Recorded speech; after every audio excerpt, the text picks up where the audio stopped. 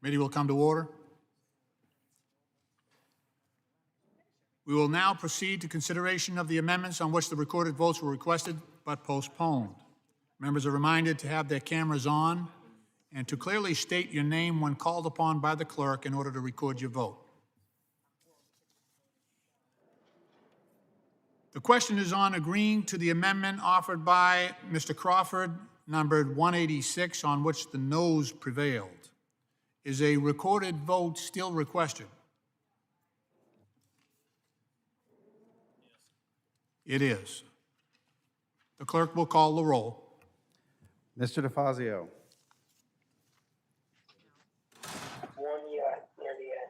No. Mr. DeFazio votes no. Mr. Graves of Missouri. Aye. Mr. Graves of Missouri votes aye. Ms. Norton. Ms. Norton votes no. Ms. Norton votes no. Mr. Young. Ms. Johnson of Texas. Mr. Crawford.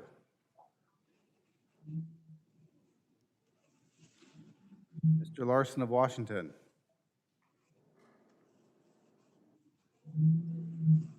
Mr. Gibbs.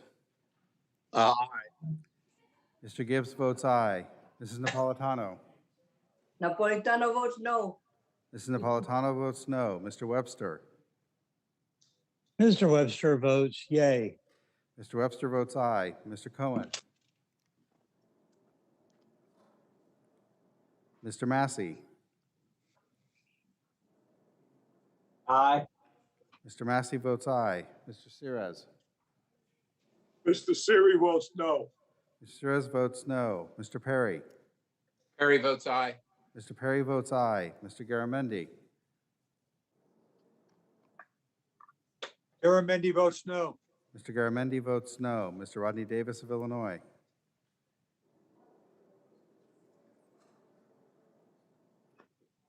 Mr. Johnson of Georgia. Mr. Katko. Mr. Carson. No. Mr. Carson votes no. Mr. Carson votes no. Mr. Babin. Babin, aye. Mr. Babin votes aye. Ms. Titus. Titus votes no. Ms. Titus votes no. Mr. Graves, Louisiana. Mr. Graves, Louisiana votes aye. Mr. Maloney of New York. Mr. Maloney votes no. Mr. Maloney of New York votes no. Mr. Rouser. Mr. Huffman. Huffman votes no. Mr. Huffman votes no. Mr. Bost. Mr. Bost votes aye. Ms. Brownlee. Brownlee votes no. Ms. Brownlee votes no. Mr. Weber of Texas. Ms. Wilson of Florida. Weber votes aye. Mr. Weber of Texas votes aye. Ms. Wilson of Florida. Ms. Wilson votes no. Ms. Wilson of Florida votes no. Mr. LaMalfa. LaMalfa, aye. Mr. LaMalfa votes aye. Mr. Payne. Mr. Payne votes no. Mr. Payne votes no. Mr. Westerman. Aye. Mr. Westerman votes aye. Mr. Lowenthal. Lowenthal votes no. Mr. Lowenthal votes no. Mr. Mast. Mr. Mast votes aye. Mr. Mast votes aye. Mr. DeSaulnier. DeSaulnier votes no. Mr. DeSaulnier votes no. Mr. Gallagher. Mr. Lynch. Mr. Lynch votes no. Mr. Lynch votes no. Mr. Fitzpatrick. Fitzpatrick votes no. Mr. Fitzpatrick votes no. Mr. Carbajal. Carbajal votes no. Mr. Carbajal votes no. Ms. Gonzalez Colon. Gonzalez Colon votes aye. Ms. Gonzalez Colon votes aye. Mr. Brown. Brown no. Mr. Brown votes no. Mr. Balderson. Mr. Balderson votes aye. Mr. Malinowski. Malinowski, no. Mr. Malinowski votes no. Mr. Stauber. Mr. Stauber votes yes. Mr. Stauber votes aye. Mr. Stanton. Stanton votes no. Mr. Stanton votes no. Mr. Burchett. Burchett votes aye. Mr. Burchett votes aye. Mr. Allred. Allred votes no. Mr. Allred votes no. Mr. Johnson of South Dakota. Johnson votes aye. Mr. Johnson of South Dakota votes aye. Ms. Davids of Kansas. Davids votes no. Ms. Davids of Kansas votes no. Mr. Van Drew. Mr. Van Drew votes yes. Mr. Van Drew votes aye. Mr. Garcia of Illinois. Mr. Garcia of Illinois votes no. Mr. Guest. Yes, votes aye. Mr. Guest votes aye. Mr. Delgado. Delgado votes no. Mr. Delgado votes no. Mr. Nails. Mr. Nails votes aye. Mr. Pappas. Pappas votes no. Mr. Pappas votes no. Ms. Mace. Mace votes aye. Ms. Mace votes aye. Mr. Lamb. I missed what Lamb you votes said. no. I didn't hear that. Could the gentleman repeat? Mr. Lamb. Lamb votes no. Randy, please turn off your microphone.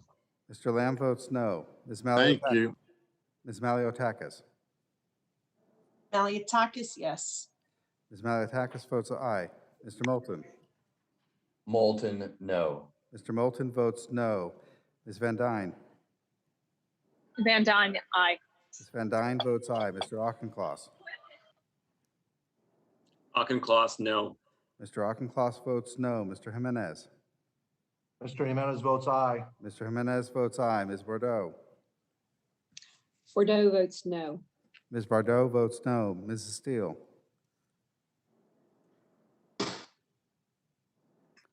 Mr. Kahale. Mr. Kahele votes no. Mr. Kahale votes no. Ms. Strickland. Ms. Strickland votes no. Ms. Strickland votes no. Ms. Williams of Georgia. Williams of Georgia votes no. Ms. Williams of Georgia votes no. Ms. Newman. Newman votes no. Ms. Newman votes no. Mr. Carter. Mr. Carter votes no. Mr. Carter votes no.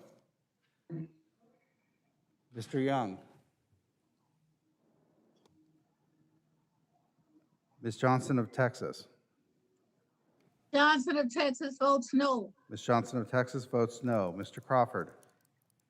Crawford, aye. Mr. Crawford votes aye. Mr. Larson of Washington. Larson votes no. Mr. Larson of Washington votes no. Mr. Cohen. No. Mr. Cohen votes no. Mr. Rodney Davis of Illinois. Mr. Rodney Davis of Illinois votes aye. Mr. Johnson of Georgia. Johnson, aye. Johnson, no. Mr. Johnson of Georgia votes no. Mr. Katko. Mr. Katko votes yes. Mr. Katko votes aye. Mr. Rouser. Aye. Mr. Rouser votes aye. Mr. Gallagher. Gallagher votes aye. Mr. Gallagher votes aye. Mrs. Steele. So is this the first vote I voted on? We're still on the first vote, yes. Thank you.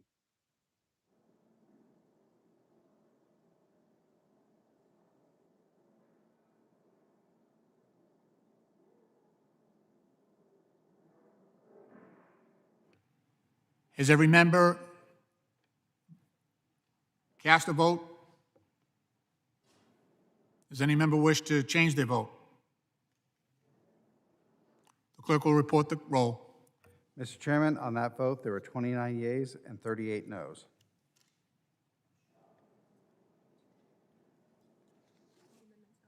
The amendment is not agreed to.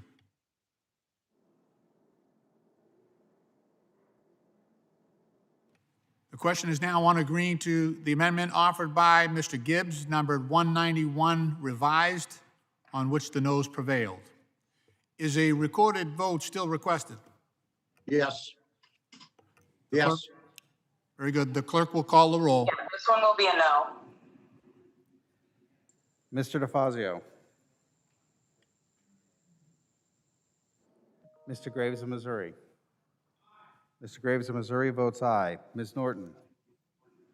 Ms. Norton votes no. Ms. Norton votes no. Mr. Young.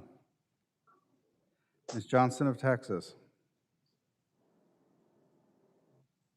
Johnson of Texas votes no. Ms. Johnson of Texas votes no. Mr. Crawford.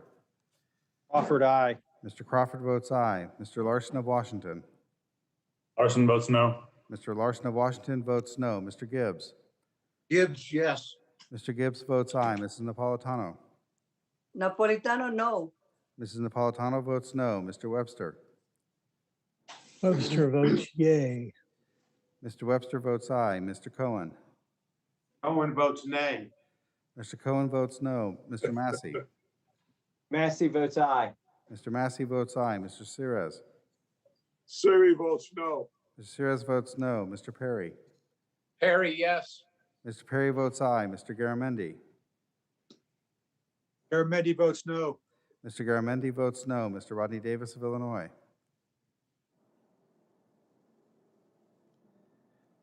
Mr. Johnson of Georgia? Johnson, no. Mr. Johnson of Georgia votes no. Mr. Katko? Katko votes yes. Mr. Katko votes aye. Mr. Carson? Carson's no. Mr. Carson votes no. Mr. Babin? Babin, yes. Mr. Babin votes aye. Ms. Titus? Titus votes no. Ms. Titus votes no. Mr. Graves, Louisiana? Mr. Graves, Louisiana votes aye. Mr. Maloney of New York?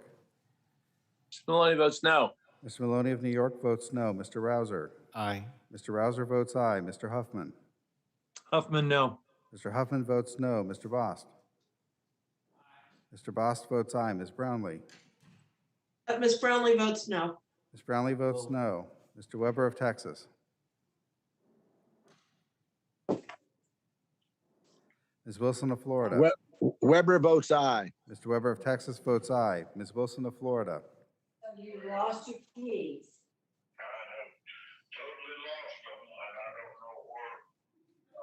Where else did you go? If members are not voting, please mute your microphones, please. Thank you. We got a couple of live mics out there. Thank you. Wilson, no.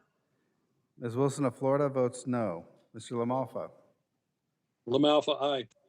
Mr. LaMalfa votes aye. Mr. Payne? Mr. Payne votes no. Mr. Payne votes no. Mr. Westerman? Aye. Mr. Westerman votes aye. Mr. Lowenthal? Lowenthal votes no. Mr. Lowenthal votes no. Mr. Mast? Mr. Mast votes aye. Mr. Mast votes aye. Mr. DeSaulnier? Saunier votes no. Mr. DeSaulnier votes no. Mr. Gallagher? Gallagher votes yes. Mr. Gallagher votes aye. Mr. Lynch? Mr. Lynch votes no. Mr. Lynch votes no. Mr. Fitzpatrick? Fitzpatrick votes aye. Mr. Fitzpatrick votes aye. Mr. Carbajal? Carbajal votes no. Mr. Carbajal votes no. Ms. Gonzalez Colon? Gonzalez Colon votes aye. Ms. Gonzalez Colon votes aye. Mr. Brown? Brown, no. Mr. Brown votes no. Mr. Balderson? Mr. Balderson votes aye. Mr. Malinowski? Malinowski, no. Mr. Malinowski votes no. Mr. Stauber? Mr. Stauber votes aye. Mr. Stauber votes aye. Mr. Stanton? Stanton votes no. Mr. Stanton votes no. Mr. Burchett? Burchett votes aye. Mr. Burchett votes aye. Mr. Allred? Allred votes no. Mr. Allred votes no. Mr. Johnson of South Dakota? Johnson votes aye. Mr. Johnson of South Dakota votes aye. Ms. Davids of Kansas? Davids votes no. Ms. Davids of Kansas votes no. Mr. Van Drew? Van Drew votes yes. Mr. Van Drew votes aye. Mr. Garcia of Illinois? Mr. Garcia of Illinois votes no. Mr. Guest? Yes votes aye. Mr. Guest votes aye. Mr. Delgado? Delgado votes no. Mr. Delgado votes no. Mr. Nails? Mr. Nails votes aye. Mr. Pappas? Pappas votes no. Mr. Pappas votes no. Ms. Mace? Mace votes aye. Ms. Mace votes aye. Mr. Lamb? Lamb votes no. Mr. Lamb votes no. Ms. Maliotakis? Maliotakis, aye. Ms. Maliotakis votes aye. Mr. Moulton? Moulton, no. Mr. Moulton votes no. Mr. Van Dyne? Ms. Van Dyne? Van Dyne votes yes. Ms. Van Dyne votes aye. Mr. Auchincloss? Klaus votes no. Mr. Auchincloss votes no. Mr. Jimenez? Mr. Jimenez votes aye. Mr. Jimenez votes aye. Ms. Bordeaux? Bordeaux votes aye. Ms. Bordeaux votes aye. Mrs. Steele? Steele votes aye. Could the gentlelady repeat?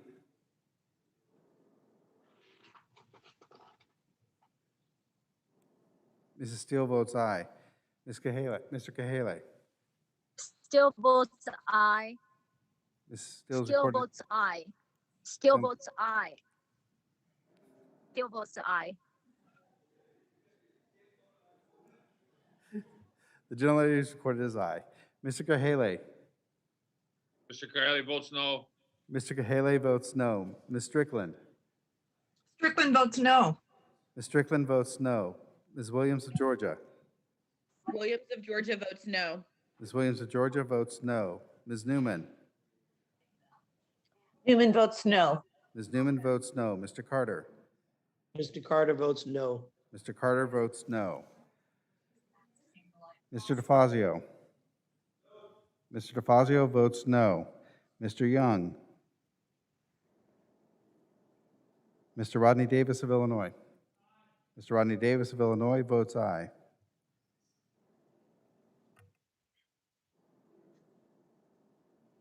Have all members voted? Does any member wish to change their vote? Alice Massey registered. Who's asking? I'm sorry. Massey. How was Mr. Massey recorded? Mr. Massey is recorded as aye. Okay, thank you. This is Weber. How many times did Ms. Steele get to vote? I'm just asking. Just once, just once. She tried to vote 5 times, but she's only going to count one. Just asking. The clerk will report. Mr. Chairman, on that vote, there were 32 yeas and 36 noes. The amendment is not accepted.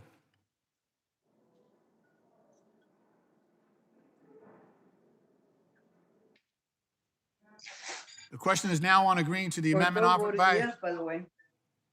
The question is on agreeing to the amendment offered by Mr. Perry, number 195, on which the noes prevailed. Is a recorded vote still requested? Yes, it is. The clerk will call the roll. Mr. DeFazio. Mr. DeFazio votes no. Mr. Graves of Missouri. Mr. Graves of Missouri votes aye. Ms. Norton. Ms. Norton votes no. Ms. Norton votes no. Mr. Young. Ms. Johnson of Texas.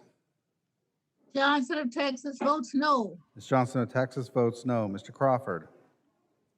Crawford, aye. Mr. Crawford votes aye. Mr. Larson of Washington.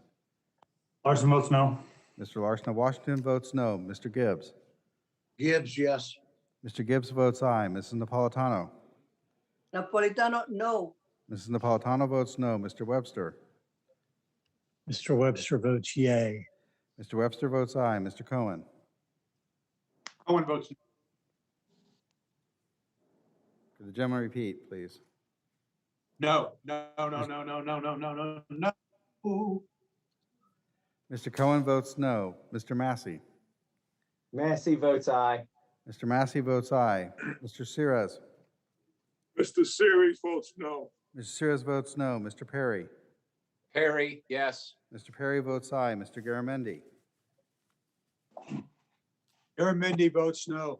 Mr. Garamendi votes no. Mr. Rodney Davis of Illinois. Mr. Rodney Davis of Illinois votes aye. Mr. Johnson of Georgia. Johnson of Georgia votes yet. Mr. Johnson of Georgia votes no. Mr. Katko. Mr. Katko votes no. Mr. Katko votes no. Mr. Carson. Mr. Carson votes.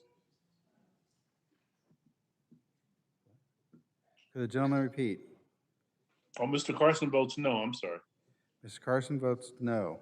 Mr. Babin. Aye. Babin, aye. Mr. Babin votes aye. Ms. Titus. Titus votes no. Ms. Titus votes no. Mr. Graves, Louisiana. Graves, yes. Mr. Graves, Mr. Graves, Louisiana votes aye. Mr. Maloney of New York. Mr. Maloney votes no. Mr. Maloney of New York votes no. Mr. Rouser. Mr. Rouser votes aye. Mr. Huffman. Huffman, no. Mr. Huffman votes no. Mr. Bost. Mr. Bost votes aye. Ms. Brownlee. Brownlee, no. Ms. Brownlee votes no. Mr. Weber of Texas. Weber votes aye. Mr. Weber of Texas votes aye. Ms. Wilson of Florida. Ms. Wilson of Florida votes no. Mr. LaMalfa. LaMalfa, aye. Mr. LaMalfa votes aye. Mr. Payne. Mr. Payne votes no. Mr. Payne votes no. Mr. Westerman. Aye. Mr. Westerman votes aye. Mr. Lowenthal. Lowenthal votes no. Mr. Lowenthal votes no. Mr. Mast. Mr. Mast votes aye. Mr. Mast votes aye. Mr. DeSaulnier. DeSaulnier votes no. Mr. DeSaulnier votes no. Mr. Gallagher. Gallagher votes aye. Mr. Gallagher votes aye. Mr. Lynch. Mr. Lynch votes no. Mr. Lynch votes no. Mr. Fitzpatrick. Fitzpatrick votes no. Mr. Fitzpatrick votes no. Mr. Carbajal. Carbajal votes no. Mr. Carbajal votes no. Ms. Gonzalez Colon. Gonzalez Colon votes aye. Ms. Gonzalez Colon votes aye. Mr. Brown.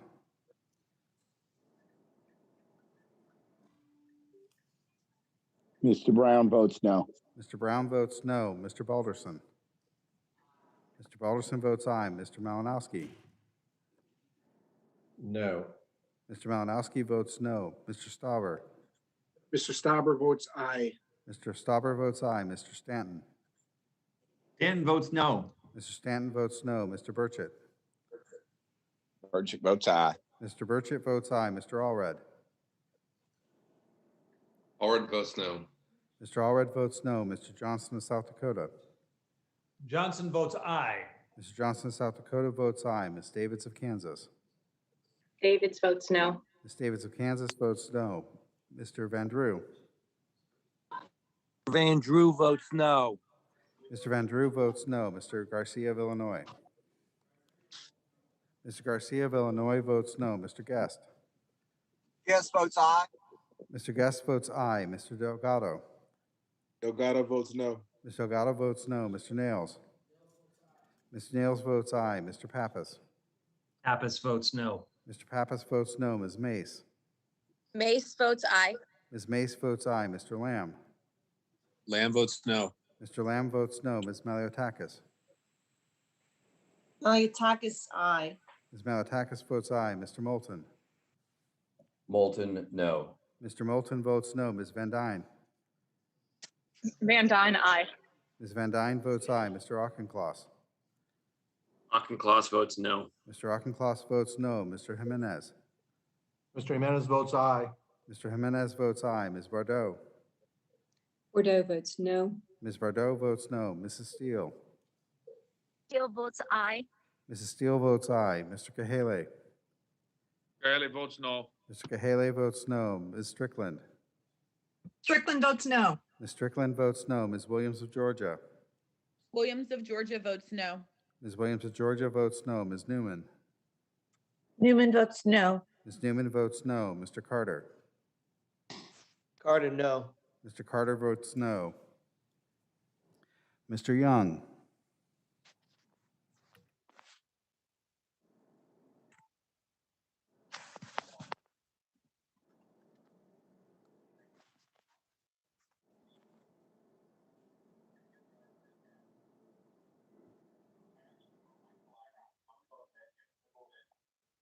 Have all members voted? Does any member wish to change their vote? Clerk will report. Mr. Chairman, on that vote, there are 28 yeas and 40 noes. The amendment is not accepted. The question is now on agreeing to the amendment offered by Mr. Davis, number 025, on which... no. This will be a no. Thanks. Davis, number 025, on which the noes prevailed. Is a recorded vote still requested? Yes, okay. The clerk will call the roll. Mr. DeFazio. Mr. DeFazio votes no. Mr. Graves of Missouri. Mr. Graves of Missouri votes aye. Ms. Norton. Ms. Norton votes no. Ms. Norton votes no. Mr. Young. Ms. Johnson of Texas. Johnson of Texas votes no. Ms. Johnson of Texas votes no. Mr. Crawford. Crawford, aye. Mr. Crawford votes aye. Mr. Larson of Washington. Larson votes no. Mr. Larson of Washington votes no. Mr. Gibbs. Gibbs, yes. Mr. Gibbs votes no. Ms. Napoli- Yes, yes. Mr. Gibbs votes aye. Ms. Napolitano? Napolitano, no. Mrs. Napolitano votes no. Mr. Webster? Webster votes yay. Mr. Webster votes aye. Mr. Cohen? No. Could you- No. Mr. Cohen votes no. Mr. Massey? Massey votes aye. Mr. Massey votes aye. Mr. Sires? Mr. Series votes no. Mr. Sires votes no. Mr. Perry? Perry votes aye. Mr. Perry votes aye. Mr. Garamendi? Garamendi votes aye. Mr. Garamendi votes aye. Mr. Rodney Davis of Illinois?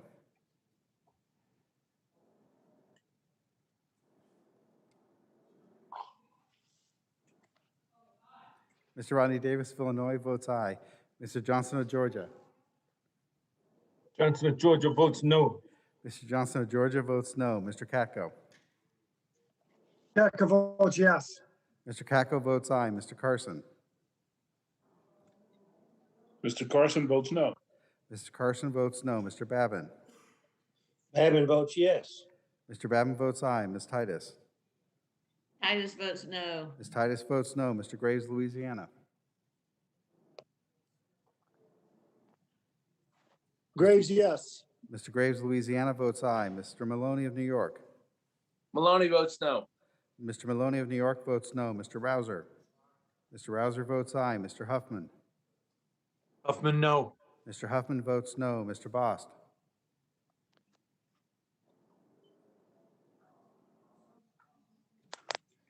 Ms. Brownlee? Ms. Brownlee votes no. Ms. Brownlee votes no. Mr. Weber of Texas? Weber votes aye. Mr. Weber of Texas votes aye. Ms. Wilson of Florida? Wilson votes no. Ms. Wilson of Florida votes no. Mr. LaMalfa?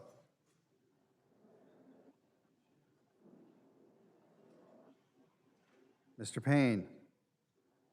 Mr. Payne votes no. Mr. Payne votes no. Mr. Westerman? Mr. Westerman votes aye. Mr. Lowenthal? Lowenthal votes no. Mr. Lowenthal votes no. Mr. Mast? Mr. Mast votes aye. Mr. Mast votes aye. Mr. DeSaulnier? DeSaulnier votes no. Mr. DeSaulnier votes no. Mr. Gallagher? Mr. Lynch? No. Gallagher votes aye.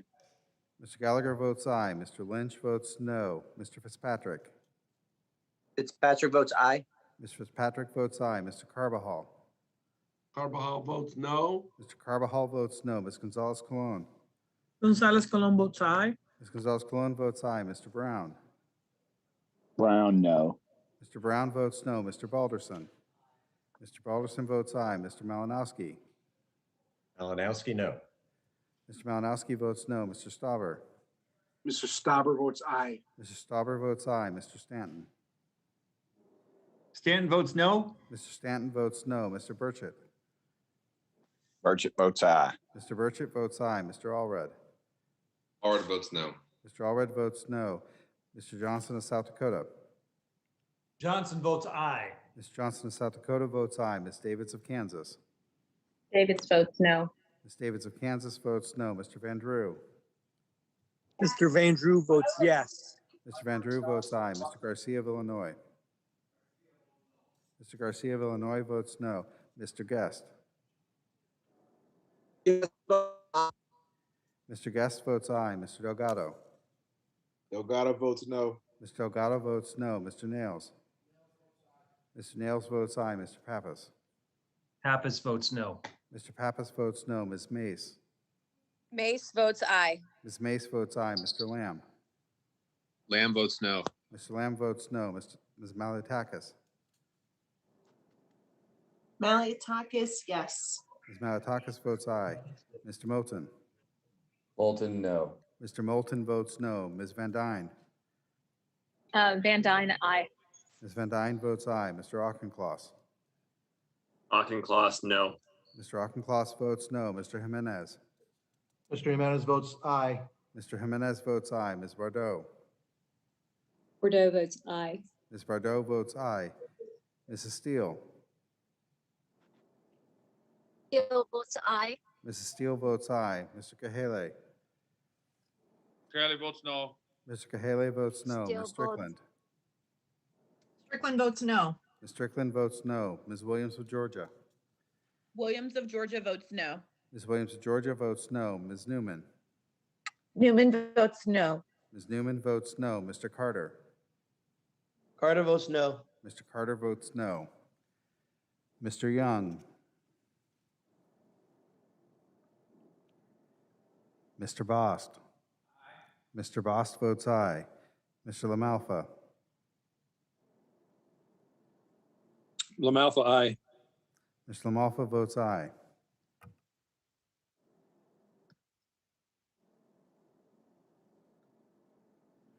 Have all members voted? Does any member wish to change their vote?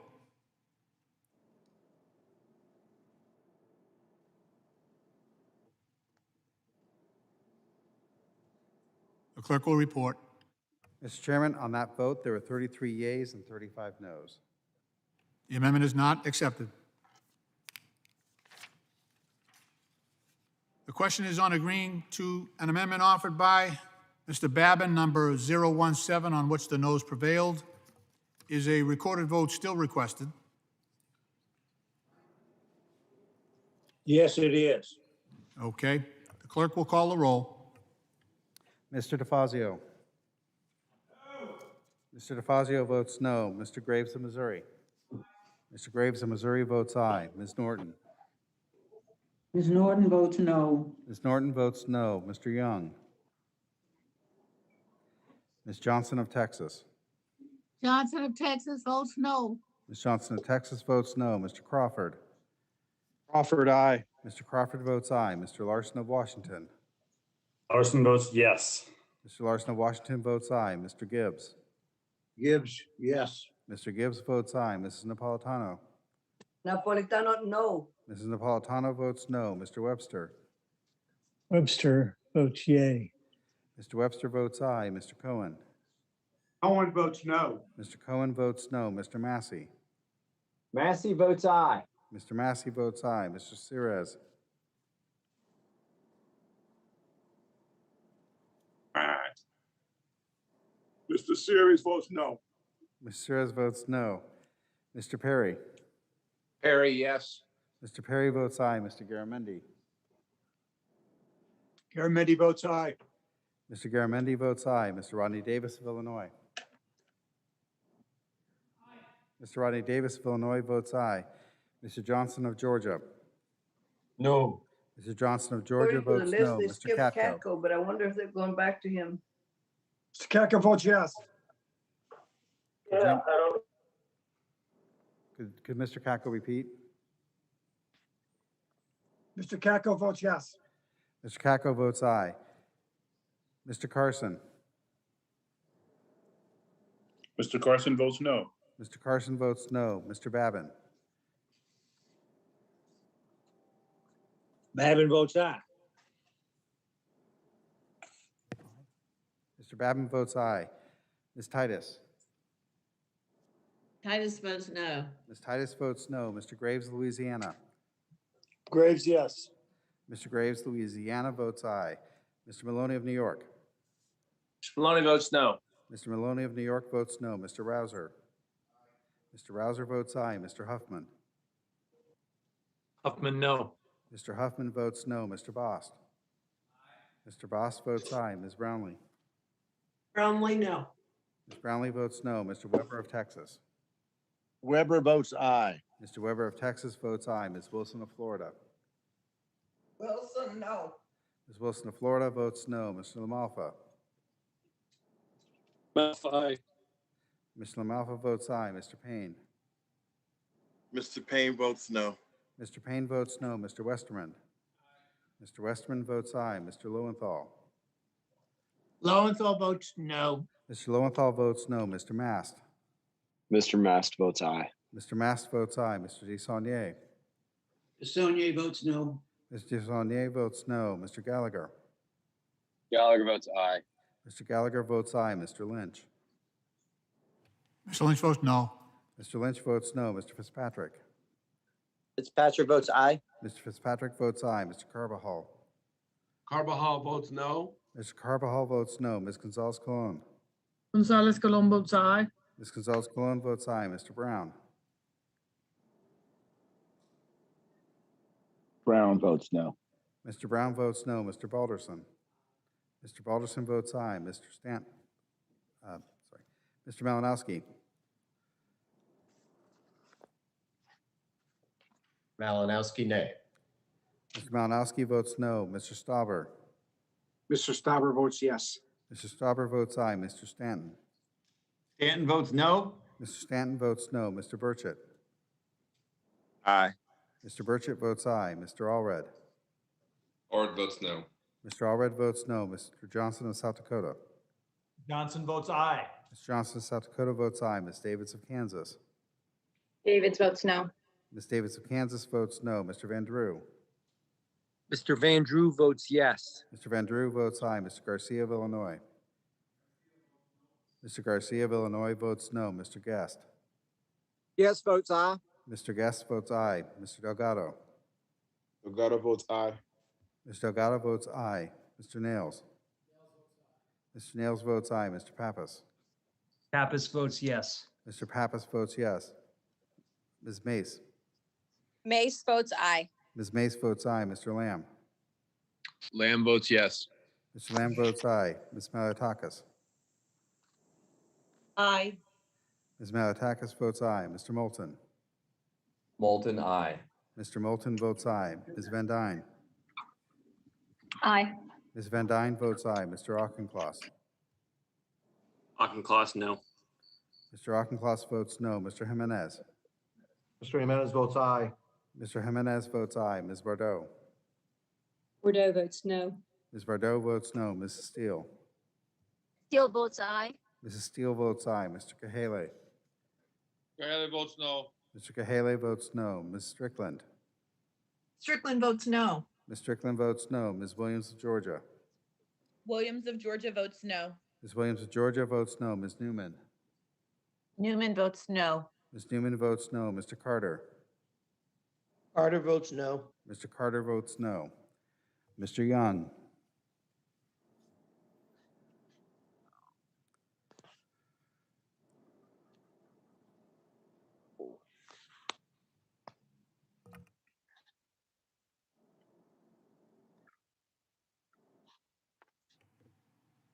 Has every member voted? Does any member wish to change their vote?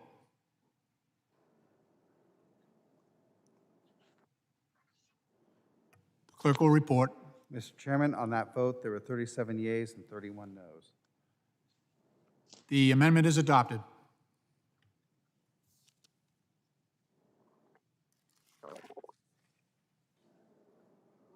The question is now on agreeing to the amendment offered by Mr. Garrett, numbered miscellaneous 107, on which the noes prevailed. I'm sorry. Mr. Graves. Garrett Graves, right. Numbered miscellaneous 107, on which the noes prevailed. Is a recorded vote still requested? This will be no. No. Wait a minute. Wait a minute.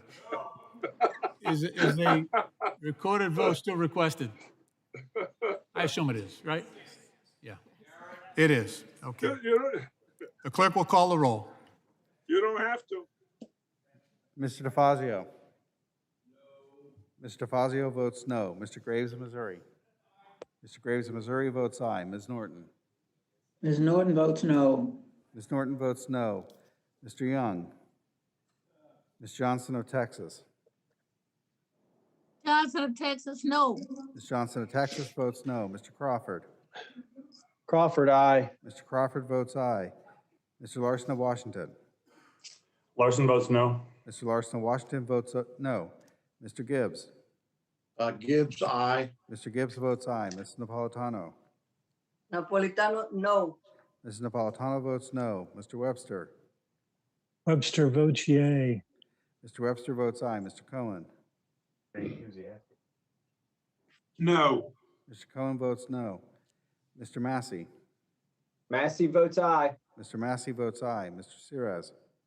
Series votes no. Mr. Cirez votes no. Mr. Perry. Perry, yes.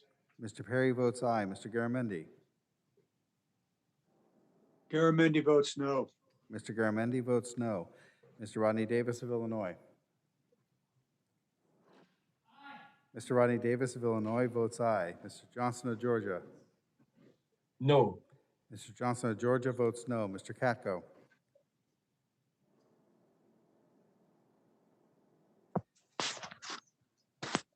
Mr. Carson. Mr. Carson votes no. Mr. Carson votes no. Mr. Babin. Babin, aye. Mr. Babin votes aye. Ms. Titus.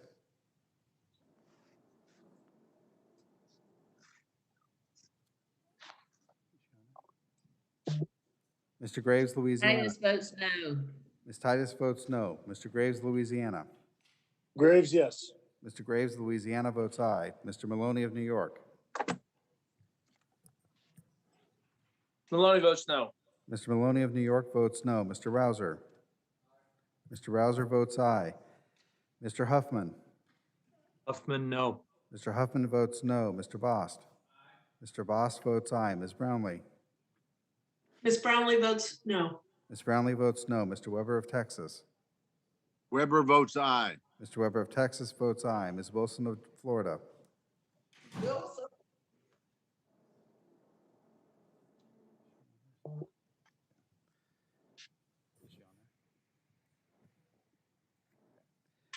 Mr. LaMalfa.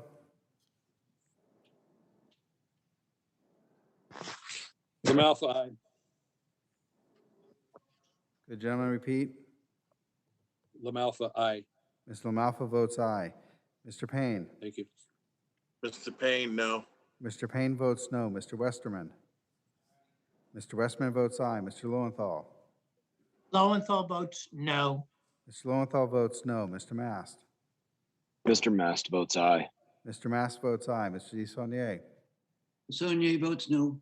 Mr. DeSaulnier votes no. Mr. Gallagher. Gallagher votes aye. Mr. Gallagher votes aye. Mr. Lynch. Mr. Lynch votes no. Mr. Lynch votes no. Mr. Fitzpatrick. Fitzpatrick votes no. Mr. Fitzpatrick votes no. Mr. Carbajal. Carbajal votes no. Mr. Carbajal votes no. Ms. Gonzalez Colon. Gonzalez Colon votes aye. Ms. Gonzalez Colon votes aye. Mr. Brown. Mr. Brown votes no. Mr. Brown votes no. Mr. Balderson. Mr. Balderson votes aye. Mr. Malinowski. Malinowski, no. Mr. Malinowski votes no. Mr. Stauber. Mr. Stauber votes aye. Mr. Stauber votes aye. Mr. Stanton. Stanton votes no. Mr. Stanton votes no. Mr. Burchett. Aye. Mr. Burchett votes aye. Mr. Allred. No. Mr. Allred votes no. Mr. Johnson of South Dakota. Johnson votes aye. Mr. Johnson of South Dakota votes aye. Ms. Davids of Kansas. Davids votes no. Ms. Davids of Kansas votes no. Mr. Van Drew.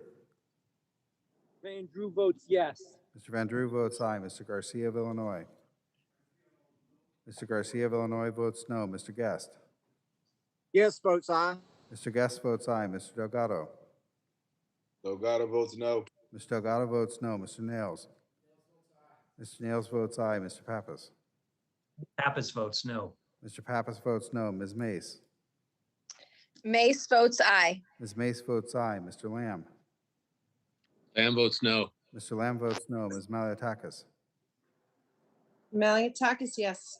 Ms. Malliotakis votes aye. Mr. Moulton. No. Mr. Moulton votes no. Ms. Van Dyne. Van Dyne, aye. Ms. Van Dyne votes aye. Mr. Auchincloss. Auchincloss votes no. Mr. Auchincloss votes no. Mr. Jimenez. Mr. Jimenez votes aye. Mr. Jimenez votes aye. Ms. Bordeaux. Bordeaux votes no. Ms. Bordeaux votes no. Ms. Steele.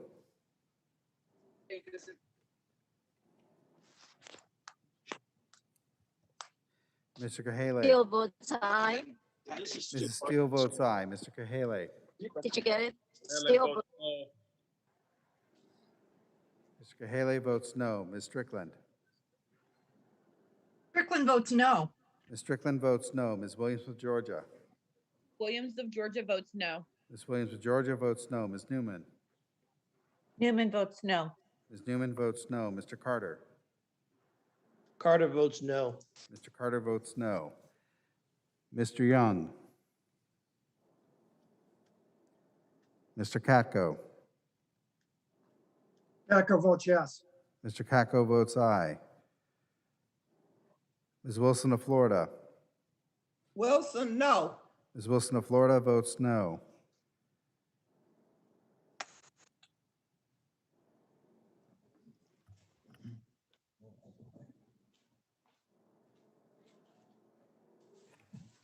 Has every member been recorded? Does any member wish to change their vote?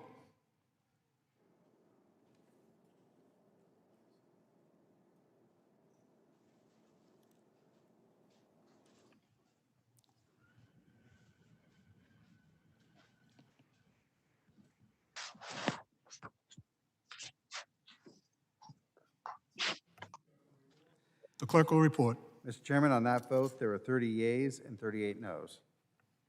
The amendment is not adopted.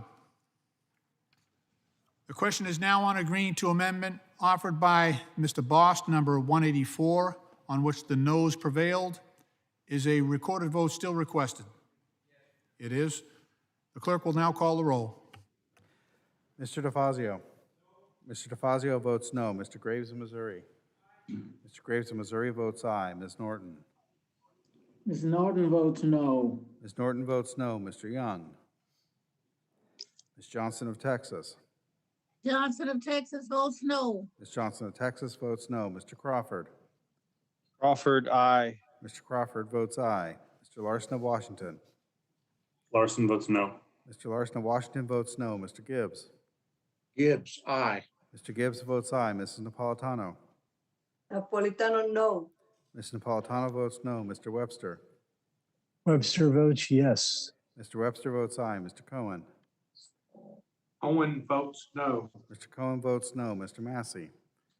Massey votes aye. Mr. Massey votes aye. Mr. Sires? Series votes no. Mr. Sires votes no. Mr. Perry? Perry, yes. Mr. Perry votes aye. Mr. Garamendi? No. Mr. Garamendi votes no. Mr. Rodney Davis of Illinois? Rodney Davis of Illinois votes aye. Mr. Johnson of Georgia? Johnson of Georgia votes no. Mr. Johnson of Georgia votes no. Mr. Katko? Katko votes yes.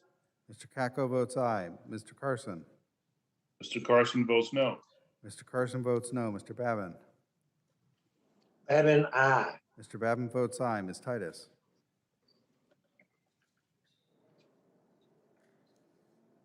Mr. Graves, Louisiana? Titus votes no. Ms. Titus votes no. Mr. Graves, Louisiana? Graves, yes. Mr. Graves, Louisiana votes aye. Mr. Maloney of New York? Mr. Maloney votes no. Mr. Maloney of New York votes no. Mr. Rouser? Mr. Rouser votes aye. Mr. Huffman? Huffman, no. Mr. Huffman votes no. Mr. Bost? Mr. Bost votes aye. Ms. Brownlee? Brownlee votes no. Ms. Brownlee votes no. Mr. Weber of Texas?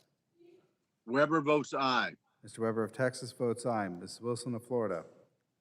Wilson, no. Ms. Wilson of Florida votes no. Mr. LaMalfa? LaMalfa, aye. Ms. LaMalfa votes aye. Mr. Payne? Mr. Payne votes no. Mr. Payne votes no. Mr. Westerman?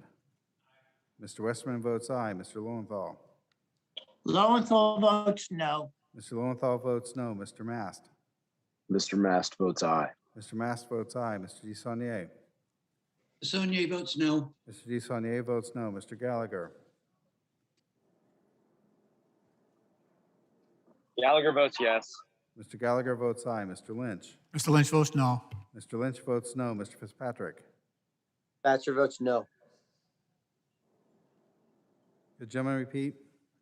Fitzpatrick votes no. Mr. Fitzpatrick votes no. Mr. Carbajal?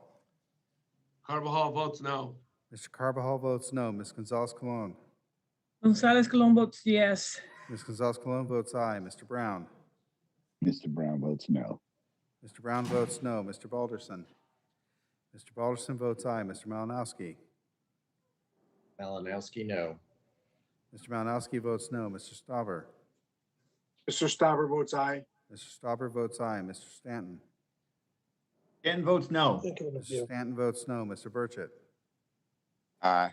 Mr. Burchett votes aye. Mr. Allred. Allred votes no. Mr. Allred votes no. Mr. Johnson of South Dakota. Johnson votes aye.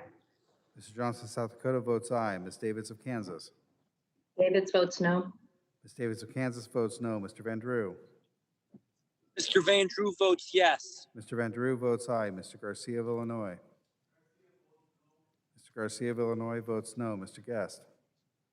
Guest votes aye. Mr. Guest votes aye. Mr. Delgado. Delgado votes no. Mr. Delgado votes no. Mr. Nails.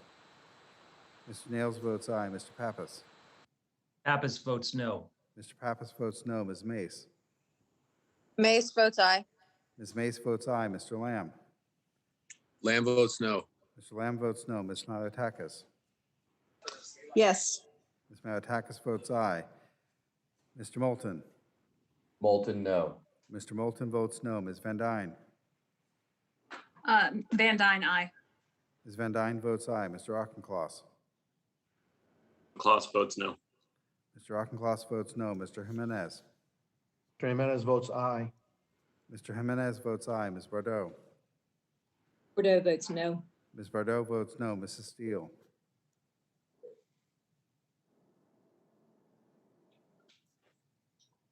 Mr. Kahale. Curley votes no. Mr. Kahale votes no. Ms. Strickland. Strickland votes no. Ms. Strickland votes no. Ms. Williams of Georgia.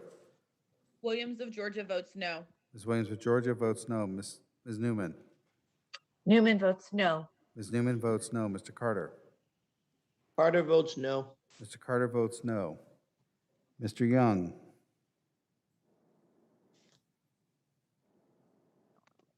Mrs. Steele.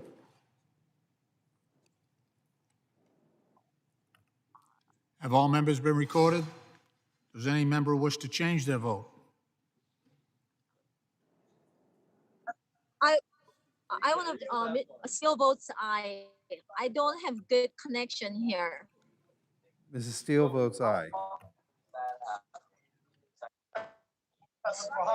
Still vote.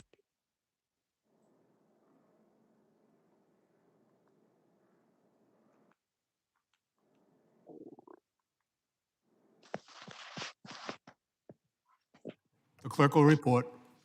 Mr. Chairman, on that vote, there are 30 yeas and 38 noes. The amendment is not adopted.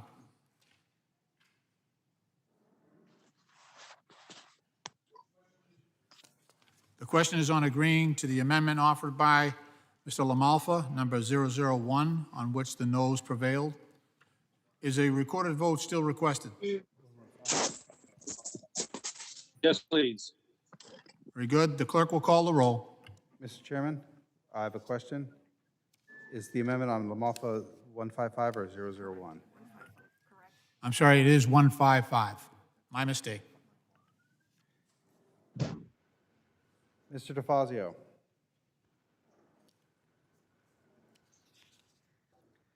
Mr. Graves of Missouri. Mr. Graves of Missouri votes aye. Ms. Norton. Ms. Norton votes no. Ms. Norton votes no. Mr. Young. Ms. Johnson of Texas. Johnson of Texas votes no. Ms. Johnson of Texas votes no. Mr. Crawford. Crawford, aye. Mr. Crawford votes aye. Mr. Larson of Washington. Larson votes no. Mr. Larson of Washington votes no. Mr. Gibbs. Gibbs, aye. Mr. Gibbs votes aye. Mrs. Napolitano. Napolitano, no. Mrs. Napolitano votes no. Mr. Webster. Webster votes yay. Mr. Webster votes aye. Mr. Cohen. No. Mr. Cohen votes no. Mr. Massey. Massey votes aye. Mr. Massey votes aye. Mr. Sirez. Surrey votes yes. Mr. Sirez votes aye. Mr. Perry. Perry, yes. Mr. Perry votes aye. Mr. Garamendi. Garamendi votes no. Mr. Garamendi votes no. Mr. Rodney Davis of Illinois.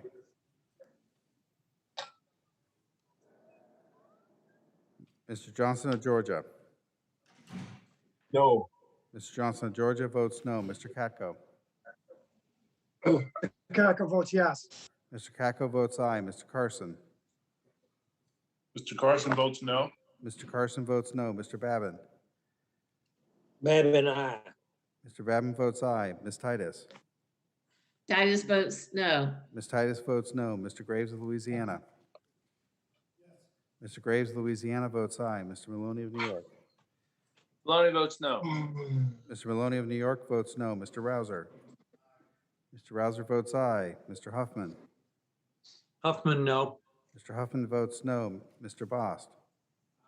Mr. Bost votes aye. Ms. Brownlee. Brownlee votes no. Ms. Brownlee votes no. Mr. Weber of Texas. Weber votes aye. Mr. Weber of Texas votes aye.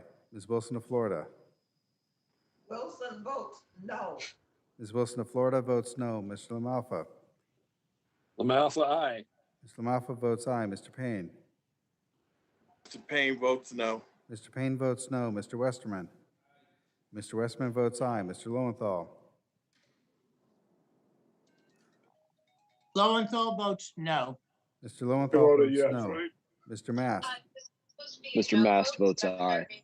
Mr. Mast votes aye. Okay. Mr. DeSaulnier. DeSaulnier votes no. Mr. DeSaulnier votes no. Mr. Gallagher. Gallagher votes aye. Mr. Gallagher votes aye. Mr. Lynch. Mr. Lynch votes no. Mr. Lynch votes no. Mr. Fitzpatrick. Fitzpatrick votes no. Mr. Fitzpatrick votes no. Mr. Carbajal. Carbajal votes no. Mr. Carbajal votes no. Ms. Gonzalez Colon. Gonzalez Colon votes aye. Ms. Gonzalez Colon votes aye. Mr. Brown. Brown votes no. Mr. Brown votes no. Mr. Balderson. Mr. Balderson votes aye. Mr. Malinowski. Malinowski, no. Mr. Malinowski votes no. Mr. Stauber. Mr. Stauber votes aye. Mr. Stauber votes aye. Mr. Stanton. Stanton votes no. Mr. Stanton votes no. Mr. Burchett. Aye. Mr. Burchett votes aye. Mr. Allred. Allred votes no. Mr. Allred votes no. Mr. Johnson of South Dakota. Johnson votes aye. Mr. Johnson of South Dakota votes aye. Ms. Davids of Kansas. Davids votes no. Ms. Davids of Kansas votes no. Mr. Van Drew. Mr. Van Drew votes yes. Mr. Van Drew votes aye. Mr. Garcia of Illinois. Mr. Garcia of Illinois votes no. Mr. Guest. Guest votes aye. Mr. Guest votes aye. Mr. Delgado. Delgado votes no. Mr. Delgado votes no. Mr. Nails. Mr. Nails votes aye. Mr. Pappas. Pappas votes no. Mr. Pappas votes no. Ms. Mace. Mace votes aye. Ms. Mace votes aye. Mr. Lamb. Lamb votes no. Mr. Lamb votes no. Ms. Maliatakis. Maliatakis, yes. Ms. Maliatakis votes aye. Mr. Moulton. Moulton, no. Mr. Moulton votes no. Ms. Van Dyne. Van Dyne, aye. Ms. Van Dyne votes aye. Mr. Auchincloss. Kloss, no. Mr. Auchincloss votes no. Mr. Jimenez. Mr. Jimenez votes aye. Mr. Jimenez votes aye. Ms. Bordeaux. Bordeaux votes no. Ms. Bordeaux votes no. Mrs. Steele. Steele votes aye. Mrs. Steele votes aye. Mr. Cahale. Curley votes no. Mr. Cahale votes no. Ms. Strickland. Strickland votes no. Ms. Strickland votes no. Ms. Williams of Georgia. Williams of Georgia votes no. Ms. Williams of Georgia votes no. Ms. Newman. Newman votes no. Ms. Newman votes no. Mr. Carter. Carter votes no. Mr. Carter votes no. Mr. DeFazio. No. Mr. DeFazio votes no. Mr. Young.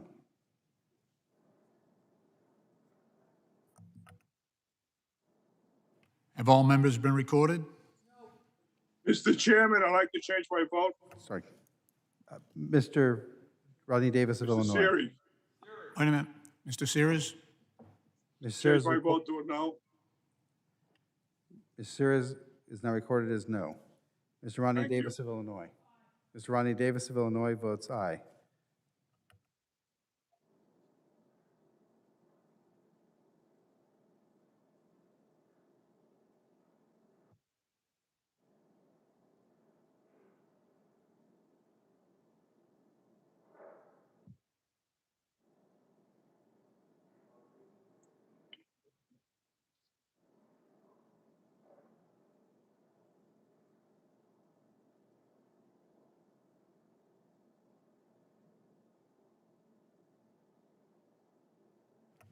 clerk will report.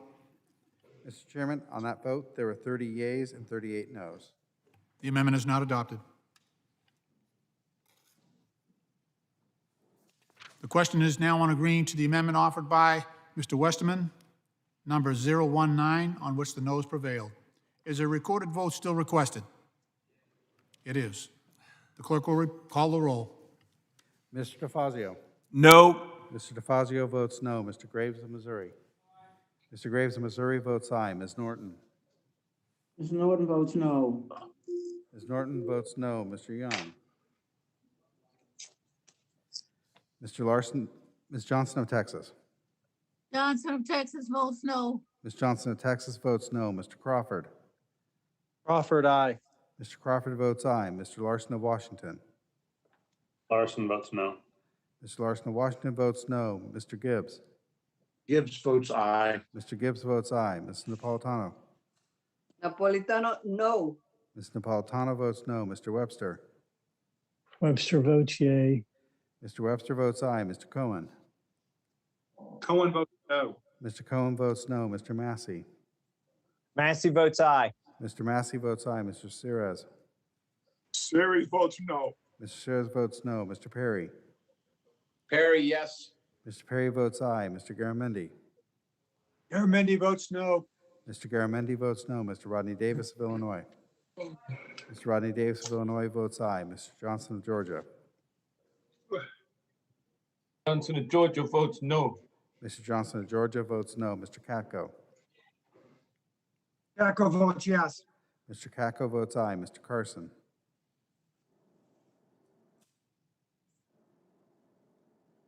Mr. Babin. Mr. Carson, no. Mr. Carson votes no. Mr. Babin. Babin, aye. Mr. Babin votes aye. Ms. Titus.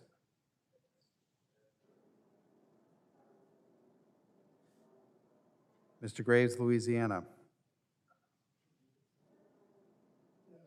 Mr. Graves, Louisiana votes aye. Mr. Maloney of New York. Mr. Maloney votes no. Mr. Maloney of New York votes no. Mr. Rouser. Mr. Rouser votes aye. Mr. Huffman.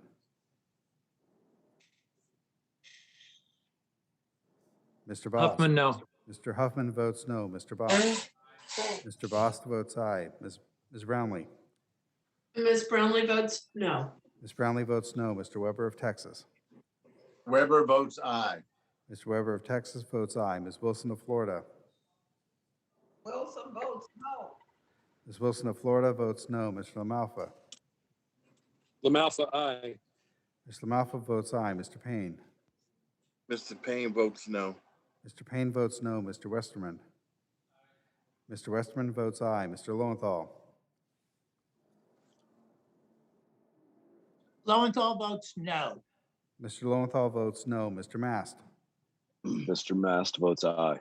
Mr. Mast votes aye. Mr. DeSaulnier. DeSaulnier votes no. Mr. DeSaulnier votes no. Mr. Gallagher. Gallagher votes yes. Mr. Gallagher votes aye. Mr. Lynch. Mr. Lynch votes no. Mr. Lynch votes no. Mr. Fitzpatrick. Fitzpatrick votes aye. Mr. Fitzpatrick votes aye. Mr. Carbajal. Carbajal votes no. Mr. Carbajal votes no. Ms. Gonzalez Colon. Gonzalez Colon votes aye. Ms. Gonzalez Colon votes aye. Mr. Brown. Brown, no. Mr. Brown votes no. Mr. Balderson. Mr. Balderson votes aye. Mr. Malinowski.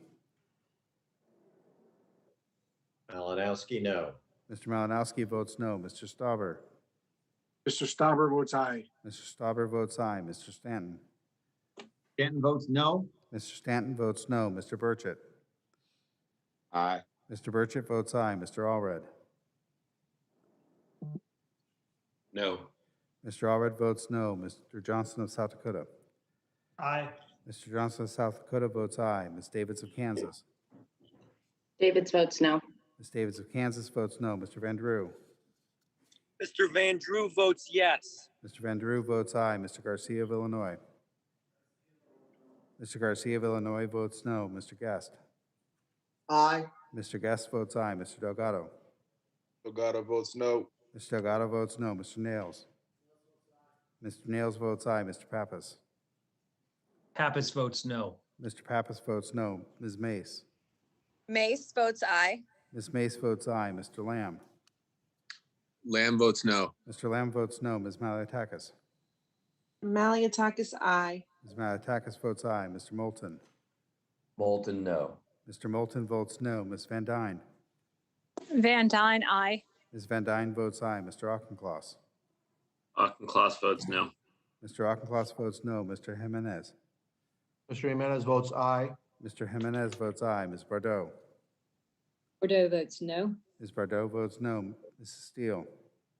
Steele votes aye. Mrs. Steele votes aye. Mr. Cahale. Cahale votes no. Mr. Cahale votes no. Ms. Strickland. Strickland votes no. Ms. Strickland votes no. Ms. Williams of Georgia. Williams of Georgia votes no. Ms. Williams of Georgia votes no. Ms. Newman. Newman votes no. Ms. Newman votes no. Mr. Carter.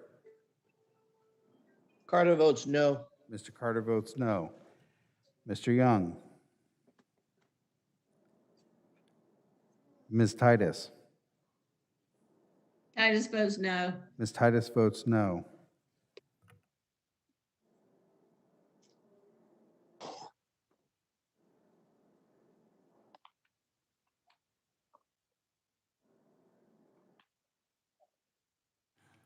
Have all members voted? Does any member wish to change their vote? The clerk will report. Mr. Chairman, on that vote, there were 30 yeas and 37 noes. The amendment is not adopted. The question is now on agreeing to the second-degree amendment, that is the amendment to the amendment, by Mr. DeFazio to the Stauber amendment on which the ayes prevailed. A recorded vote was requested. Is a recorded vote still requested? I assume you guys still want a recorded vote. Yes. The clerk will call the roll. Mr. DeFazio. Aye. Mr. DeFazio votes aye. Mr. Graves of Missouri. No. Mr. Graves of Missouri votes no. Ms. Norton. Mr. Norton votes aye. Ms. Norton votes aye. Mr. Young. Ms. Johnson of Texas. Johnson of Texas votes aye. Ms. Johnson of Texas votes aye. Mr. Crawford. Crawford, no. Mr. Crawford votes no. Mr. Larson of Washington. Larson votes aye. Mr. Larson of Washington votes aye. Mr. Gibbs. Gibbs, no. Mr. Gibbs votes no. Mrs. Napolitano. No. Napolitano, yes. Mrs. Napolitano votes aye. Mr. Webster. Webster votes nay. Mr. Webster votes no. Mr. Cohen. Cohen votes aye. Mr. Cohen votes aye. Mr. Massey. Massey votes no. Mr. Massey votes no. Mr. Ceres. Sayers votes yes. Mr. Ceres votes aye. Mr. Perry. Perry, no. Mr. Perry votes no. Mr. Garamendi. Boo. Garamendi votes aye. Mr. Garamendi votes aye. Mr. Rodney Davis of Illinois. Mr. Rodney Davis of Illinois votes no. Mr. Johnson of Georgia. Johnson of Georgia votes aye. Mr. Johnson of Georgia votes aye. Mr. Katko. Mr. Kako votes no. Mr. Katko votes no. Mr. Carson. Mr. Carson votes no. Mr. Carson votes no. Mr. Babin. Aye. Mr. Babin votes aye. Ms. Titus. Titus votes aye. Mr. Titus votes aye. Mr. Graves of Louisiana. Mr. Graves, Louisiana votes no. Mr. Maloney of New York. Maloney votes aye. Mr. Maloney of New York votes aye. Mr. Rouser. Mr. Rouser votes no. Mr. Huffman. Huffman, aye. Mr. Huffman votes aye. Mr. Bost. No. Mr. Bost votes no. Ms. Brownlee. Brownlee, aye. Ms. Brownlee votes aye. Mr. Weber of Texas. Weber votes no. Mr. Weber of Texas votes no. Ms. Wilson of Florida. Wilson, no. I voted wrong, didn't I? Did the gentlelady repeat? You did, Brian. Well, everyone, if you're not voting, would you please mute your microphones? Thank you. Who are we on now? Ms. Wilson of Florida. Here you go. Wilson, no. Ms. Wilson of Florida votes no. Mr. LaMalfa. LaMalfa, no. Mr. LaMalfa votes no. Mr. Payne. Mr. Payne votes aye. Mr. Payne votes aye. Mr. Westerman. Mr. Westerman votes no. Mr. Lowenthal. Lowenthal votes aye. Mr. Lowenthal votes aye. Mr. Mast. Mr. Mast votes no. Mr. Mast votes no. Mr. DeSaulnier. DeSaulnier votes aye. Mr. DeSaulnier votes aye. Mr. Gallagher. Gallagher votes no. Mr. Gallagher votes no. Mr. Lynch. Mr. Lynch votes aye. Mr. Lynch votes aye. Mr. Fitzpatrick. Fitzpatrick votes aye. Mr. Fitzpatrick votes aye. Mr. Carbajal. Carbajal votes aye. Mr. Carbajal votes aye. Ms. Gonzalez Colon. Gonzalez Colon votes no. Ms. Gonzalez Colon votes no. Mr. Brown. Brown, aye. Mr. Brown votes aye. Mr. Balderson. Mr. Balderson votes no. Mr. Malinowski. Aye. Mr. Malinowski votes aye. Mr. Stauber. Mr. Stauber votes no. Mr. Stauber votes no. Mr. Stanton. Stanton votes yes. Mr. Stanton votes aye. Mr. Burchett. No. Mr. Burchett votes no. Mr. Allred. Aye. Mr. Allred votes aye. Mr. Johnson of South Dakota. No. Ms. Johnson of South Dakota votes no. Ms. Davids of Kansas. Davids votes yes. Ms. Davids of Kansas votes aye. Mr. Van Drew. Andrew votes no.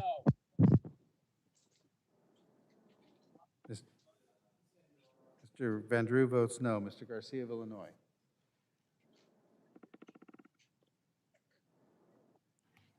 Have all members voted? Well, Does any, I'd like to change. does any member want to change their vote? Oh, wanna okay, I'm change sorry. my I vote. jumped the gun. Go ahead, go Carson's a ahead. yes. There's a whole bunch that haven't voted. Yeah, we have, a lot of us. All right. I'm just trying to get you out of here in time. This is Babin. I want to change my vote. I think I voted aye. I want to vote no. Wilson voted no. I want to vote aye. I still haven't gone through the first time. Carson All right. voted I- no. I want to vote aye. All members, please suspend. Okay, so we're going to go through with the roll call in order, and then we will come back around so members can change their votes, okay? The clerk will proceed. Mr. Garcia of Illinois. Mr. Garcia of Illinois. Mr. Garcia of Illinois votes aye. Mr. Guest. Yes votes no. Mr. Guest votes no. Mr. Delgado. Delgado votes aye. Mr. Delgado votes aye. Mr. Nails. Mr. Nails votes no. Mr. Pappas. Pappas votes aye. Mr. Pappas votes aye. Ms. Mace. Mace, no. Ms. Mace votes no. Mr. Lamb. Lamb votes yes. Mr. Lamb votes aye. Ms. Maliatakis. Maliatakis is no. Ms. Maliatakis votes no. Mr. Moulton. Moulton, aye. Mr. Moulton votes aye. Ms. Van Dyne. Van Dyne, nay. Ms. Van Dyne votes no. Mr. Auchincloss. Auchincloss votes aye. Mr. Auchincloss votes aye. Mr. Jimenez. Mr. Jimenez votes nay. Mr. Jimenez votes no. Ms. Bardot. Bordeaux votes aye. Ms. Bardot votes aye. Mrs. Steele. Steele votes nay. Mrs. Steele votes no. Mr. Kahale. Kelly votes aye. Mr. Kahale votes aye. Ms. Strickland.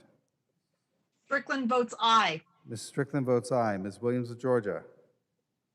Williams of Georgia votes aye. Ms. Williams of Georgia votes aye. Ms. Newman. Newman votes aye. Ms. Newman votes aye. Mr. Carter. Mr. Carter votes aye. Mr. Carter votes aye. Mr. Young.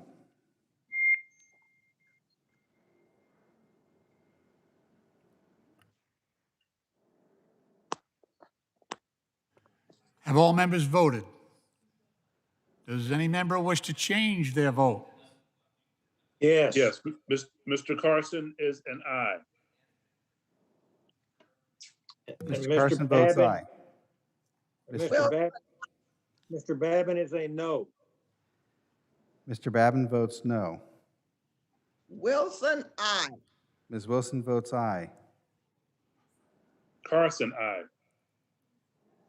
Mr. Carson is recorded as aye. Thank you.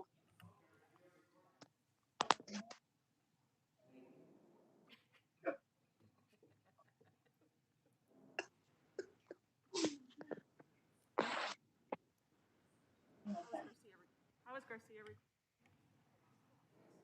Mr. Garcia has a question as to how he is recorded.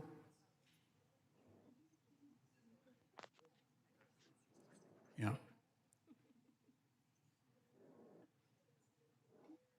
Mr. Clerk, Mr. Garcia has a question as to how he is currently recorded.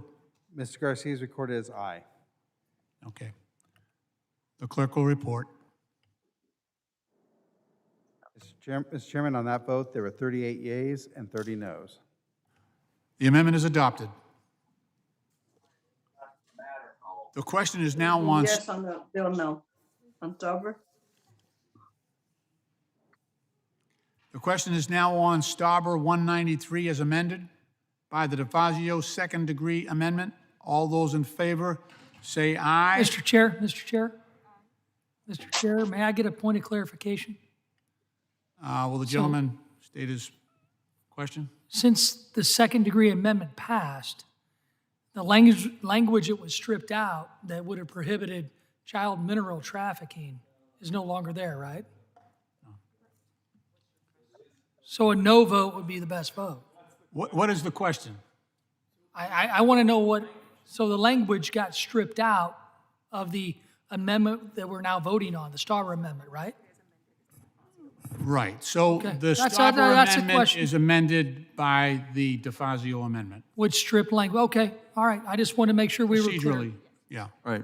The unworkable child labor amendment regarding the Commerce Committee jurisdiction was stripped out. That's correct, as was the waiver of all environmental laws. Yes, you're correct.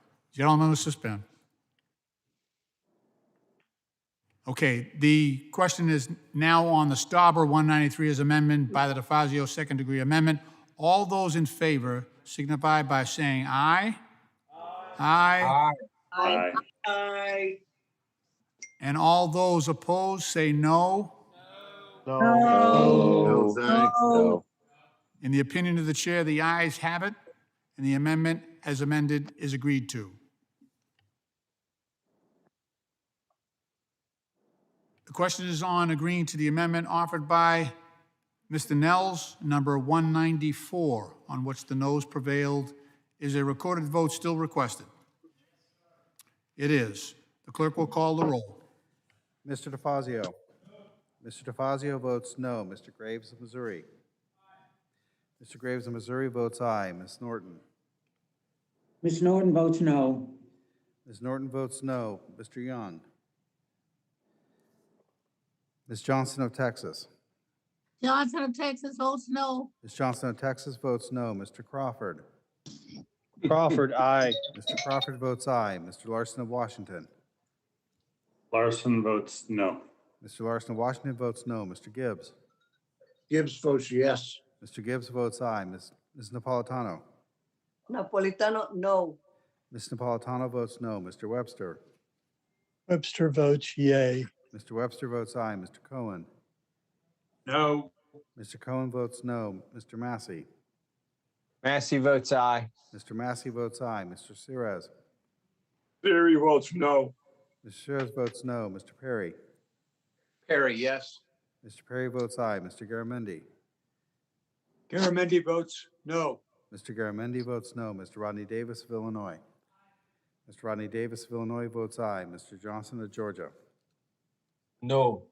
Mr. Johnson of Georgia votes no. Mr. Katko. Mr. Katko votes yes. Mr. Katko votes aye. Mr. Carson. Mr. Carson votes no. Mr. Carson votes no. Mr. Babin. Aye. Mr. Babin votes aye. Ms. Titus. Titus votes no. Ms. Titus votes no. Mr. Graves, Louisiana.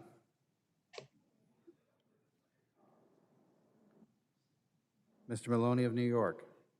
Mr. Maloney votes no. Mr. Maloney of New York votes no. Mr. Rouser. Mr. Rouser votes aye. Mr. Huffman. Huffman, no.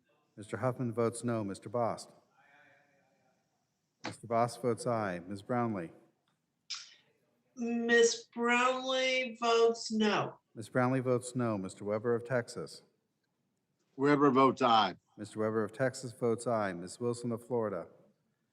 Wilson of Florida votes no. Ms. Wilson of Florida votes no. Mr. LaMalfa. LaMalfa, aye. Mr. LaMalfa votes aye. Mr. Payne. Mr. Payne votes no. Mr. Payne votes no. Mr. Westerman. Mr. Westerman votes aye. Mr. Lowenthal. Lowenthal votes no. Mr. Lowenthal votes no. Mr. Mast. Mr. Mast votes aye. Mr. Mast votes aye. Mr. DeSaulnier. DeSaulnier, no. Mr. DeSaulnier votes no. Mr. Gallagher. Gallagher votes aye. Mr. Gallagher votes aye. Mr. Lynch. Mr. Lynch votes no. Mr. Lynch votes no. Mr. Fitzpatrick. Fitzpatrick votes aye. Mr. Fitzpatrick votes aye. Mr. Carbajal. Carbajal votes no. Mr. Carbajal votes no. Ms. Gonzalez Colon. Gonzalez Colon votes yes. Ms. Gonzalez Colon votes aye. Mr. Brown. Brown votes no. Mr. Brown votes no. Mr. Balderson. Mr. Balderson votes aye. Mr. Malinowski. No. Mr. Malinowski votes no. Mr. Stauber. Mr. Stauber votes aye. Mr. Stauber votes aye. Mr. Stanton. Stanton votes no. Mr. Stanton votes no. Mr. Burchett. Aye. Mr. Burchett votes aye. Mr. Allred. Allred votes no. Mr. Allred votes no. Mr. Johnson of South Dakota. Johnson votes aye. Mr. Johnson of South Dakota votes aye. Ms. Davids of Kansas. Davids votes no. Ms. Davids of Kansas votes no. Mr. Van Drew. Mr. Van Drew votes yes. Mr. Van Drew votes aye. Mr. Garcia of Illinois. Mr. Garcia of Illinois votes no. Mr. Guest. Yes votes aye. Mr. Guest votes aye. Mr. Delgado.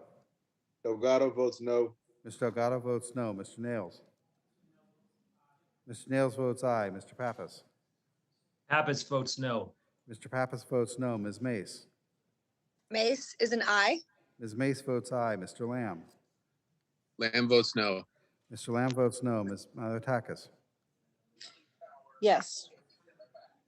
Ms. Malotakis votes aye. Mr. Moulton. Moulton no. Mr. Moulton votes no. Ms. Van Dyne.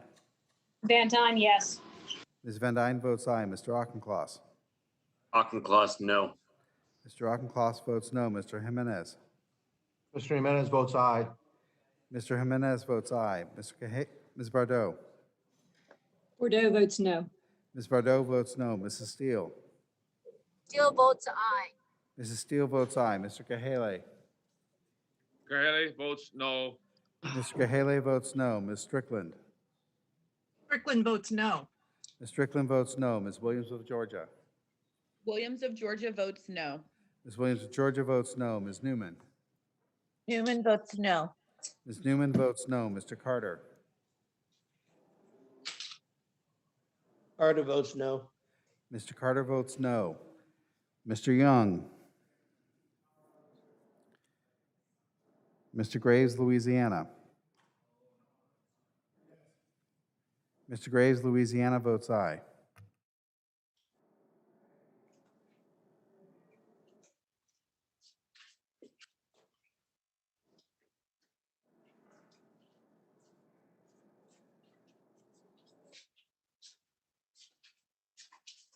Have all members voted? Does any member wish to change their vote? The clerk will report. Mr. Chairman, on that vote, there were 31 yeas and 37 noes. The amendment is not adopted.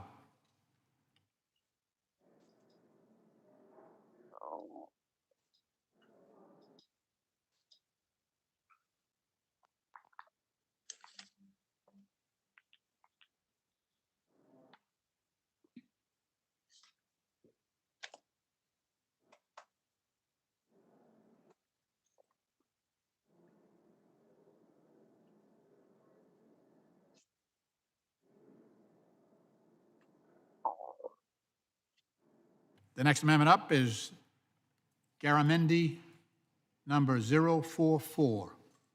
The clerk will designate the amendment. An amendment to the amendment in nature of substitute to H.R. 3684, offered by Mr. Garamendi, number 044.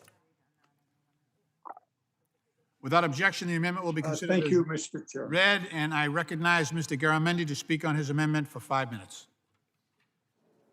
Thank you, Mr. Chairman. This amendment is about transparency. We love Amtrak, we hate Amtrak, but whether we love or hate Amtrak, Amtrak ought to be transparent in its accounting. In California, there are 3 regional transit agencies that operate on behalf of Amtrak.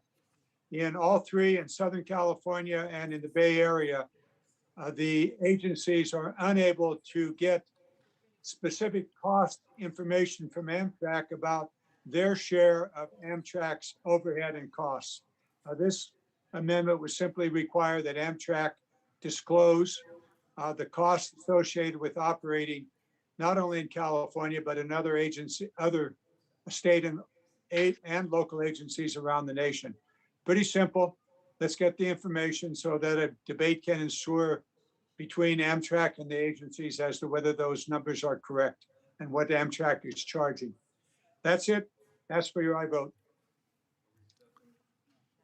Are there any other members that wish to be heard on this amendment?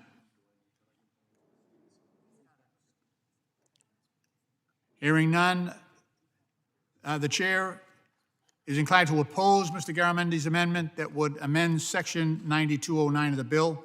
As the gentleman is aware, Congress created the State Amtrak Intercity Passenger Rail Committee, known as SAPRC, and the FAST Act largely at the urging of Capital Corridor Joint Powers Authority.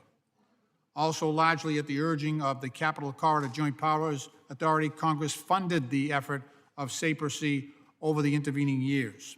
SAPRC members include the FRA, the Federal Railroad Administration, Amtrak, and 20 state agencies representing 17 states that partner with Amtrak on 28 state-supported routes. This includes the California agencies that partner with Amtrak on those routes. As states have taken on more of the costs of these routes, less than 750 miles, known as state-supported routes, the states have sought greater transparency and accountability for those costs. This is understandable, and that's why the language in Section 9209 appears in the bill. The language that appears in Section 9209 was negotiated between all of those SAPRC members. It provides SAPRC the direction and flexibility to revise the methodology that currently allocates costs to states for state-supported routes and change to that directed costs as SAPRC sees fit. Requires that a vote on revised cost methodology policy occur by March 2022. And it requires Amtrak to provide financial reports to states at the frequency and containing such data as SAPRC dictates. This amendment does not require Amtrak to provide any more route-specific cost details than is already included in the base bill. Instead, this amendment is an end run around the negotiated process that those who advocated for in SAPRC said that they wanted. The amendment would waste SAPRC resources by requiring that it present to its members a particular cost allocation methodology every single fiscal year, even after SAPRC votes next year on a new cost methodology policy that it creates. And the amendment reverts back to allocating costs to states, which the SAPRC compromise does not do. I support the gentleman's interest in providing state cost accountability and transparency. That is all the more important given this bill provides states access to nearly $60 billion to develop or expand new intercity passenger rail corridors and projects. That is $59.5 billion more than they currently have access to. Amtrak has to be a responsive partner. Section 9209 meets that need, is responsible to the state's desire to develop a more transparent methodology, and it gives the states, the Federal Railroad Administration, and Amtrak time to negotiate. This amendment does the opposite and end runs the process. So I urge my colleagues to join me in opposing this amendment. Are there any amendments to the amendment? Hearing none, the question is now on the amendment. All those in favor signify by saying aye. And all Aye. Aye. And all those opposed say no. No. No, absolutely not. In the opinion of the chair, the noes have it, and the amendment is not agreed to.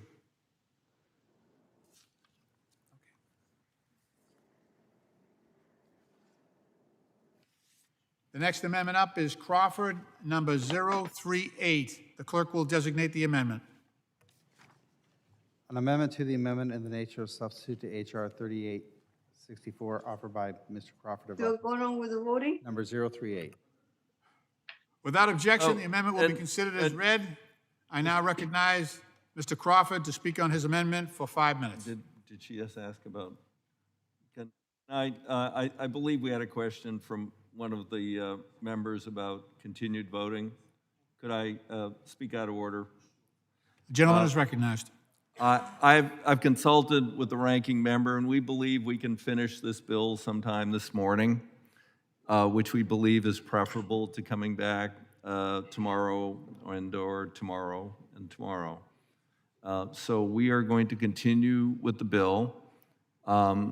In the near future, we may call votes on amendments as they come up, those that are asked for votes, as opposed to holding the votes. So members should stay tuned, stay awake, and we're going to plow through this. Thank you very much. I appreciate everybody's attention. Without objection, the amendment will be considered as read, and I recognize Mr. Crawford to speak on his amendment for 5 minutes. Thank you, Mr. Chairman. Today, I'm offering an amendment to strike Section 9204, which allows Amtrak to bring on-time performance claims posed against them to federal district court. Last December, the FRA finalized its rulemaking to establish a new single metric and standard for measuring on-time performance, and it provided Amtrak with the ability to enforce its right of preference at the Surface Transportation Board. This is on top of Congress granting Amtrak the right to seek equitable relief in federal court if a host railroad fails to provide preference. Continuing to provide options for recourse for Amtrak ignores the high level of expertise at the STB and designation by Congress to oversee and regulate the American rail industry. Section 9204 is duplicative and burdensome to our federal courts, and it prioritizes the needs of Amtrak, an entity known for lack of efficiency and cost effectiveness, above the overall reliability of our nation's rail system. By eliminating this provision, we can defer to the expertise of the STB and ensure we are prioritizing the success of both passenger and freight rail in the United States. I urge support of this amendment and yield back the balance of my time. Mr. Chairman, Any other members wish to be heard on this amendment? Yes, I Mr. would. Chairman, I would. We're going to go to Mr. Okay. DeFazio. No, go. He's chair of the subcommittee. Mr. So, Payne, you are now recognized for 5 minutes. thank you, Mr. Chairman. Mr. Chairman, I must oppose the gentleman's amendment because it would deprive Amtrak of the right to enforce its preference on railroad tracks under federal law. For nearly 50 years, federal law has required the passengers be given preference over freight, but some freight railroads ignore the law and passengers suffer as a result. I recently introduced H.R. 2937, the Rail Passenger Fairness Act, which would give Amtrak the right to enforce its preference over freight. My bill was incorporated into the Invest in America Act. I believe that the federal law is clear and Amtrak should be able to enforce its preference, which would lead to less congestion and a better commuter experience. I urge all my colleagues to reject this amendment, and I yield back, Mr. Chairman. Gentleman yields back. There's the gentleman. Briefly, I certainly support the subcommittee chair. The law is clear.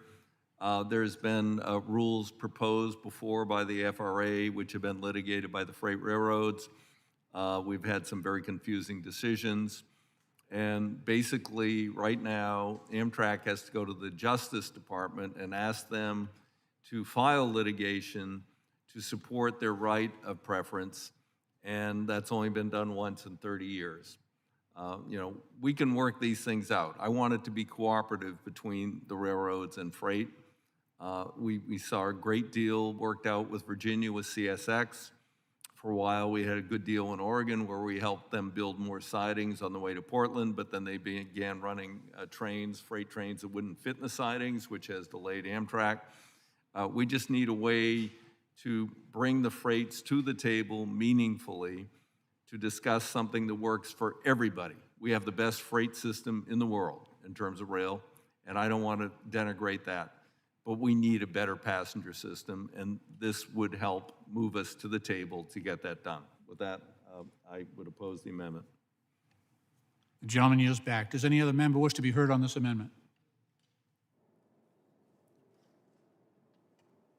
Are there any amendments to this amendment? If not, the question is on the amendment. All those in favor signify by saying aye. All those opposed say no. No. No. In the opinion of the chair, the noes have it, and the amendment is not adopted.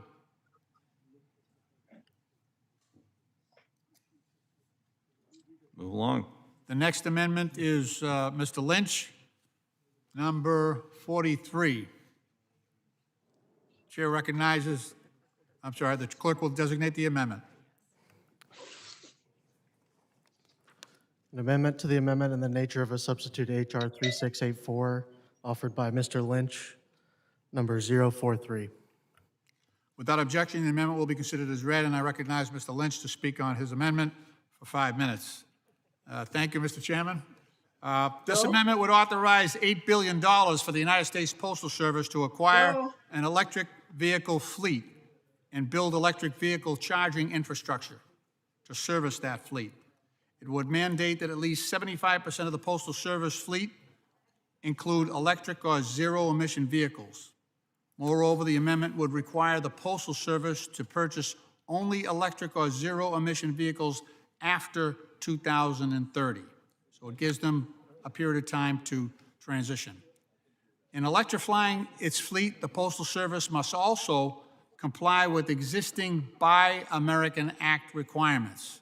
The purpose here is to actually to jumpstart the electric vehicle manufacturing base in this country. I've also introduced this amendment as a standalone piece of legislation with Chairwoman Maloney, Representative Jerry Conley, the gentleman from Northern Virginia, and Representative Brenda Lawrence of the Oversight Committee as original co-sponsors. I would also like to thank and acknowledge Representative Jared Huffman of California and the gentleman from Illinois, Mr. Garcia, for their support and their work on this important issue.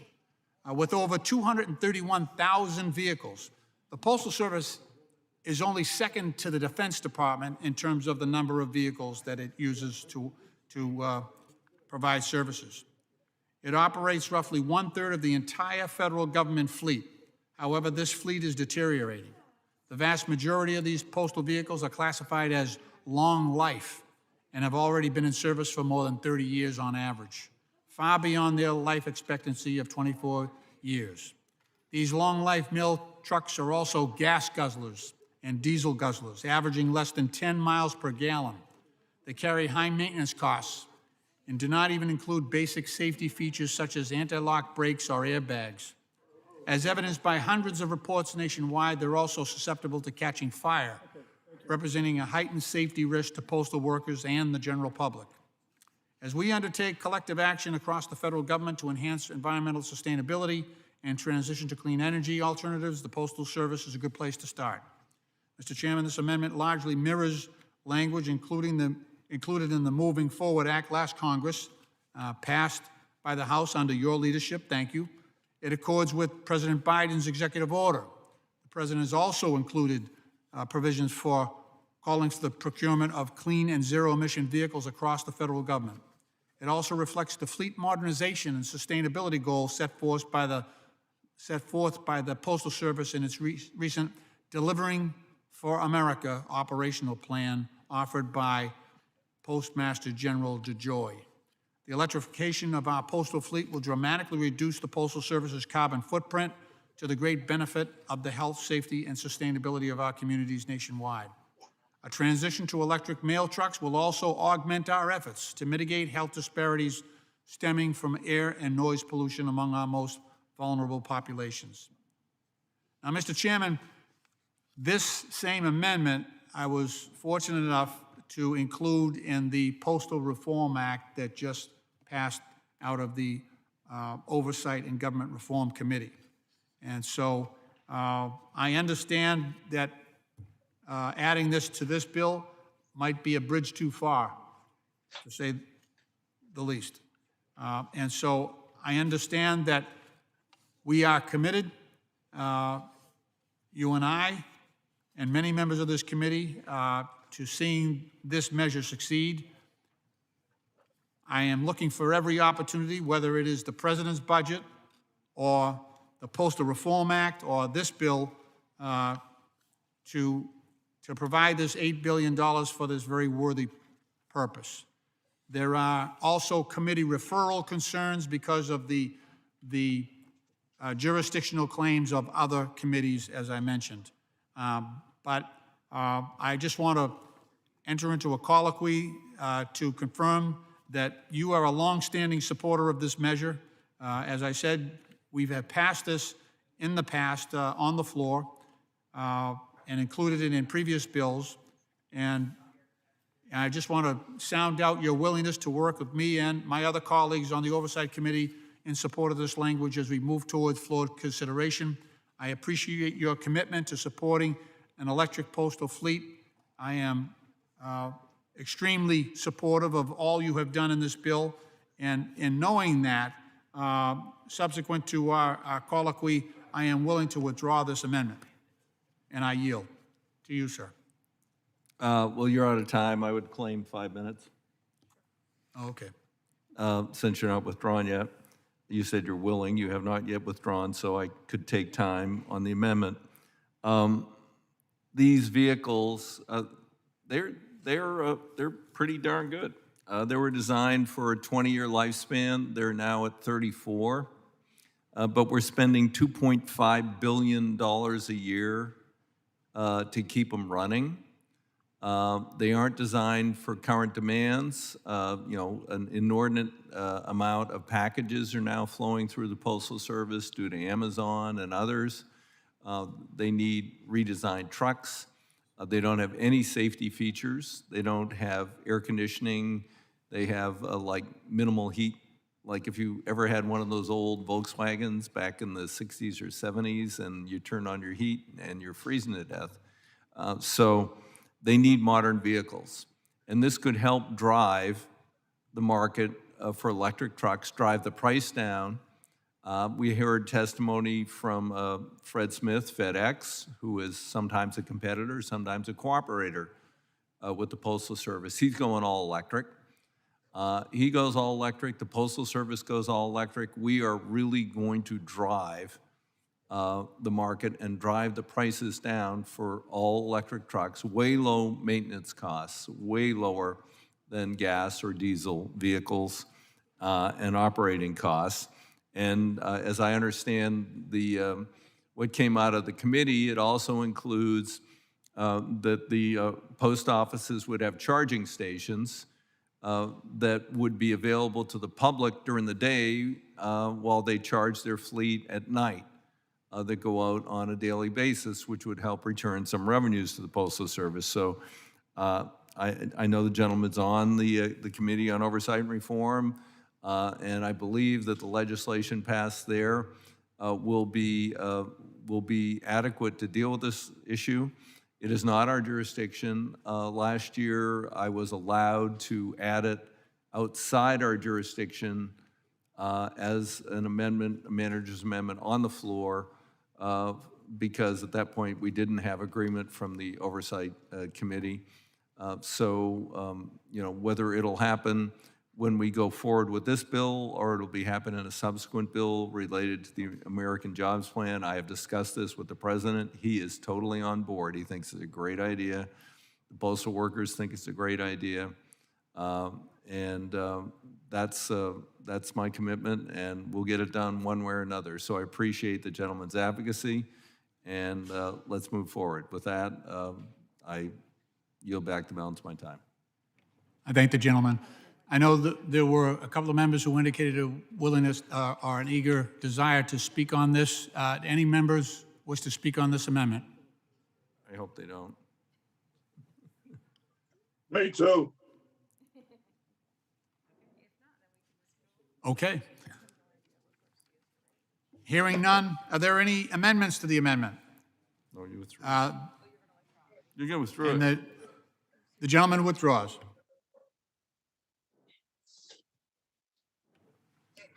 The next amendment is Gibbs number 011. The clerk will designate the amendment. Amendment to the amendment in the nature of substitute to H.R. 3684, offered by Mr. Gibbs, number 011. Without objection, the amendment will be considered as read, and I now recognize Mr. Gibbs to speak on his amendment for 5 minutes. Thank you, Mr. Chairman. I offer this amendment to Transit Title 2303, which sets the standards for bus testing across the country, and that the Transportation Research Center be designated as an autonomous and advanced driver assistance program, systems test development facility for all future bus testing with this technology. Under the 1987 Highway Bill, Altoona, Pennsylvania, and the Pennsylvania State University was designated as the first and the only bus test site in the country. Since the initial designation, testing has since expanded at the Ohio State University and Auburn University to allow testing of no and low emission components.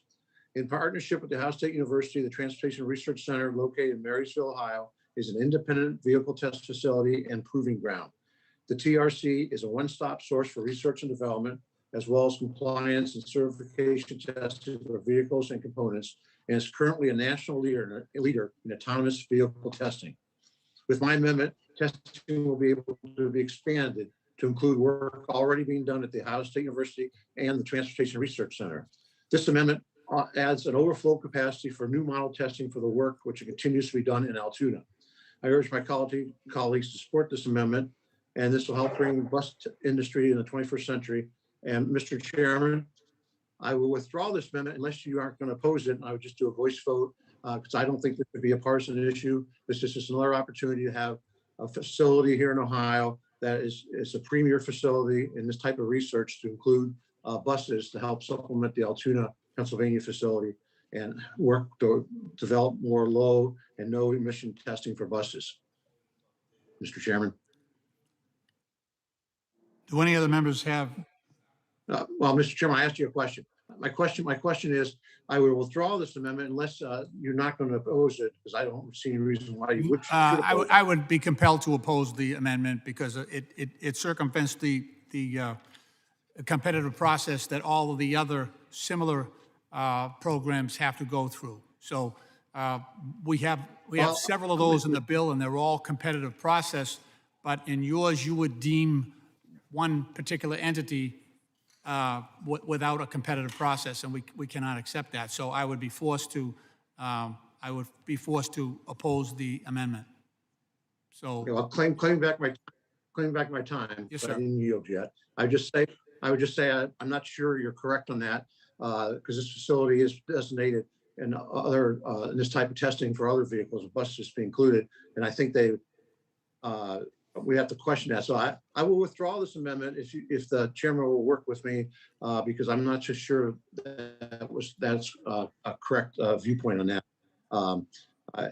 This facility has always been competitive and willing to work at, but I think the designation to allow them to even have allow them to be competitive in this issue regarding buses. So I'll withdraw with the commitment that you'll work with me to try to figure out how we can address this, because I'm not sure you're correct on that. I just don't know for sure. I welcome the gentleman's decision to withdraw the amendment. I certainly embrace the opportunity to try to clear up the differences of understanding between the sponsor of the amendment and the chair. So let's talk further. But okay. I do thank the gentleman for withdrawing the amendment. Thank you. Thank you. The next amendment is by Mr. Perry, number 149. The clerk will designate the amendment. Amendment to the amendment in the nature of a substitute to HR 3864 offered by Mr. Perry, number 149. Without objection, the amendment will be considered as read, and I now recognize Mr. Perry to speak on his amendment for 5 minutes. Well, thank you very much, Mr. Chairman. This amendment strikes section 103 and section 107 of the underlying bill, eliminating both the authorization and allocation of funds for earmarks. Earmarks were banned for a reason. The period leading up to the 2011 earmark ban exposed earmarks as one of the most wasteful and corrupt practices in congressional history. From 1991 to 2011, Congress included 111,000 earmarks that spent $375 billion in taxpayer funds. I guess that looks like nothing these days, but that was in FY10 alone. Congress passed 9,129 earmarks that allocated $16.5 billion in hard-earned taxpayer funds to pet projects across the country. This bill alone includes $5.7 billion worth of earmarks, well on our way to outpacing FY 2010 level once the appropriation cycle is complete. The concern with the earmarks process are not limited to fiscal responsibility. The experience of the 1990s and the 2000s led both former Speaker John Boehner and former President Obama, neither of which can be characterized as fiscally responsible, in my opinion, to call for an end to the practice. The bipartisan recognition of that the earmark process elevated special interest above constituents and principles was a reflection of just how much the system corrupted Congress. As a result of the earmark process, multiple members were convicted of bribery, and those were just ones who were caught. The claim that earmarks will end Washington gridlock is fundamentally an argument in favor of bribery. Legislation would not pass otherwise pass and will be able to pass because the money provided at the best behest of the members of Congress. Moreover, this partisan effort to move a surface reauthorization bill proves that this legalized bribery is ineffective to ending such gridlock. Fundamentally, this is not a debate over Congress exercising the power of the purse, as earmark proponents claim. Instead, it's a tired, worn-out excuse to continue the practice of using federal funds to pay for inherently parochial projects rather than those that serve the national interest. This kind of mindset has drained the Highway Trust Fund without addressing the nation's critical infrastructure needs and will be fueled to unprecedented levels if we make the grave mistake of bringing back earmarks.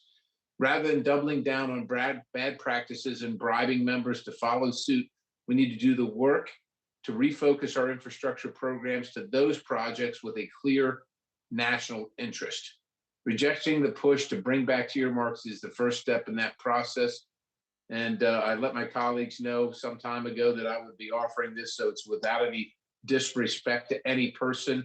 I know that there are many that I disagree with that feel like they're doing the right thing and that this is the purview of the legislature, and I think their heart is sincere in that.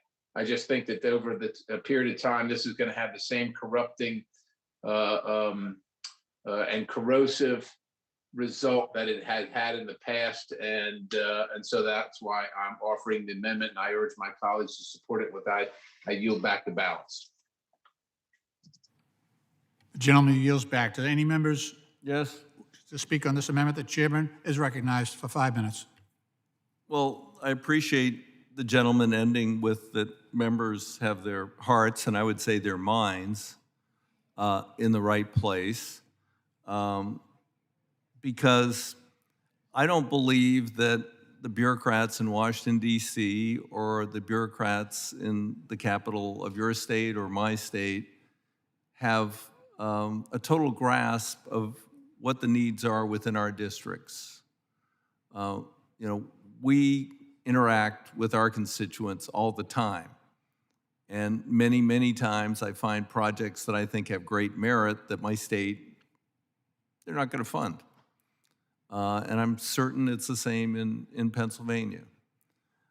Once I was at a town hall after the debacle over the earmarks, the bridge to nowhere and all that stuff in Safety Lou, and I was down in my most red county, Douglas County, 60% Republican vote, Guy stands up at the Chamber of Commerce lunch and he says, "Those earmarks, they're horrible."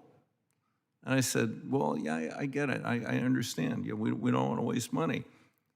And I said, well, let me ask you this. What about the Weaver Road Bridge? And he says, "What?" And I said, "The Weaver Road Bridge, the bridge that went over the freeway to open up an industrial area for development that the county couldn't afford over the interstate." So that was great. That's great. And I said, "That was an earmark. I did that." He says, well, that was great. And that's what this is about. It's about people who know their districts. They know the needs of their districts. We have put incredible sidebars on this. I did this actually back before we lost the House. I mean, Obama with his American Recovery Act, where 8 times as much money went to tax cuts too small to notice as to infrastructure investment, which I opposed. But back then I chaired the subcommittee and I was writing a bill, which he then killed, to do a major transportation investment. And he killed it because he was scared of the gas tax. And I had reformed the earmark process. I said, okay, here's the reforms. You're gonna have to have local support. It has to be consistent with the local plan, the MIP, the STIP. You have to show you have no interest in it, and et cetera, et cetera. We adopted those reforms. And at that point, I had 418 members of the House submit projects, which were 10 times what I was gonna allocate in the bill.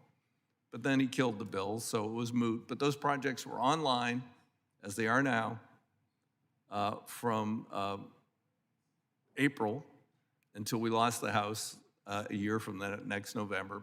No scandals. These are not corrupting. These are people who represent their constituents, and they find projects that their state bureaucrats are like, but no, I'm sorry. In my state, we're dominated by Portland.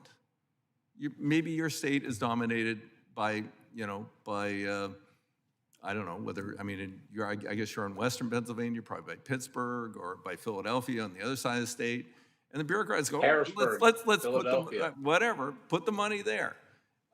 So this is a way for members, in a very careful, very transparent way, to put money into projects that will benefit the people they represent.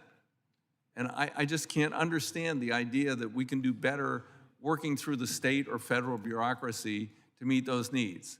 And everybody gets the same allocation, everybody. When I was the ranking member in '06 and we did Safety Lou, I got $450 million. I had the 5th highest allocation in the House because I had a huge problem with my interstate bridges. And the money was divided up 51-49 by Don Young, and Oberstar is very generous to me. And I did many of these projects, including the Weaver Road Bridge. But, now everybody, I get 20 million, Speaker of the House gets 20 million. Anybody who wants a project meeting all of the 15 pages of directives and qualifications, gets only $20 million. This is not abusive. This is a process which allows people who know the needs of their people better to provide things that they're not going to get out of their state bureaucrats, and they're sure as heck not going to get out of Washington, D.C. That's why I oppose this amendment. We've fixed it. It is not a scandal. This is a totally transparent process, and I would challenge this gentleman or anybody else to look at the list of projects that have been approved that have gone through a very strict vetting on the Republican side for your projects, the Democrat side for my projects, and find something that looks in the slightest bit scandalous. With that, I yield back the balance of my time. Gentleman yields back. Any other members wish to be heard on this amendment?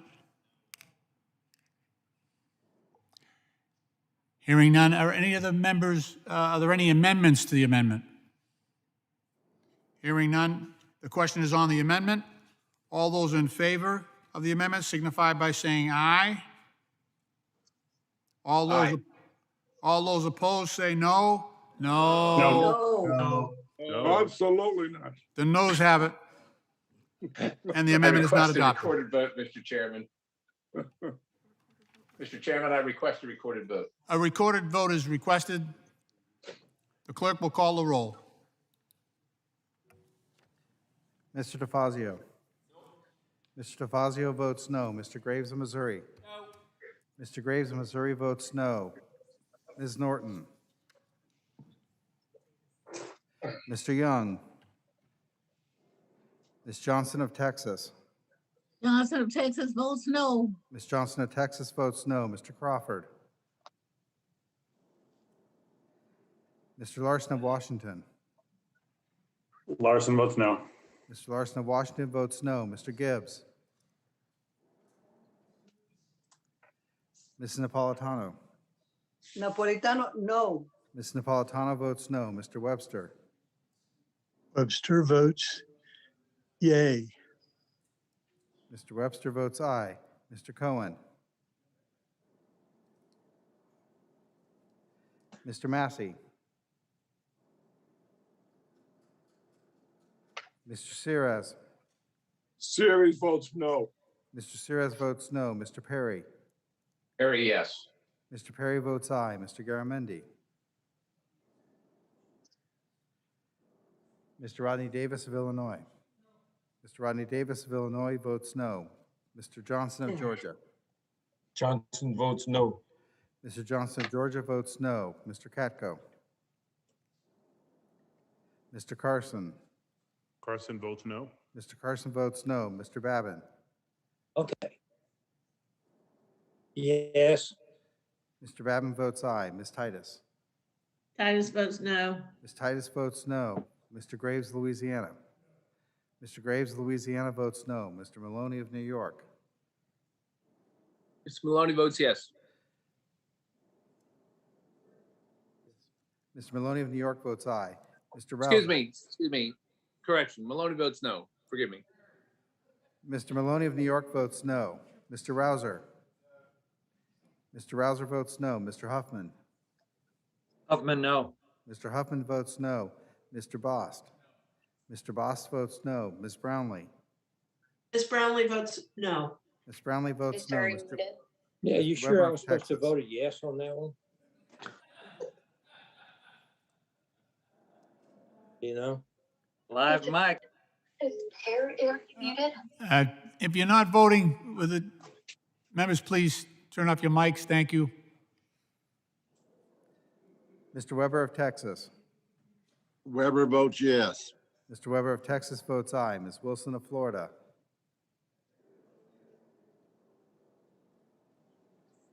Is she on there? Okay. Mr. LaMalfa. Mr. Malfa votes no. Mr. LaMalfa votes no. Mr. Payne. Mr. Payne votes no. Mr. Payne votes no. Mr. Westerman. Mr. Westerman votes aye. Mr. Lowenthal. Lowenthal votes no. Mr. Lowenthal votes no. Mr. Mast. Mr. Mass votes aye. Mr. Mast votes aye. Mr. DeSaulnier. Saunier, no. Mr. DeSaulnier votes no. Mr. Gallagher. Gallagher votes aye. Mr. Gallagher votes aye. Mr. Lynch. Mr. Lynch votes no. Mr. Lynch votes no. Mr. Fitzpatrick. Thatcher votes no. Mr. Fitzpatrick votes no. Mr. Carbajal. Carbajal votes no. Mr. Carbajal votes no. Ms. Gonzalez Colon. Gonzalez Colon votes no. Ms. Gonzalez Colon votes no. Mr. Brown. Mr. Brown votes no. Mr. Brown votes no. Mr. Balderson. Mr. Balderson votes no. Mr. Malinowski. Mr. Stauber. Stauber votes no. Mr. Stauber votes no. Mr. Stanton. Stanton votes no. Mr. Stanton votes no. Mr. Burchett. Burchett votes aye. Mr. Burchett votes aye. Mr. Allred. Allred votes no. Mr. Allred votes no. Mr. Johnson of South Dakota. Johnson votes aye. Mr. Johnson of South Dakota votes aye. Ms. Davids of Kansas. Mr. Van Drew. Mr. Van Drew votes no. Mr. Van Drew votes no. Mr. Garcia of Illinois. Mr. Garcia of Illinois votes no. Mr. Guest. Yes, votes aye. Mr. Guest votes aye. Mr. Delgado. Delgado votes no. Mr. Delgado votes no. Mr. Nails? Mr. Pappas? Ms. Mace? Mr. Lamb? Lamb votes no. Mr. Lamb votes no. Ms. Maliotakis? Mr. Moulton? Moulton, no. Mr. Moulton votes no. Ms. Van Dyne? Van Dyne votes yes. Ms. Van Dyne votes aye. Mr. Auchincloss? Auchincloss votes no. Mr. Auchincloss votes no. Mr. Jimenez? Mr. Jimenez votes no. Mr. Jimenez votes no. Ms. Bardot? Bordeaux votes no. Ms. Bardot votes no. Mrs. Steele? Steele votes aye. Mrs. Steele votes aye. Mr. Kahale? Riley votes no. Mr. Kahale votes no. Ms. Strickland? Strickland votes no. Ms. Strickland votes no. Ms. Williams of Georgia? Williams of Georgia votes no. Ms. Williams of Georgia votes no. Ms. Newman? Newman votes no. Ms. Newman votes no. Mr. Carter? Carter votes no. Mr. Carter votes no. Mr. Young? Mr. Cohen, Ms. Norton? How am I recorded? The gentlelady is not recorded. Ms. Norton votes no. Ms. Norton votes no. Mr. Young? Mr. Crawford? Crawford, aye. Mr. Crawford votes aye. Mr. Gibbs? Gibbs, aye. Mr. Gibbs votes aye. Mr. Cohen? very no. Mr. Cohen votes no. Mr. Massey? Mr. Garamendi? Garamendi, no. Mr. Garamendi votes no. Ms. Wilson of Florida? Wilson votes no. Ms. Wilson of Florida votes no. Mr. Malinowski? Malinowski, no. Mr. Malinowski votes no. Ms. Davids of Kansas?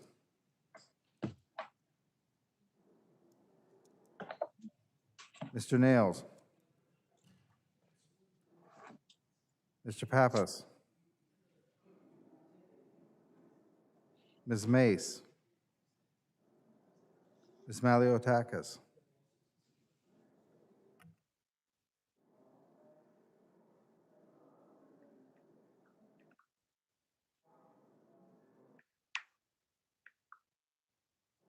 Have all members been recorded? No. Crawford, I need to change mine to no. Mr. Crawford asked to change to no. Mr. Katko votes no. Mr. Crawford votes no. Mr. Katko? Mr. Katko votes no. And Mr. Babin votes no too. Change mine to a no. Mr. Babin votes no.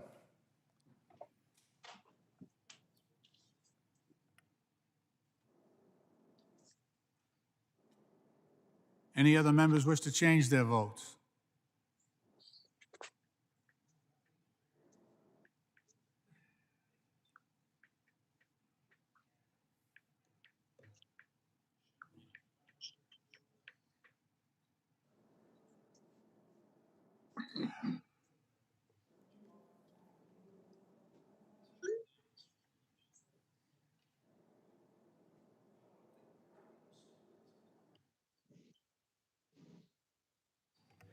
The clerk will report.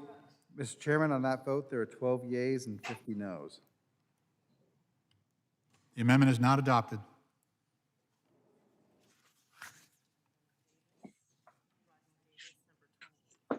We will now take up the Rodney Davis Amendment number 028. The clerk will designate the amendment.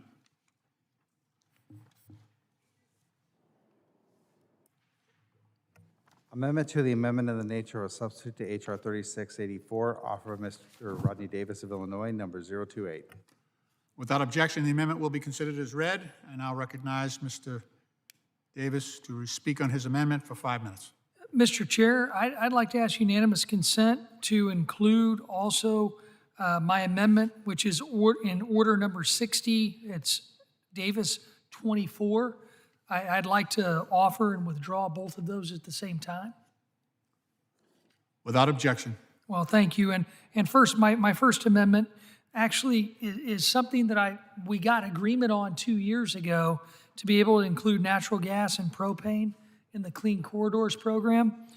And I've already talked to the chairman. He's willing to talk with us about that and work with us to get a better solution. Amendment 24 actually is an issue that in my district affects one county of mine, Calhoun County. It's a peninsula on the Mississippi and Illinois rivers, and they have to use ferry boats for transportation back and forth across a river to Missouri and also in between Illinois. It's frustrating during high waters that the high water ramp is privately owned, but we can't use money to repair it, and it stops people from being able to get from home to work. So I've already talked to the chairman. He's willing to work with us. I withdraw both of those, and I yield back. I thank the gentleman. No. Mr. Chairman. So Davis number 28 and Davis number 24 are withdrawn. Mr. Chairman. Mr. Chair? A point of order? Though he withdrew his amendments, and I agree with him on that, I just want to make sure we understand how important him working with to carve out propane and natural gas, how important it is, and that it is a clean fuel, and we need to make sure that as we move forward, that we make sure that those two fuels are out there and available as a clean fuel and available for the United States. Very good. Any other members wish to be Mr. heard Chair? on those amendments, although they've been withdrawn? Mr. Chair? Mr. Stauber, is that you? Yes, thank you, Mr. Chair. And I appreciate Mr. Davis introducing Amendment 028. And I clearly have some concerns with the Clean Corridors program to begin with. But if the majority is trying to establish more clean energy options, then it is very confusing as to why they would intentionally leave out propane and natural gas. It seems as if they may have left them out just because of some more radical Green New Deal supporters who have an odd vendetta against these types of energies. And I urge an all of the above approach and urge adoption of this amendment or continue working with my colleague from Illinois. And I yield back. Gentleman yields back. Any other members? Mr. Chair, Rick Larson. Mr. Larson, you recognized. Thank you, Mr. Chair. I just want to note as you move forward on working with Mr. Davis on Davis 024 regarding ferry operators, being from a state that has the largest system based on cars and passengers in the country, would certainly be interested in participating in those discussions. Very good. Thank the gentleman. Thank you very much. Are there any amendments to the amendment? If not, the question, the amendments have been withdrawn. Next up is Mr. Graves of Louisiana. Oh. Thank you, Mr. Chairman. Mr. Chairman, I'd like Wait a minute. Did we designate an amendment or no? Mr. Chairman, I'd like to ask a Oh, unanimous. okay. Go ahead. I'd like to I'm ask sorry. unanimous consent that amendment number 103 as revised, number 92, 94, 108, and 109 be considered on block. I'll do that again. 103 revised, 92, 94, 108, and 109. 1, 2, 3, 4, 5. So you've got 5, right? Yes, sir.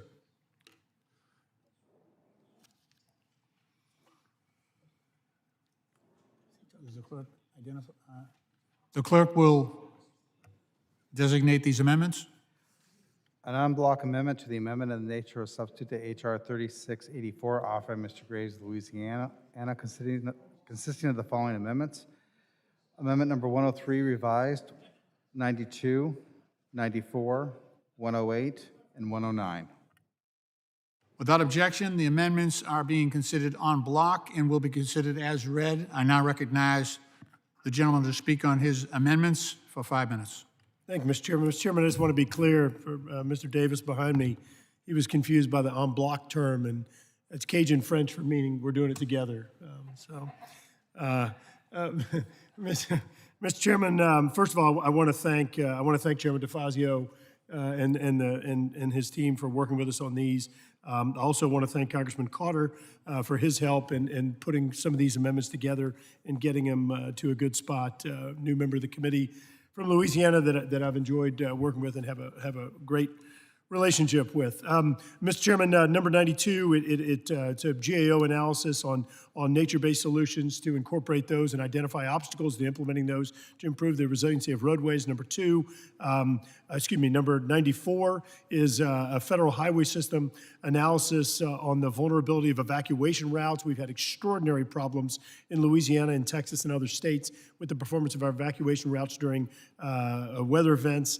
Number 103 amends a gridlock program in the bill that currently is relegated to just CSAs. This would expand it to include metropolitan statistical areas instead of combined statistical areas. A number of large areas around the United States would be left out. Number 108, this follows up on provisions we had in the DARA bill, Section 1209, that was designed to make FEMA put updated criteria for drainage of evacuation routes in place, and unfortunately, FEMA has botched that interpretation. This is a technical fix for Section 1620 in this bill. And lastly, Amendment number 109, once again pertains to a botched interpretation by FEMA that was negotiated by this committee on a bipartisan basis, Section 1228 of DARA. And what it does is it ensures that inundated roads guidance is updated and revised to truly reflect congressional intent. With that, Mr. Chairman, I again want to thank you for the cooperation. I want to thank Congressman Carter for working with us on these. I urge adoption, or I understand that you're going to be okay with these, but urge adoption and yield back.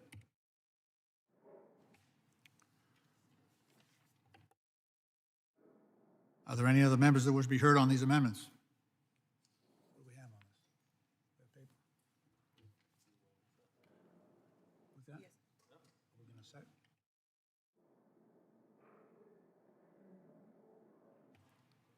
Mr. Chair, I will yield to the full committee chair. I'm pleased to accept the amendments from the gentleman. We've worked on some of the technicalities of the issues, and we're pleased to accept them. Okay. The chair is inclined to accept the amendments. Are there any amendments to the amendment? Hearing none. The question is on the amendments en bloc. All those in favor signify by saying aye. Aye. Aye. Aye. And all those opposed signify by saying no. In the opinion of the chair, the ayes have it, and the amendments en bloc are adopted. Thank you, Mr. Chairman. Next up, Mr. Bost, amendment number 022. I have an amendment, yes, sir. The clerk will designate the amendment. Amendment to the amendment in the nature of a substitute to H.R. 3684, offered by Mr. Bost, number 022. Without objection, the amendment will be considered as read, and I recognize Mr. Bost to speak on his amendment for 5 minutes. Thank you, Mr. Chairman. I'll try to explain this as quick as I can. Each one of us, as we own our own vehicles, when we get done with our job at the end of the day, or if we take a vacation and we get to the end of our trip, quite often we want to go ahead and take our vehicles and drive to go dinner with our spouses, or maybe go over and see something, or go out in the evening.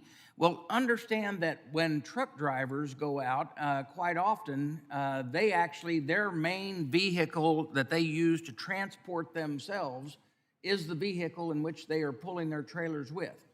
Basically, what this does is there's a regulation in the FMCSA, which published an update which guide and clarifies the proper and improper use of personal conveyance. So let's say, for instance, that you may be a person that's more senior in your life, and all of a sudden you've decided to get in the trucking business, and you have a trailer that pulls boats from point A to point B. But you and your wife, it has like a camper on the back, so you go and you drop that trailer, you're done pulling, and now you are done with all of your hours. but you want to go out to dinner with your spouse, or you want to go and see the sights around. This now becomes your personal vehicle. The way this is now written is, oh no, that counts as hours for your driving under your logbook hours. Now, the concern we have with that is that can also be that a driver drops, it's an owner-operator, he drops a trailer at point A, and he has an hour to drive home in his own personal vehicle. If he had his personal vehicle there, he could do that. It wouldn't count against him. But now, because he's still in that truck, though it is not hooked to the trailer, it is actually counted against him. What this bill does is simply says that those hours of personal convenience are not counted against their driving time. And so, I mean, it's basically what all the rest of us do. It just simply allows that. Does the gentleman yield back? I yield back. Okay, the gentleman yields back. Does any other member wish to be heard on this amendment? Hearing none, the chair is in opposition to this amendment. Mr. Chairman, I understand the chair is in opposition. If they just guarantee we can work on this, because this is a really vitally important issue, I will withdraw the amendment. Okay. Well, I can say there are some serious problems here with the potential abuse, and it provides a gaping loophole for drivers to legally drive beyond the hours of service limits. But if we could address that in discussion. Yeah, I'd love to discuss that. It might because the thing is, what we need to do is then tell everybody else that has a private job, don't drive your car after you get off work. Yeah. You see the problem? Yeah, right. So if you can work with us, we'll work on that. Let's try to tackle that. Okay. And I appreciate the gentleman willingness to withdraw his amendment. Next up, next amendment is Westerman 020. Thank you, Mr. Chairman. My amendment simply I'm sorry, the clerk will designate the amendment. Amendment to the amendment in the nature of a substitute to H.R. 3684, offered by Mr. Westerman, number 020. Without objection, the amendment will be considered as read, and I now recognize Mr. Westerman to speak on his amendment for 5 minutes. Thank you, Mr. Chairman. My amendment simply reinstitutes a vital set-aside to assist the often overlooked smaller projects that support rural and agricultural communities throughout our country. The amendment is simple. In the bipartisan 2015 FAST Act, the program that the projects of national and regional significance is modeled after, what we now know as infra grants, had a set-aside dedicated to funding smaller infrastructure projects under the $100 million threshold. These are generally the type of infrastructure projects needed in smaller communities and rural areas. You can accomplish big things with smaller projects, and we can have a huge impact in these areas. My amendment reinstates a smaller project set aside in this program, which is necessary for directing funds to important projects that help connect small towns in rural America to highways, rail lines, ports, and airports that get our products to consumers all over the country and the world. These projects might be less than $100 million, but they are certainly significant to their regions and this nation. The amendment will set aside 15% of the funds for the PNRS program and direct it to smaller dollar projects while making no other changes in program eligibilities or purpose. I look forward to seeing bipartisan support for my amendment, and I yield back. The gentleman yields back. Does any other member wish to be heard on this amendment? Hearing none, I rise in opposition to the gentleman's amendment. This amendment, as the gentleman has described, would set aside 15% of the projects of regional and national significant programs for small projects. And now the current infra grant program has a small project set aside that is quite similar to what the gentleman's amendment suggests. And I'm not sure, but perhaps this is what he is attempting to recreate here. However, the Invest in America Act replaced the current infra program, which gets $1 billion per year, with two distinct grant programs. One is the Projects of Regional and National Significance PNRS program, which is funded at $3 billion per year, specifically for large, complex, expensive projects, total cost of at least $100 million, that cannot advance with federal formula funding. And the other is the Community Transportation Investment Grant, funded at $600 million per year, specifically for smaller, and there's a maximum cost, total cost of $25 million per year on those projects, locally sponsored projects to get them over the finish line more quickly. The current infra small project set aside amounts to $150 million per year. And if we took 15% small project set aside, that would be $450 million per year. And the bill already provides $600 million a year, more money than the gentleman is requesting for, I think, an almost identical purpose. So I appreciate the spirit of the gentleman's amendment, but I think we actually accomplished that in the bill. And because it is somewhat redundant, I am forced to oppose the gentleman's amendment to grant funding that is already in the bill. Are there any amendments to the amendment? If not, the question is on the gentleman's amendment. All those in favor signify by saying aye. Aye. All those opposed say no. No. No. In the chair's opinion, the noes have it, and the amendment is not agreed to.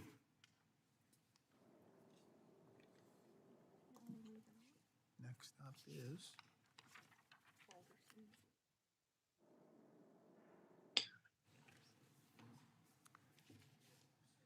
we will now consider Balderson 009. The clerk will designate the amendment.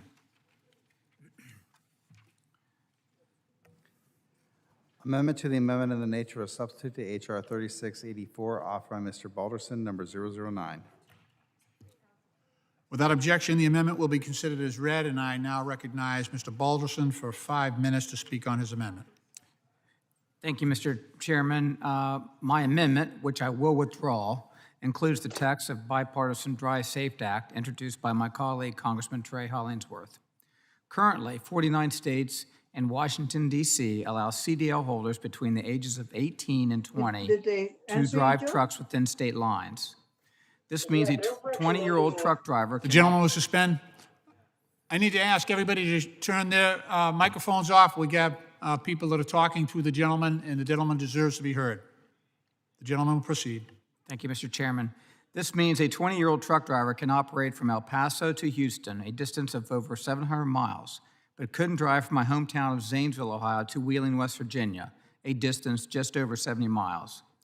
The amendment would establish a two-step apprenticeship program to allow qualified drivers between the age of 18 and 20 that already have taken the CDL knowledgeable test, received a commercials learner's permit, passed the CDL road skills test, and currently hold a CDL to ultimately participate in interstate commerce. First, the apprentice would need to complete 120 hours of on-duty drive time and prove they are competent in the following areas: interstate, city traffic, rural two-lane and evening driving, safety awareness, speed and space management, lane control, mirror scanning, right and left turns, and complying with rules related to hours of service. After completing the first step, the CDL holder would need to complete an additional 280 hours of on-duty time and must meet another set of performance benchmarks. It's important to note that while the driver is completing the 400 hours of additional training, the apprentice must be accompanied in the cab by an experienced trucker, and the commercial motor vehicle the apprentice is driving must be equipped with various safety technologies, including automatic emergency braking, event recorders and cameras, speed limiters, and automatic transmission. This amendment and the Drive Safe Act are supported by a group of over 120 organizations representing a wide variety of industries that covers much of the domestic supply chain. Thank you, Mr. Chairman, for the time. And before I withdraw, I believe a few of my colleagues might be interested in speaking on behalf of the amendment. Thank you. The gentleman yields back. Do any other members wish to be heard on this amendment? Yes, sir, I would like to be. Van Dyne? Congressman. Ms. Van Dyne, you're Yes. recognized for 5 minutes. Thank you very much. Mr. Chair, I rise in support of this amendment. This amendment would help to create thousands of new job openings in an industry who is in constant need of new drivers. Every employer I meet expresses the dire need of new employees. Last month, we saw job numbers which once again were disappointing and missed expectations by over 100,000 jobs. The driver shortage is real and well documented in media and government reports. The trucking industry entered the COVID-19 pandemic short of about 61,000 drivers. That includes every sector of the industry, from food haulers to auto haulers and those delivering everyday goods to big box stores. The pandemic only exacerbated this driver shortage, and as driver training schools and DMVs closed, preventing many potential new entrants from taking the necessary tests and undergoing the necessary training to enter the industry. The long-term outlook is even more dire. Left unchecked, projections show that the driver shortage could swell to more than 160,000 drivers by 2028. And over the next decade, the trucking industry will need to hire roughly 1.1 million new drivers, or an average of nearly 110,000 per year, just to keep pace with driver retirements and the growth in freight demand. Legislation such as the Drive Safe Act would open the door for one of the most in-demand jobs in the country with some of the biggest recent pay increases, jobs that pay a median salary of $54,000. I understand the gentleman from Ohio would like to pull this amendment, but I'm urging that the chair and all of us work with him to make sure that it gets adopted in the future. I yield back my time. The gentlelady yields back. Do any other members wish to be heard on this amendment? Hearing none, I do want to thank the gentleman for his willingness to pull the amendment. I think it would be helpful for the committee to enter into dialogue and hear from not only the American Trucking Association, but also the Teamsters Union, which is principally concerned with the working standards of many of these truckers. So, but definitely has enormous possibilities. And again, I respect the gentleman's decision to withdraw his amendment. Thank you. Next amendment is Mr. Stauber 036. The clerk will designate the amendment. Amendment to the amendment in the nature of substitute to H.R. 3684, offered by Mr. Stauber, number 036. Without objection, the amendment will be considered as read, and I recognize Mr. Stauber to speak on his amendment for 5 minutes.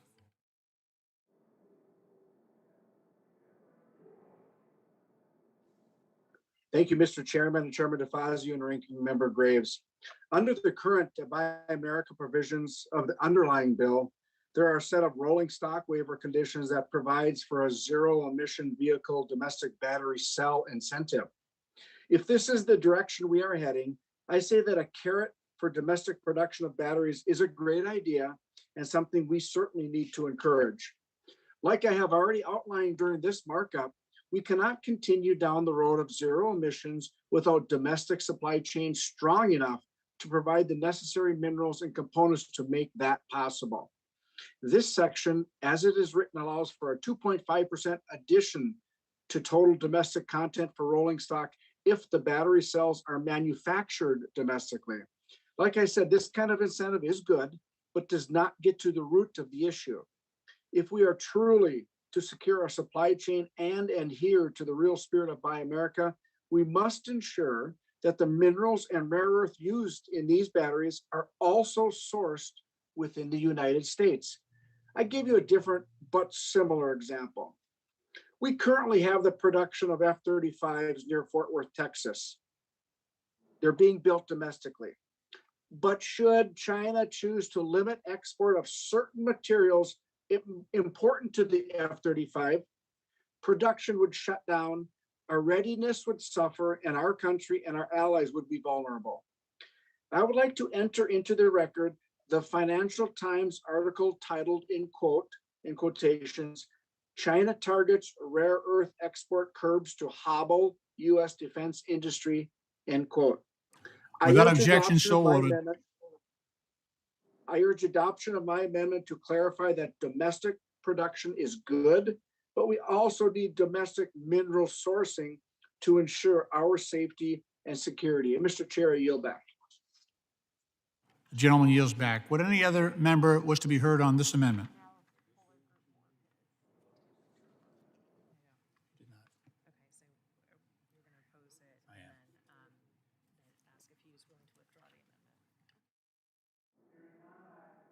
Hearing none, I rise in opposition to the gentleman's amendment, which seeks to create a new hurdle to onshoring of electric vehicle battery cell manufacturing.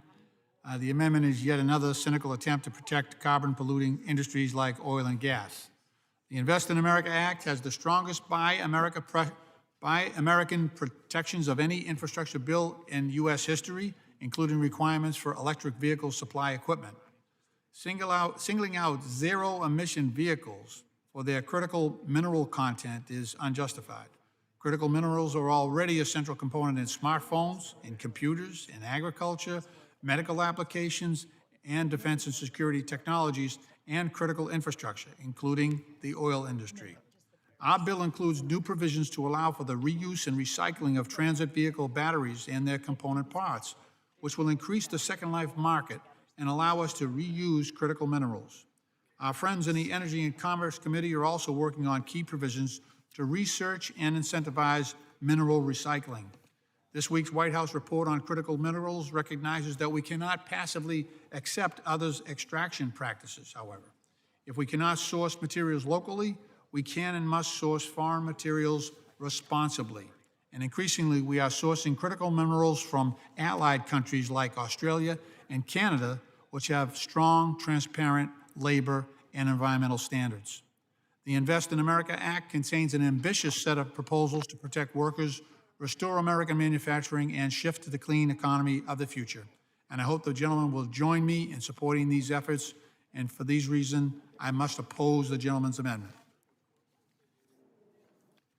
Are there any amendments to the amendment?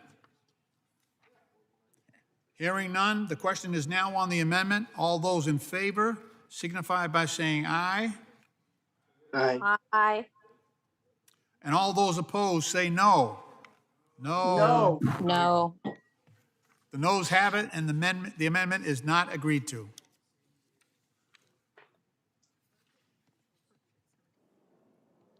The next amendment up is Mr. Burchett, number 078. The clerk will designate the amendment. Amendment to the amendment in the nature of a substitute to H.R. 3684, offered by Mr. Burchett, number 078.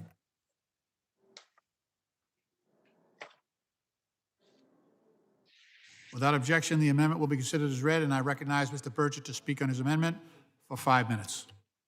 Thank you, Mr. Chairman. It won't take me that long. This was brought to me by constituent Steve Eimers, who tragically lost his daughter. She wrecked into a guardrail, and it's a bipartisan amendment. It directs the Secretary to finalize implementation of the 2016 Manual for Assessing Safety Hardware, or MASH, recommendations. Those recommendations set out best practices for the development and testing of barriers, guardrails, and other roadside safety features installed along U.S. highways. It was first developed in 2016. The U.S. Department of Transportation has failed to fully implement these important safety standards. Implementing these standards will improve highway safety for all Americans, and I urge your support. Do any other members wish to be heard on this amendment?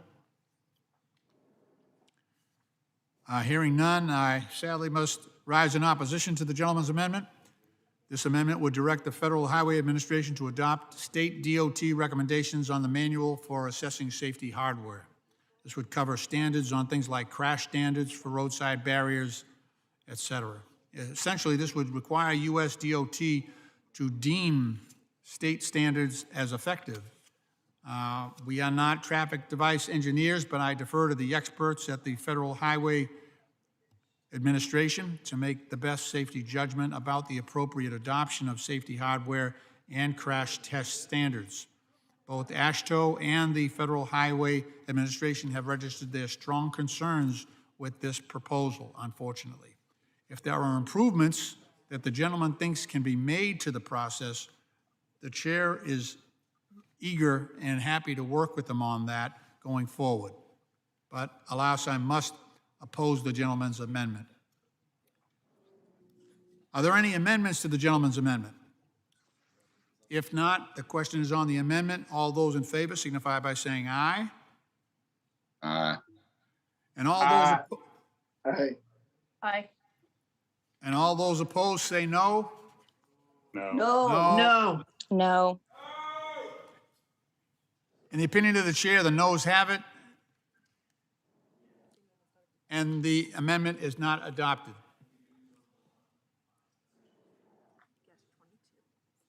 Next up is the Mr. Guest Amendment, number 022. The clerk will designate the amendment. Amendment to the amendment in the nature of substitute to H.R. 3684, offered by Mr. Guest, number 022. Without objection, the amendment will be considered as read, and I recognize Mr. Guest to speak on his amendment for 5 minutes. Thank you, Mr. Chairman. This amendment would codify the Halls Act, which would establish a 150-mile back-end hours of service exemption for livestock and agriculture haulers, as well as eliminate the unnecessary harvest season exemption requirement so that our ag haulers have year-round ability to get goods to market. As we have seen throughout the COVID-19 pandemic, supply chains and the ability to get necessary goods and services to Americans has become more crucial than ever. The inability to move products to their final destination has frustrated agriculture haulers carrying perishable goods for years. The American farmer and ranchers work extremely hard to produce the food that feeds this country every day. However, due to hours of service rules, all that work can be bashed by the requirement that perhaps less than an hour from their final destination, haulers are forced to stop with live cattle in the back of a truck for up to 10 hours. This requirement often leads to lost revenue for the American farmer and deterioration of the trailer during that forced stop. Many of our ag haulers are not large-scale trucking companies, but instead are everyday producers who haul their own food to market through family-owned trucking companies that are an extension of their operation. They are usually moving through rural roads, not major highway systems, to begin and end their hauls, adding more time than their freight cargo haulers that move along interstates from distribution centers. This legislation provides the necessary flexibility to produce their way of living and amends this one-size-fits-all policy to better fit the unique form of hauling the American agriculture community handles. Thank you, Mr. Chairman, and I yield back. I thank the gentleman. Are there any other members who wish to be heard on this amendment? The chair recognizes Mr. Balderson for 5 minutes. Mr. Chairman, thank you. Mr. Chairman, I rise in favor of the Guest amendment to support our agricultural and livestock haulers. This common sense amendment provides much needed flexibility to our agricultural community and the truck drivers that deliver these animals and products.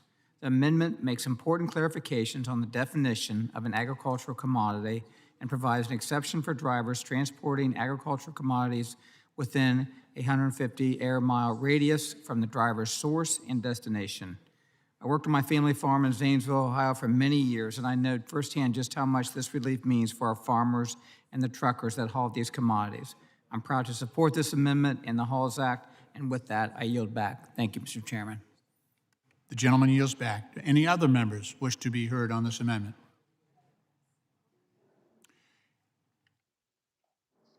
Hearing none, I must strongly oppose this amendment. Although I understand it may be well-intended, it is due to the unintended consequences, perhaps.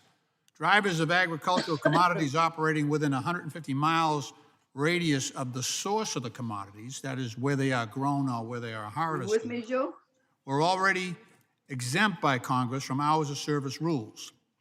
It was meant to facilitate short runs near farms and agricultural facilities and not for long-haul trucking. Under the previous administration, through guidance, US DOT issued a new interpretation of this exemption that an agricultural hauler could drive within 150 miles for an unlimited number of hours and then start a regular 14-hour on-duty clock once they immediately left the 150-mile radius. So basically what this did was allow a driver to go 150 miles in a long-haul movement of ag products before their clock started for their regular tour. This amendment proposes an additional exemption on the back end within 150 miles of the destination of ag commodities. Mr. Chairman. No, I'm sorry, this is my time. It's my time. From a safety perspective. Withdraw the amendment. The gentleman want to withdraw? Oh, well, Yes, please, yes, sir. allow At me. this time, if you would agree to continue work with me and my colleagues, I would withdraw the amendment at this time. Wonderful, wonderful. So ordered. The gentleman withdraws, and I appreciate the spirit of cooperation the gentleman has demonstrated.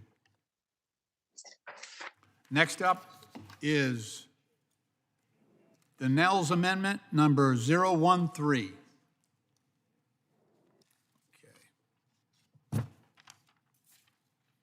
The clerk will designate the amendment. Amendment to the amendment in the nature of a substitute to H.R. 3684, offered by Mr. Nails, number 013. Without objection, the amendment will be considered as read. I recognize Mr. Nels to speak on his amendment for 5 minutes. Thank you, Mr. Chairman.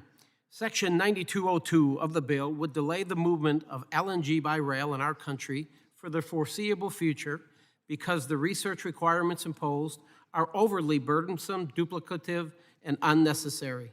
Significant research has already been completed by DOT to inform the current rulemaking, and Congress provided funding for more research on this topic in the last two THUD appropriation bills.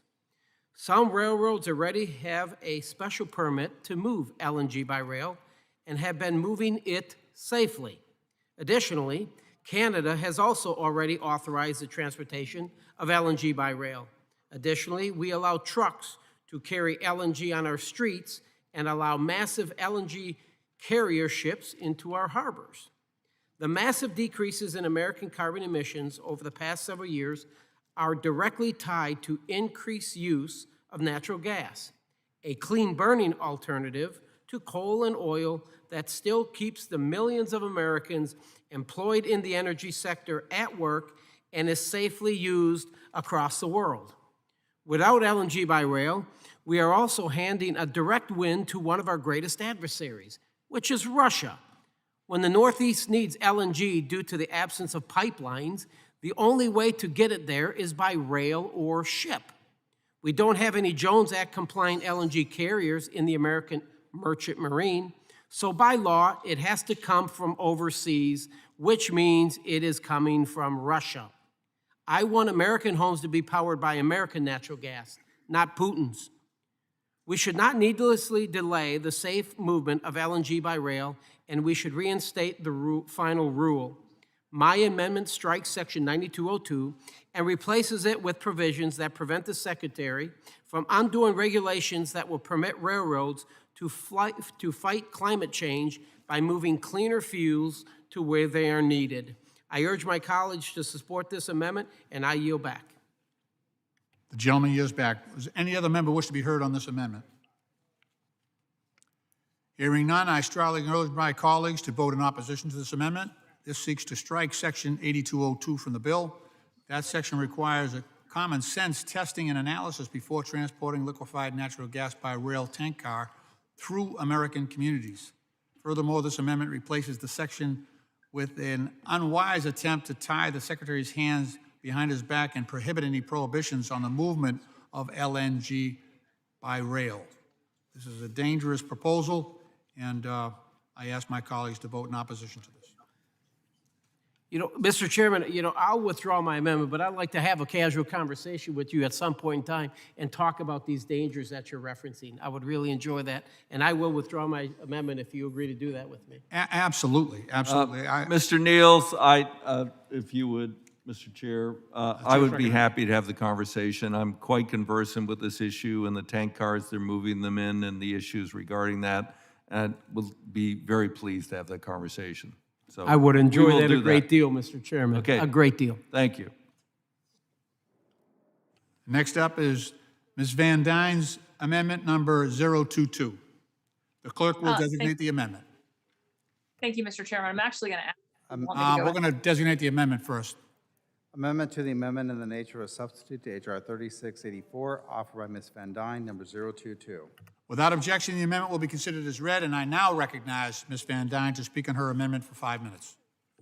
Well, I was going to say if you actually wanted, if I could block two amendments at the same time. So 022. We're in favor of that. Which other amendment? 022 and 023. Okay. Would the clerk please designate both amendments en bloc? An en bloc amendment to the amendment in the nature of a substitute to H.R. 3684, offered by Ms. Van Dyne, number 022 and 023. Terrific. Without objection, both amendments will be considered as en bloc, and I now recognize Ms. Van Dyne to speak on her amendments for 5 minutes. Thank you very much, Mr. Chair. Texas is one of the fastest growing states in the nation. It's certainly seen by the preliminary data that the Census Bureau recently released. North Texas is one of the fastest growing regions in the country, many people moving from highly taxed in United States, California, and New York. We consistently hear policy proposals for DOT dollars flow to these states to solve their problems while ignoring the growth of North Texas. Unfortunately, legislation references to old census data and ignores high growth states. My amendment urges the most accurate data formulas to allocate funding.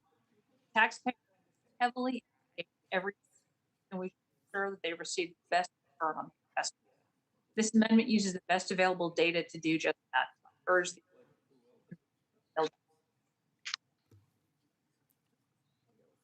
Do any other members wish to be heard on the amendments?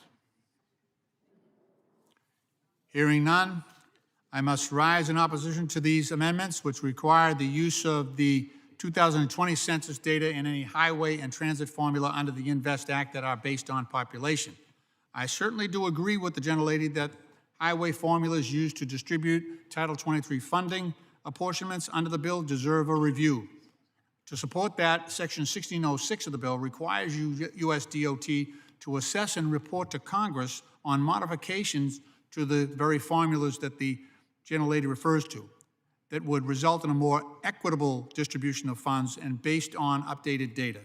The department will look at the most recent census data in that effort, but shoehorning a mandate to update population data without looking at all of the factors that go into highway funding distribution could be disruptive to states and local governments, as they would see changes immediately in what they would receive in formula dollars under the bill without allowing for a fuller review of funding distribution.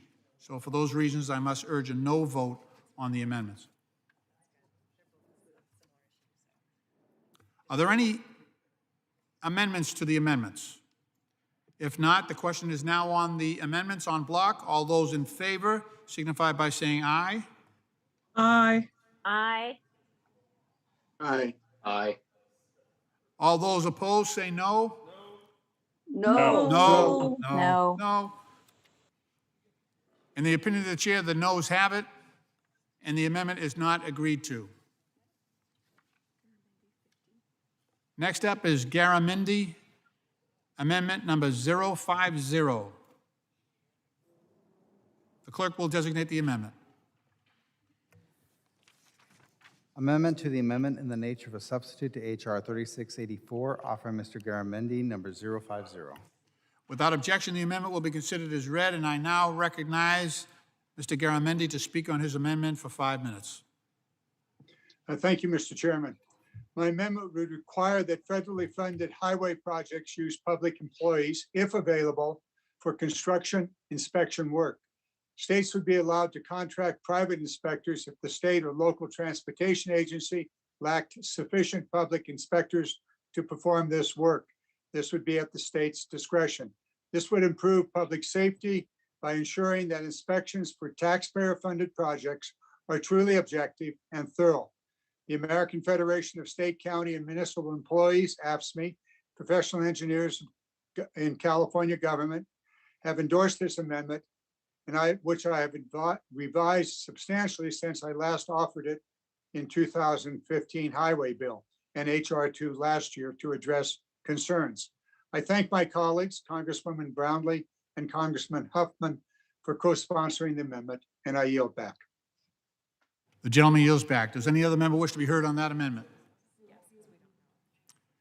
Hearing none, I must say that I have concerns with the gentleman's amendment and do not support its adoption.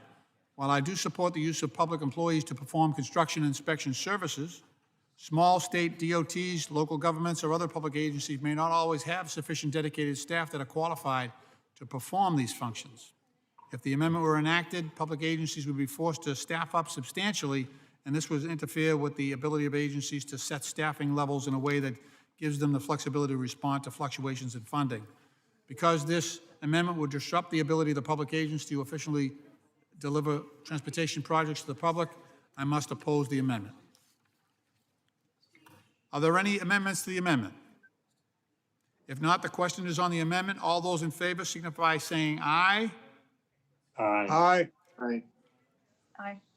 All those opposed say no. No. No. No. In the opinion of the chair, the noes have it, and the amendment is not agreed to. The next amendment up is Mr. Gibbs, number 12. The clerk will designate the amendment. Amendment to the amendment in the nature of a substitute to H.R. 3684, offered by Mr. Gibbs, number 012. Okay,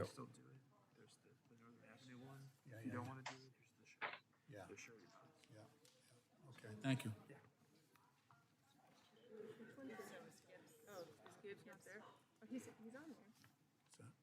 Wait a minute. Okay. Without objection, the amendment will be considered as read. I recognize Mr. Gibbs. Thank you, Mr. Chairman. The Federal Motor Carrier Safety Administration's Compliance, Safety, and Accountability Program, otherwise known as CSA, is supposed to provide for safety, compliance, oversight, and enforcement of safety standards for truck drivers and their employers. We all support the goal of keeping our roads safe. Yet, like so many other things that government does, the implementation of this program has caused unintended consequences that hamper its stated goals. Truck drivers are a vital component of our nation's logistics network. Safe drivers ensure safe roads and the efficient delivery of goods. The CSA program should be an easy-to-use tool for drivers and carriers to have access to the best safety data available. That is why I'm offering an amendment to replace the CSA provisions in the underlying bill by adding common sense provisions from the Starter Act. These provisions would create a national hiring standard to standardize best practices for hiring safe drivers and create a pilot program to improve the data included in the CSA program by implementing regularly scheduled audits. By creating a more reliable and accurate CSA program, we can keep our roads safe and support drivers and businesses who keep the commerce moving. I appreciate the opportunity to speak on this important issue, and I look forward to working with Chairman DeFazio and Ranking Member Graves on solutions, and I respectfully withdraw this amendment. I yield back. I thank the gentleman for withdrawing.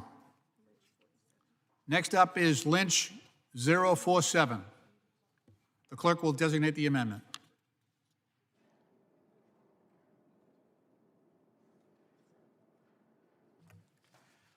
Amendment to the amendment in the nature of a substitute to H.R. 3684, offered by Mr. Lynch, number 047. Without objection, the amendment is considered as read, and I now recognize Mr. Lynch to speak on his amendment for 5 minutes. Mr. Chairman, I've got a problem with the Northern Avenue Bridge in my district. So this is an old historic bridge in the city of Boston. It is right out the front door of the Joseph Moakley Courthouse. And in that area of the South Boston Seaport, beautiful, beautiful area, there's about 10 million square feet of construction going on in the next 2 years.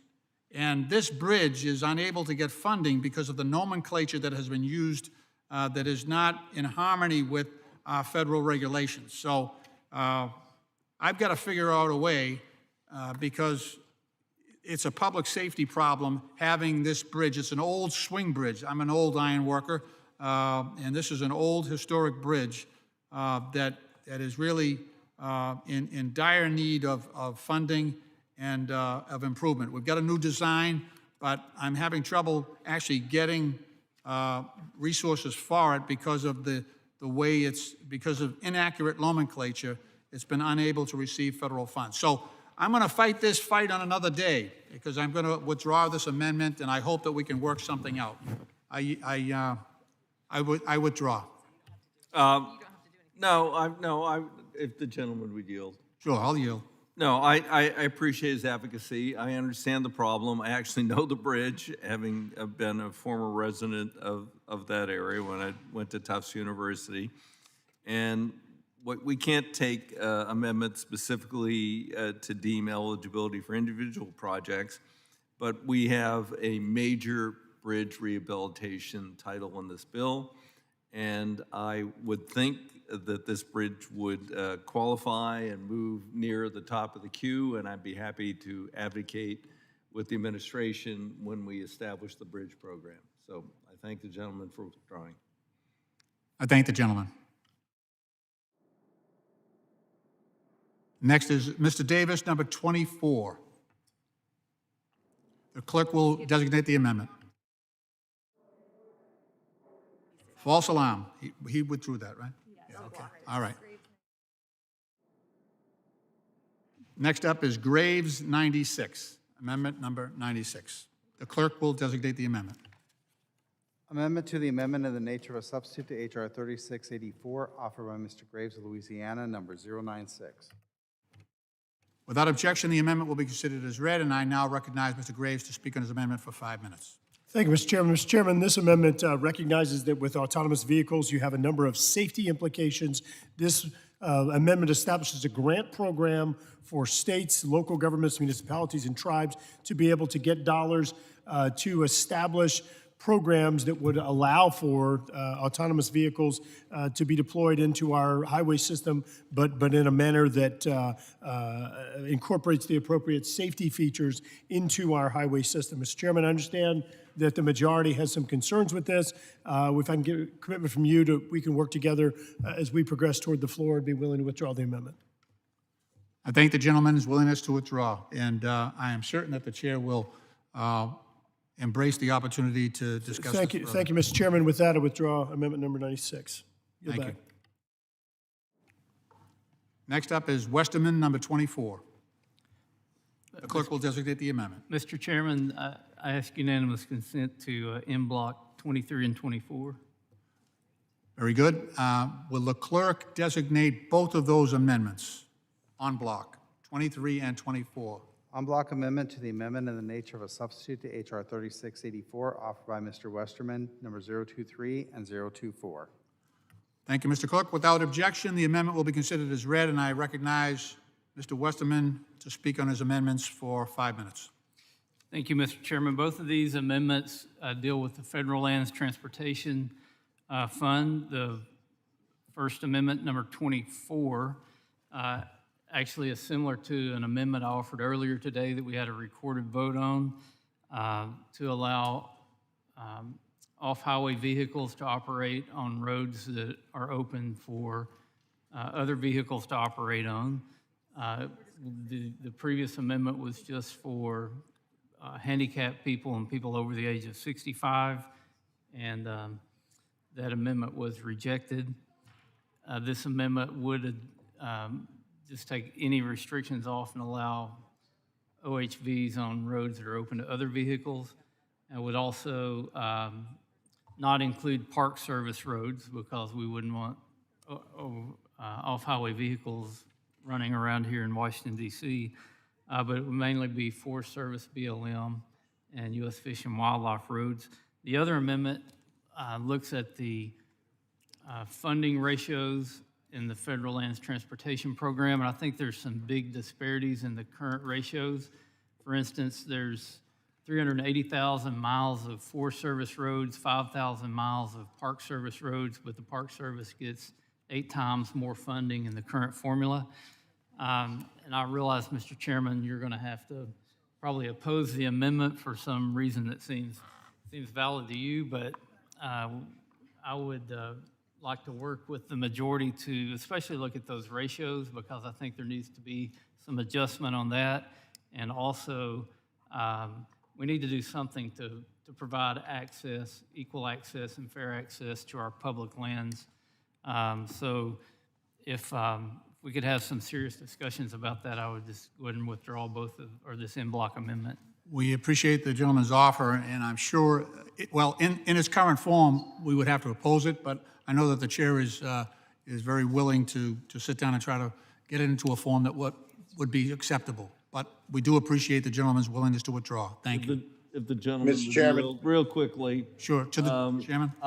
More than half my state's owned by the federal government. We only have 2 parks, and I'd be happy to work with the gentleman and look at the ratios. But generally, parks have way more intense use. We have more commercial use in the forest. So, but we can take a look at that. So I thank you. Mr. Chairman. Anthony Brown Who seeks from Maryland. recognition? Anthony Brown from Maryland. Oh, Mr. Brown, you're recognized for 5 minutes. Yeah, I don't need 5 minutes, Mr. Chairman. Just want to make a request that I'm included in any discussions about ratios. You remember earlier or yesterday now, I had an amendment that I withdrew I actually appreciate the higher ratios for the National Park Service because in addition to that network of roads on the national parks, they also have the responsibility for those high corridor parkways, and those are very expensive to maintain. We've increased funding for that program, but I still believe that the parkways are underfunded in terms of maintenance and operation expenses by the National Park Service. So I just asked that I be included in those discussions, Mr. Chairman. Thank you. I yield back. If the gentleman yield, absolutely. Yeah, the Park Service is stuck with the Washington-Baltimore Parkway and Memorial Parkway, and those are extraordinarily expensive, and I agree with the gentleman. So it's something where we need more investment. So I thank the gentleman, and we'll try and deal with everybody's concerns on these issues. Very good. Next up is Stauber 038. The clerk will designate the amendment. Amendment to the amendment in the nature of a substitute to H.R. 3684, offered by Mr. Stauber, number 038. Without objection, the amendment will be considered as read, and I now recognize Mr. Stauber to speak on his amendment for 5 minutes. Thank you, Mr. Chair and Chairman DeFazio and Ranking Member Graves.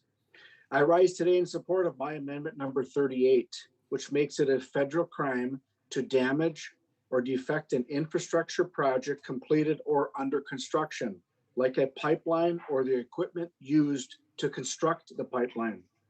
Mr. Chair, this could not come at a more opportune time. Right now, in northern Minnesota, thousands of pipeline protesters are being flown in and bussed in, by the way, by fossil fuels, I might add, to my district with the goal of stopping construction of Enbridge Line 3. This pipeline will replace an aging and corroded pipe built in the 1960s. It has undergone extensive cultural resources studies above and beyond receiving just the normal permits. The contractors working on the project are union workers, many of them Native Americans and women, and the vast majority local. This project clears the benches of our union halls, sending family-sustaining wages home to our communities. One of my union friends described pipeline projects of this magnitude as being like a lawyer arguing a case of a lifetime. It provides financial security and pride. It's something the workers will talk about for years. Instead, the outrageous activity happening as we speak is putting the lives of workers and law enforcement at risk. Led by Democrat Party and Green New Deal A-listers like Jane Fonda and Bill McKibben and a failed Green Party presidential candidate, these, quote, protesters, end quote, have crossed the clear line from peacefully exercising the First Amendment to trespass, intimidation, and destruction. They are now forcing operating engineers, Teamsters, and other union workers to evacuate their workplace. In fact, 10 employees of a wholly Native-owned and operated contracting firm were among those that feared enough for their safety to leave. To quote my friend Jason George, the local 49 operating engineer, quote, "The actions of some pipeline protesters are pathetic.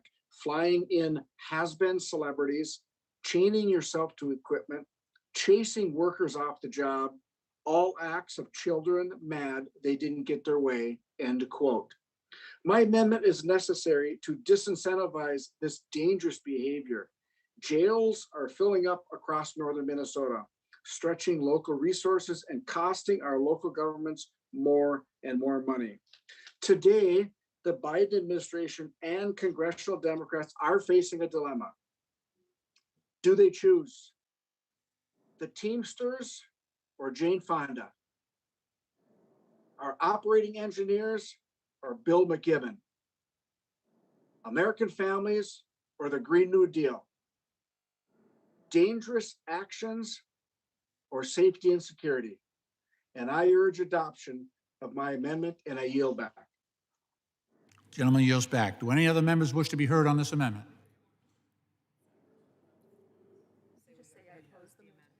I have to oppose the amendment. Look, if this is already a crime to damage this property, I'm opposed to the amendment from Representative Stauber to create a new federal penalty for causing damage to infrastructure under construction. If the jails are filling up all across Minnesota, then obviously they're doing their job and people are going to jail for damaging the property. But not because I support the destruction of property, but because destruction of property is already illegal. It's dangerous to federalize criminal laws to make a political point. Let me be clear, I do not condone the destruction of private property, but I also don't condone this language being put forward by the pipeline industry as sort of a hate crime thing for going after pipelines. So it's already protected. They're already going to jail if they're damaging that property. So this is redundant, to say the least. I urge my colleagues to vote no on the amendment. Are there any amendments to the amendment? If not, the question's on the amendment. All those in favor signify by saying aye. Aye. Aye. All those opposed say no. No. No. No. In the opinion of the chair, the noes have it. The amendment is not agreed to. Next up is Burchett, number 75. The clerk will designate the amendment. Amendment to the Mr. Chairman, nature of Mr. Chairman, Yes, would Mr. Burchett. it be possible to make the proper motion? I have 3 amendments, put them all together, speak on them, and then withdraw them because I can see the writing on the wall. That would be possible.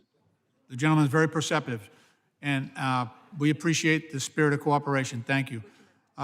Which Yes. amendments would those be, Mr. Burchett? Let's see. Let me make sure I got them here. I believe 75, 84, and 85. Sounds good. Would the clerk Is please that correct? designate those amendments en bloc, please? I'm froze. En bloc, right. An en bloc amendment to the amendment of the nature of substitute to H.R. 3684, offered by Mr. Burchett, number 075, 084, and 085. Without objection, those amendments will be considered en bloc as read. I recognize Mr. Burchett to speak on his amendment for 5 minutes. Thank you, Mr. Speaker, Mr. Chairman.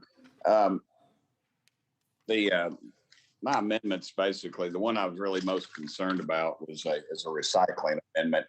It's just direct the department to study using recycled plastic in our asphalt. It works as a binder. They did it and they started using it in India. They've perfected it further in England, and with 90% of our recyclable plastic ended up in landfills. The Chinese aren't taking it anymore. It just seems like it's a natural. Asphalt is one of the most recycled things that we have, and adding plastic to it, I think, would be an excellent idea. The other one was preventing electric vehicle charging stations from being built in rest areas or anywhere commercial activities or right-of-ways are make it prohibited. This apparently has been worked on. I understand Mr. Larson had productive conversations with Ms. Napolitano. I think I've said her name correctly. And they've agreed to work together to alter this provision. And the third one was a late, but it was expands access to funding for states that carry out safety programs to educate public about proper trailer maintenance and usage. So I'll withdraw all those, but I really would like to look at the recyclables, using them in our asphalt. It's just crazy sending all that stuff to the landfill. It ends up in the oceans anyway. And our recycle of plastics is a joke in this country. And that just saying, and even folks, Green New Deal folks with electric vehicles, you got to run them on asphalt. You're not going to be running them on, we don't want them out there on gravel or dirt roads. So we're going to have asphalt. And we could get the plastic, since it's the oil already out of the ground. It just seems like a natural for that. And with that, I'll withdraw those, Mr. Chairman. Thank you. I thank the gentleman. And I want to say, Mr. Chairman, you're still looking sharp at this late hour. Thank you. Much appreciated. Next up is Mr. Johnson, amendment number 38. The clerk will designate the amendment. Amendment to the amendment in the nature of substitute to H.R. 3684, offered by Mr. Johnson of South Dakota, number 038. Without objection, the amendment will be considered as read, and I now recognize Mr. Johnson to speak on his amendment for 5 minutes. Mr. Chairman, thank you. And when I was looking through the underlying bill, I was grateful to see a robust investment in the tribal transportation program. In South Dakota, our tribes cover literally millions of acres in the state. And of course, transportation dollars, tribal transportation dollars are spread very, very thin. But as much as those of you on the committee have heard me talk about that in the past few months, it's not just about funding. And that's why, as I was reviewing the underlying bill, I was a little concerned that I didn't see more technical improvements. Every year, Chairman Harold Frazier and some of his counselors come to Washington, D.C., and they talk about the deficiencies in these formulas and in the data used by the Tribal Transportation Program. Now, it's not just Cheyenne River that comes. We also hear from the Oglala Sioux. We hear from Standing Rock. There are serious deficiencies with this data. And we do need to do more than just throw money at the problem. There are some ways that we can make this Tribal Transportation Program make it fairer, make it more equitable. My amendment would do that through a number of reforms, all of which are supported by the leaders in Indian country in South Dakota and elsewhere. These reforms, Mr. Chairman, focus on 3 areas. Number 1, improving transparency and accuracy of this data. Number 2, improving cooperation. And then finally, increasing access to funding, specifically by allowing tribes to use planning funds for grant applications. Now, Mr. Chairman, in the last couple of days, I've received some very positive feedback from some members, majority members of the committee who are interested in working with us on this.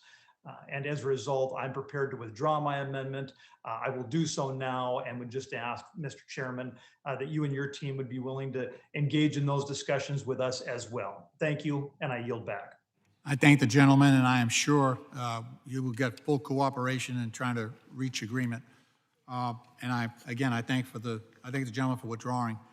Next up is Mr. Guest, amendment number 21. The clerk will designate the amendment. Amendment to the amendment in the nature of a substitute to H.R. 3684, offered by Mr. Guest, number 021. Without objection, the amendment will be considered as read, and I recognize Mr. Guest to speak on his amendment for 5 minutes.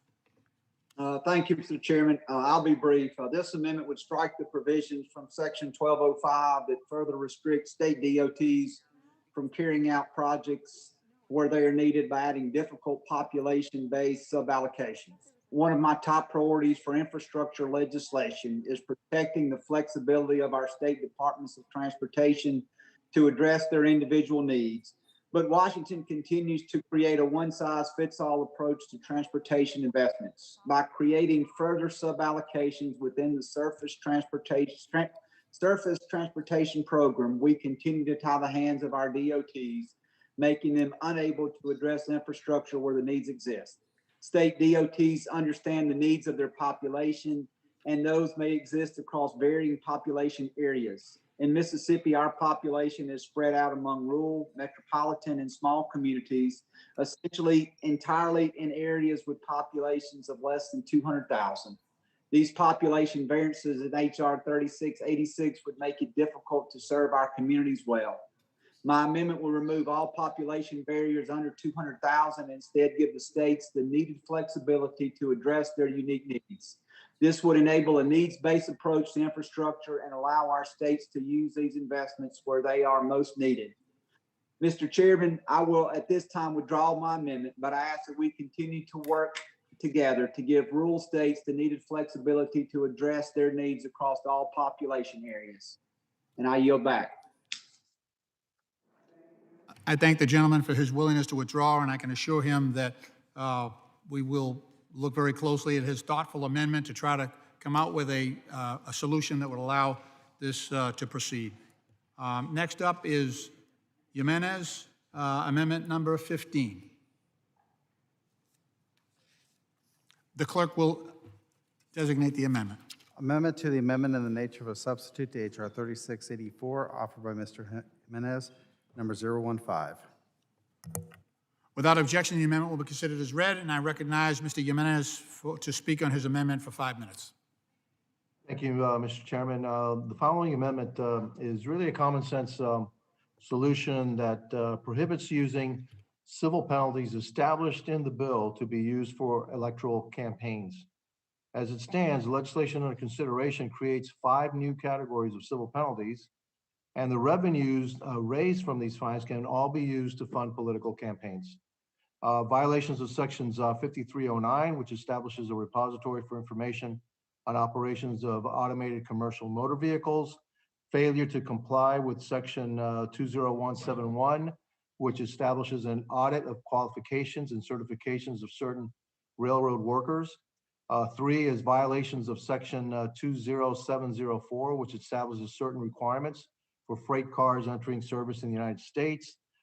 4 is violations of section 80502, which penalizes individuals transporting horses through interstate commerce in a motor vehicle containing 2 or more levels. 5, violations of section 20174, which grants the Secretary of Transportation the authority to issue civil penalties against rail companies that block a crossing for more than 10 minutes. Quite frankly, I find it improper for members of Congress to be sitting in a committee, finding innovative ways to fine people and at the same time use those fines to fund their political campaigns. Going down this road only heightens the incentives for lawmakers, or could heighten the incentives for lawmakers to find new ways to basically penalize people. To accept this legislation as it stands right now, we could be subject to cries of being corrupt for our own purposes. I ask for your support for this amendment, and I yield back the balance of my time. Well, I don't know where to begin. I find it hard to believe that I rise in opposition to the gentleman's amendment. This amendment prohibits civil penalties in this bill from being used for public campaign financing. This is a silly gotcha amendment that has no practical impact for transportation and infrastructure.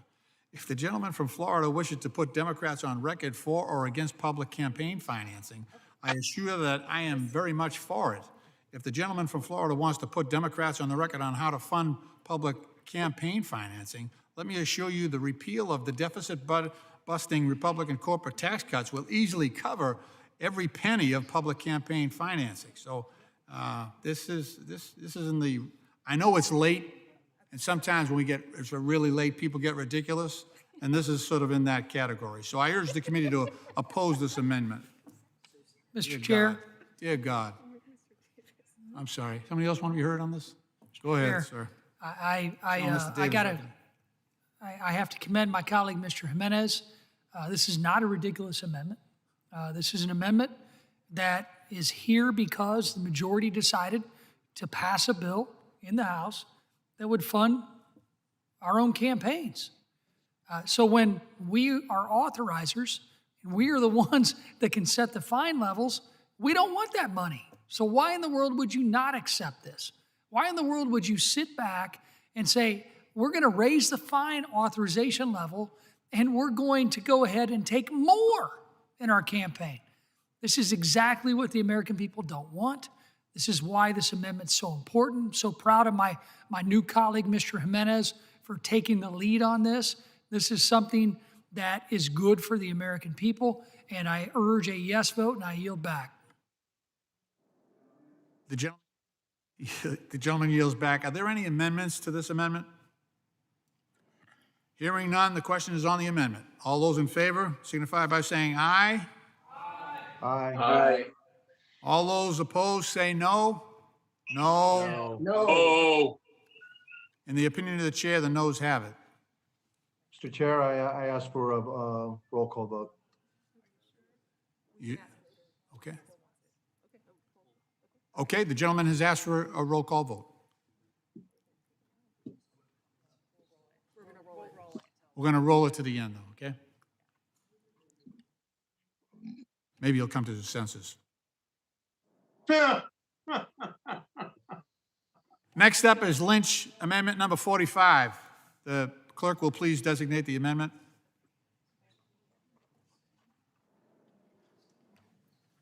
Amendment to the amendment in the nature of a substitute to H.R. 3684, offered by Mr. Lynch, number 045.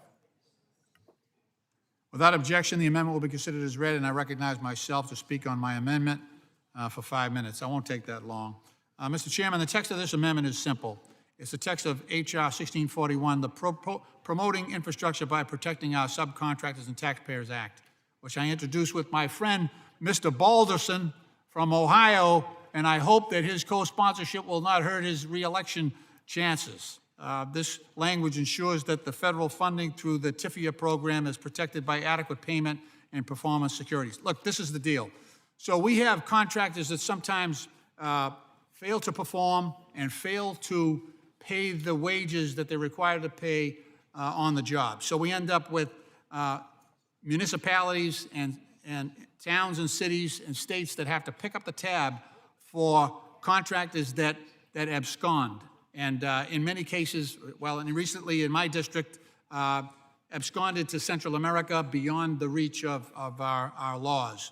So then the small town has to take over the cost of completing the work and paying the workers, right? So they pay for the project twice.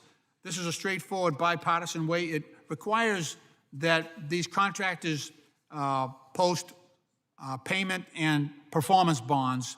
In the event that a contractor goes belly up, then the taxpayer gets to rely on the assets that are covered by the bond in order to make those payments and also complete the project. So federal and state payment and performance requirements have protected these projects for many, many, many, many years.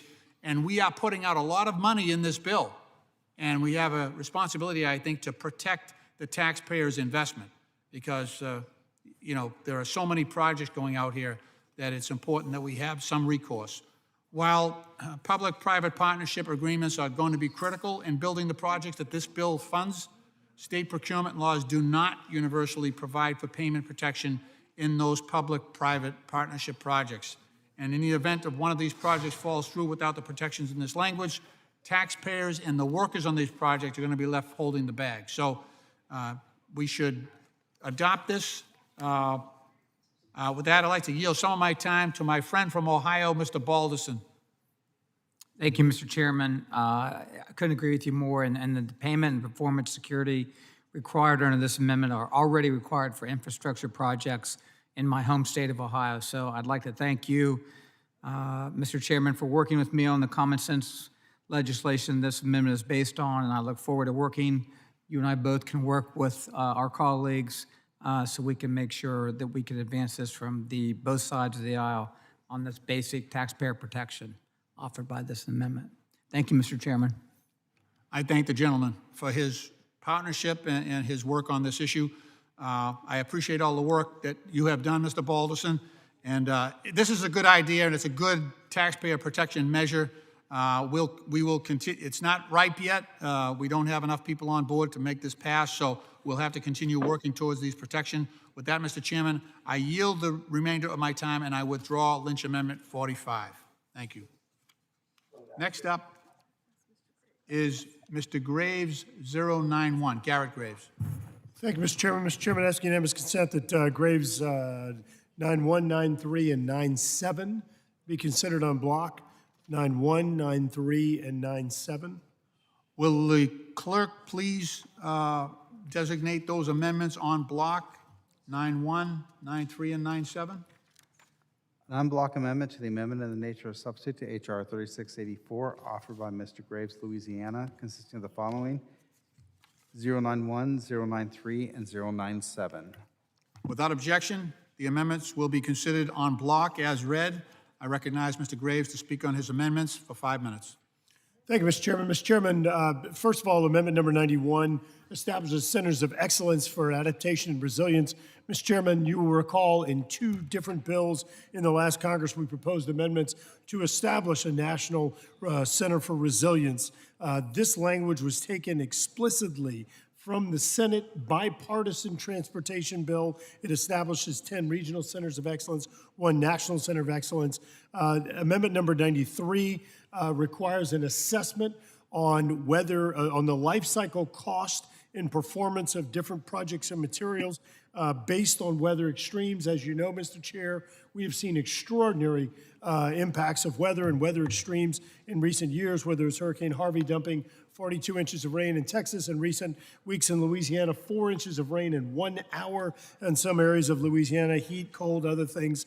So 93 requires a look at weather extremes. And number 97 is actually legislation we worked on last Congress. It is the PROTECT Act. I want to make note, Mr. Chairman, that President Biden, in his infrastructure proposal, actually makes reference to our PROTECT grant programs in there. So even this administration considers it important. So, Mr. Chairman, I understand that that some of these ideas that y'all would like to look into a little bit further and work with us on. So, Mr. Chairman, if I can just get that kind of commitment from you, that you would be willing to work with us on these amendments, I'll withdraw and we can move on. I appreciate the spirit of which he has withdrawn, and I can assure him these are issues that we have great agreement on. We just need to work out the details and get into a form that everybody can accept. Thank you, Mr. Chairman. Asking unanimous consent to withdraw 91, 93, 97. Yield back. So ordered. Next up is Stauber 033. The clerk will please designate the amendment. Go ahead. An amendment to the amendment in nature of substitute to HR 3684, offered by Mr. Stauber. Mr. Chair. Number 033. Mr. Chair. Without objection, the amendment will be considered as read. I now recognize Mr. Stauber to speak on his amendment for 5 minutes. Mr. Chair, I would ask a unanimous consent to bring both Stauber 033 and 032 on block. Thank you, sir. Would the clerk please designate both the amendments 033 and 032 on block? An amendment to the amendment in the nature of a substitute to HR 3684, offered by Mr. Stauber, consisting of the following: 033 and 034. Without objection? 032. Sorry. 33 and 32? 033 and 032. Without That's objection, correct. those amendments will be considered on block as read. I recognize Mr. Stauber to speak on his amendments for 5 minutes. Thank you, Mr. Chair. And I appreciate you allowing me to bring these both on block. I do, before I talk about my amendments, Mr. Chair, I will say that I'm disappointed. My colleague, Congressman Jimenez, had a piece of legislation just moments ago when he asked for a recorded vote. Your comment was, quote, "Let's do it at the end. Maybe he will come to his senses," end quote. I think that comment was unnecessary and demeaning. I just want to share my disappointment with you. You've done a really good job. Fair, that's for the fair last- enough. That's fair enough. Okay. No, Okay, I will continue. Thank you, Mr. Chair. So that my was a on hot block mic 32 event. I'm sorry about that. I apologize for my remarks, and to the gentleman and to you and to the members. Thank you, Mr. Chair. So my on block 32, it prohibits the Clean Corridors program from taking effect until it's certified that it will not increase our reliance on other countries, including China, Russia, and the Congo. So that's 32. And then 33, Mr. Chair, briefly, it prohibits the Clean Corridors program from taking effect until a study is done on the life cycle emissions from sourcing, transporting, and construction of EV charging stations. We know that there are minerals that need to be mined, and to review the carbon emissions that are involved in other countries mining these minerals and the transportation and such. And I think it's important. We have to be transparent to the American people. So if we are going to lead our country in this way, the American people ought to know what the life cycle emissions are for a certain electric vehicle or charging station or alternative sources of energy. So I appreciate that, Mr. Chair. These and I yield back. Are there any other members to wish to be heard on this amendment?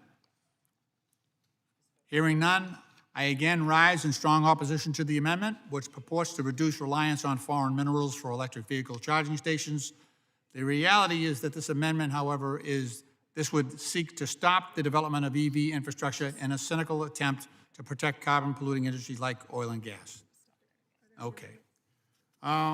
Okay. Are there any amendments to the amendment? If not, the question is on the amendment. All those in favor signify by saying aye. Aye. And all those opposed say no. No. No. No. In the opinion of the chair, the noes have it. And the amendment is not agreed to. Next up is Mr. Guest, amendment number 23. The clerk will please designate the amendment. An amendment to the amendment in the nature of substitute to H.R. 3684, offered by Mr. Guest, number 023. Without objection, the amendment will be considered as read, and I now recognize Mr. Guest to speak on his amendment for 5 minutes. Mr. Chairman, I would ask unanimous consent to bring forth on block Guest Amendment 23, 17, and 24. Terrific. We thank the gentleman. Would the clerk please designate those amendments on block? Do we have the numbers again? That would be 23, 17, and 24. There you go.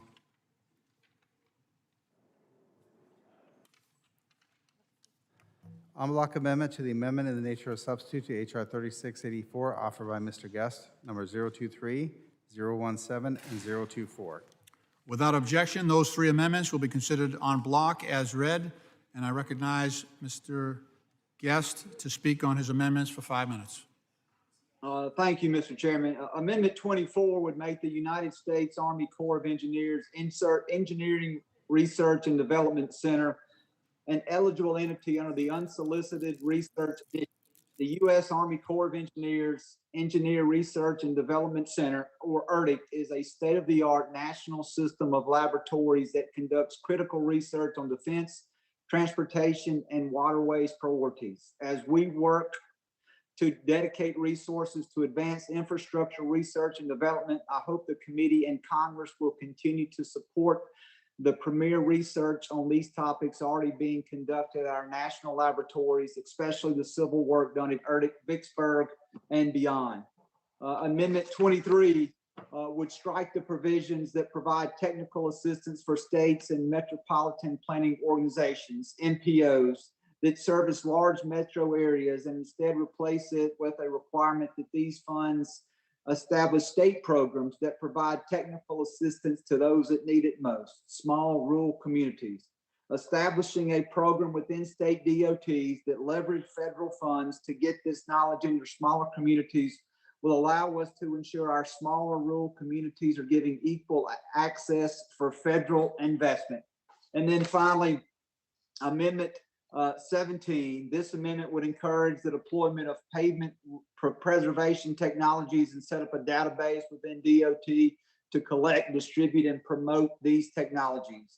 By establishing a pavement preservation database, this amendment would accomplish the ability of planning long-term road preservation and maintenance from day one. Long-term plans serve as regular maintenance while reducing long-term costs. Expanding knowledge through data sharing, promotion, and education could change the trajectory of deteriorating roads, improve life cycles, and decrease road construction cost and greenhouse gas emissions. Mr. Chairman, I would offer these three in block, and at this time would seek to withdraw all three of these amendments. The chair is very thankful for the spirit in which the gentleman has withdrawn his amendment, and I am sure that the chair is committed to trying to work out the differences in those amendments so that they might be acceptable at some point in the future. Thank you. We're now going to take up Westerman 021. Would the clerk please designate the amendment?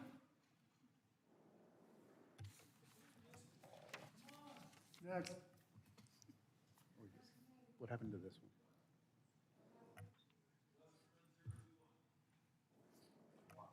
Amendment to the amendment in the nature of substitute to H.R. 3684, offered by Mr. Westerman, number 021. Without objection, the amendment will be considered as read, and I recognize Mr. Westerman to speak on his amendment for 5 minutes. Thank you, Mr. Chairman. This amendment would simply streamline the NEPA process, not do away with the NEPA process. but streamline it. It would be similar to the Builder Act from my colleague Garrett Graves, a bill which I and many others are original co-sponsors on. This amendment would make NEPA work better for the American people, and you know, with the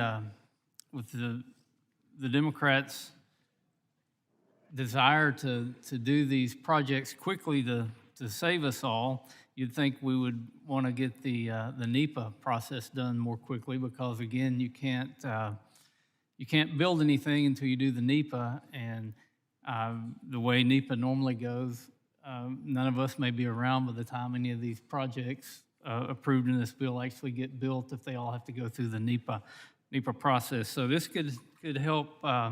Maybe this is counterintuitive to programs I disagree with, because if we streamline NEPA, more of your legislation might get implemented faster.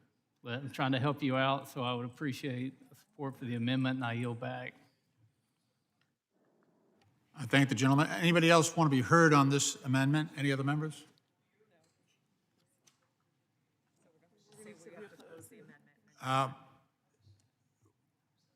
Unfortunately, we have to oppose the amendment. It would eliminate some of the more meaningful aspects of the NEPA review process, and for due process reasons, we cannot accept the amendment. We empathize with the gentleman's frustration over the length of some of these projects. He's on point there, but we think this would curtail a lot of the due process rights that people have to actually legitimately challenge these projects. So we must oppose it. Are there any other amendments to the amendment? If not, the question is on the amendment. All those in favor signify by saying aye. And all those opposed say no. No. In the opinion of the chair, the noes have it, and the amendment is not agreed to. Next up is Nell's amendment number 21. The clerk will please designate the amendment. Amendment to the amendment in the nature of substitute to H.R. 3684, offered by Mr. Nails, number 021. Without objection, the amendment will be considered as read, and I recognize Mr. Nels to speak on his amendment for 5 minutes. Well, thank you, Mr. Chairman, and this will be my last amendment for the evening. I'm going to be happy to withdraw the 6 others, but so I want your complete attention on this one. This is really about criminal justice reform. This is something that both the chambers and Congress, the president, everybody wants to see some meaningful criminal justice reform done through bipartisanship. So let's start it right here. And that's what this amendment's all about. This amendment would establish a transportation career training grant program for inmates at the DOT's Office of Civil Rights. The Second Chance Opportunity for Reentry Infrastructure, or SCORE-I program. When I was sheriff for Fort Bend County, I instituted HVAC and welding training courses for nonviolent inmates, let me be clear, nonviolent inmates at the county jail. I am very proud to say that program was successful. Those who graduated the program re-entered society with job-ready skills that not only helped them find work, but also helped minimize their chances of reoffending, reducing recidivism. I introduced bipartisan legislation with Representative Val Demings, a former chief of police herself, to create a federal grant program to institute programs like the one in Fort Bend County at inmate holding facilities around the country. I would encourage all of you to take a look and consider co-sponsoring the Second Chance Opportunity for Reentry, or SCORE Act. I'm proud to say that Representative Allred is also a co-sponsor of that bill. This amendment, so this one here, SCORE-I, is based off that concept.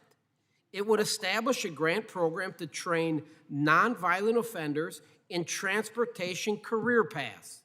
The amendment authorizes up to $10 million per year out of the Office of Civil Rights budget. Many nonviolent inmates around the country come from disadvantaged backgrounds and made a mistake. This amendment would ensure that they have a fighting chance to re-enter society with the skills they need to succeed and avoid another stint in jail, saving taxpayers money. I would encourage you to support this amendment, and I yield back. Would any other members wish to be heard on this amendment?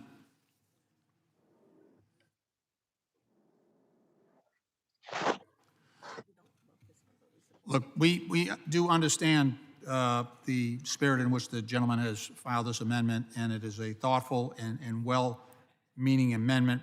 However, we are compelled to oppose the gentleman's amendment, but we would be happy to work with the gentleman to address the issue and help ensure his amendment stays true to the intent of the OJT-SS program by clarifying that the focus is on increasing participation of traditionally underrepresented population within the construction force, especially women and minorities. And we do appreciate this, the object of this amendment, and we hope that there might be a way to harmonize this with the existing OJT-SS programs currently recognized by the Highway Administration, Office of Civil Rights. Are there any amendments to the amendment? Hearing none. If not, the question is on the amendment. All those in favor signify by saying aye. Aye. All those opposed say no. No. In the opinion of the chair, the noes have it, and the amendment is not agreed to. The next up is Stauber Amendment Number 34. Will the clerk please designate the amendment? An amendment to the amendment in the nature of substitute to H.R. 3684, offered by Mr. Stauber, number 034. Without objection, the amendment will be considered as read, and I now recognize Mr. Stauber to speak on his amendment for 5 minutes. Thank you, Mr. Chair and Chairman DeFazio and Ranking Member Graves. My amendment number 34 is simple, and I am excited for my union supporting members of the committee to join me in support. Right now, there's billions of dollars in this bill to construct EV charging stations across this country. What I can tell you is that when we are looking at a project as large as this, it is critically important that we ensure that those who will be doing the work to make this possible have the religion for me. Oh, wow. Mr. Chair, Sir, there's somebody is not on mute. I'm sorry. It could have been me. I'm not sure. Will the gentleman... All right. Everybody suspend. The gentleman deserves to be heard. The gentleman will please proceed. Thank you. Thank you, Mr. Chair. What I can tell you is that when we are looking at a project as large as this, it is critically important that we ensure that those who will be doing the work to make this possible have the proper protections and are paid fairly. That is why my amendment ensures that Davis-Bacon prevailing wage will apply to this charging station infrastructure build-out. When I read through this bill, I was shocked that this kind of protection was not already included. I understand that when the majority wrote this bill with zero input from the Republicans, they included several prevailing wage protections throughout the bill, so it must be intentional for some reason that it was not enumerated in this specific section. I do find it interesting that the majority chose to take the side of major corporations and charging station companies over unions. My amendment provides a second chance to my friends on the other side of the aisle to stand up for our union brothers and sisters who built this country in the first place. I urge adoption of my amendment, and Mr. Chair, I yield back. I thank the gentleman. Any other members wish to be heard on this amendment? Hearing none, as a former union president for the Ironworkers Local 7 in Boston and former labor attorney for a bunch of different unions, I rise in proud support of the gentleman's amendment. And I know that the chairman is eagerly supportive of this measure.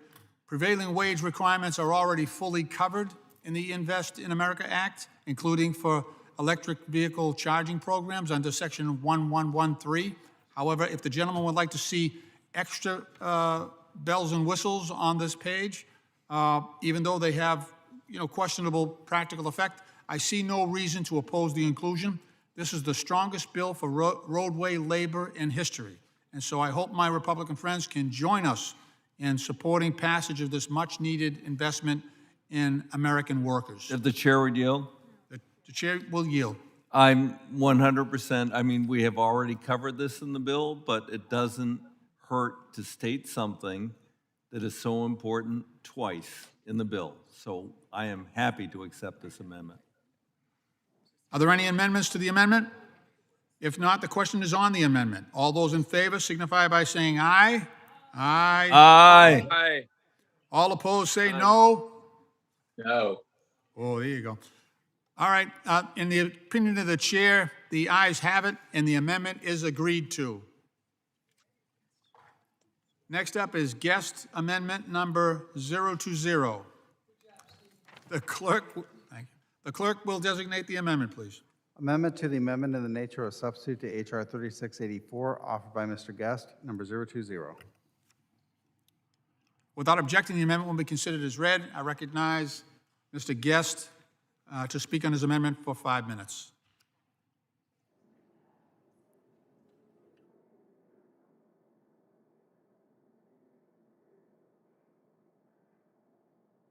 Mr. Guest?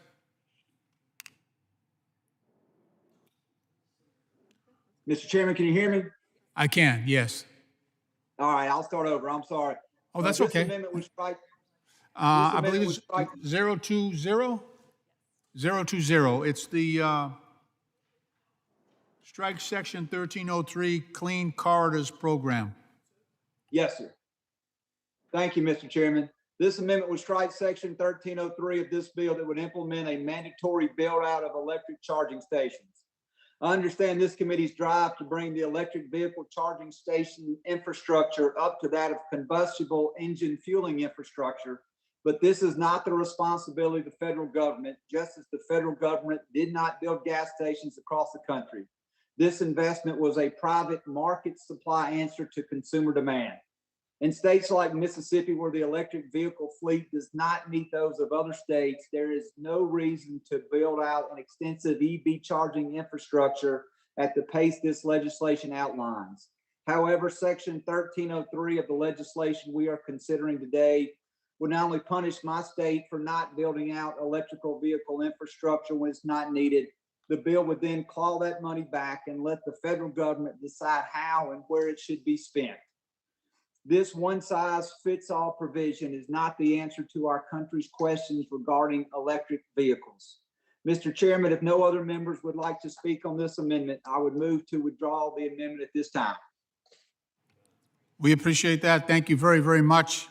Any members want to be heard on this amendment? No. With that, we appreciate the gentleman's willingness to withdraw the amendment. Thank you very, very much. Next up is Stauber, 39. Amendment number 39. The clerk will please designate the amendment. Amendment to the amendment in the nature of a substitute to H.R. 3684, offered by Mr. Stauber, number 039. Without objection, the amendment will be considered as read. I now recognize Mr. Stauber to speak on his amendment for 5 minutes. Again, thank you, Mr. Chairman, Chairman DeFazio, and Ranking Member Graves. Recently, we have seen politicians tripping over each other to see who can out Green New Deal the next. We have seen pieces of legislation like this one we are marking up today that runs over consumers and everyday families in middle America just to achieve the new climate moral high ground. Sometimes I turn on the news or I sit at the House floor, even in this committee, and wonder if some members and politicians have even spoken to an average American in the last year or more. Take, for instance, the latest effort by Democrats to push the Green New Deal agenda, taking away gas-powered cars. Just a year or two ago, people would have laughed at this concept. Even many of my friends on the other side of the aisle would have denounced that as scare tactics. But we are seeing this become a reality in parts of our country. In September, Governor Gavin Newsom of California announced that he will ban the sale of vehicles with internal combustion engines, AKA gas-powered cars, by 2035. Does this blatant slap in the face to consumers and consumer choice not warrant some federal action to protect our constituents? Does this offensive government overreach into the free market not constitute an upsetting trend of government choosing winners and losers? I tell you one thing, my neighbors up in northern Minnesota who drive 30 miles each way to work at a minimum, often every day, in 20 below temperatures, won't be forced into electric cars against their will. And if your constituents don't want to be forced down this path of government overreach and massive intrusion, I encourage you to support my amendment that will prohibit states from prohibiting the sales of these types of vehicles. I urge adoption and I yield back. Thank you, Mr. Chair.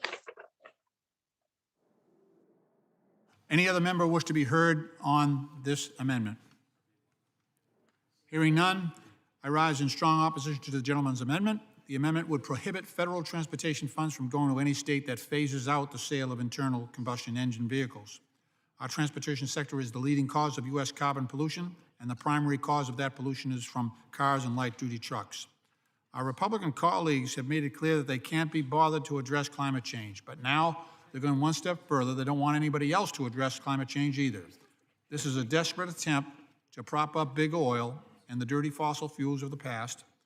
But Republicans cannot hold back the tide of progress. Climate change is an existential threat, and we owe it to the future generations to act boldly and act now. With that, I strongly oppose this amendment and urge a no vote. Are there any amendments to the amendment? If not, the question is on the amendment. All those in favor signify by saying aye. Aye. All those opposed say no. No. No. In the opinion of the chair, the noes have it. The amendment is not agreed to.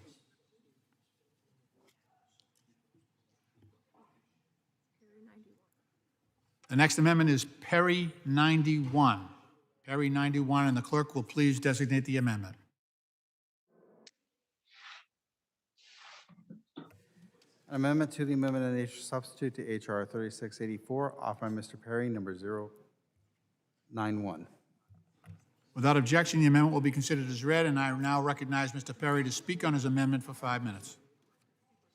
Thank the chairman. And this amendment 091 simply strikes the freight train crew size safety standards. And my point is that if we're going to have positive control and requirements that we have, which are we do want our trains to be safe, then it should be one or the other, not all the technology, and then also plus all the manpower. All it does is add additional cost to the freight system and the cost to consumers, and kind of, we all know exactly what it's about. All of us want to see as many people employed as possible, but requiring things that are unnecessary is not the way to do it, certainly not at the federal level. So I wanted the opportunity to speak on it. I know that this is a burr under the saddle, my colleagues in the majority, but at some point, we've got to get to the point of being honest about this thing and talking about it. And with that, I will withdraw the amendment. We thank the gentleman's courtesy in withdrawing the amendment. We really do appreciate it. And the amendment is withdrawn. Next up is Garcia 22, revised. Will the clerk please designate the amendment? Mr. Chairman, Yes. I would seek unanimous consent to en bloc amendments 22 and 24 in the interest of time. Would the clerk please designate amendments, Garcia amendments 22 and 24 en bloc?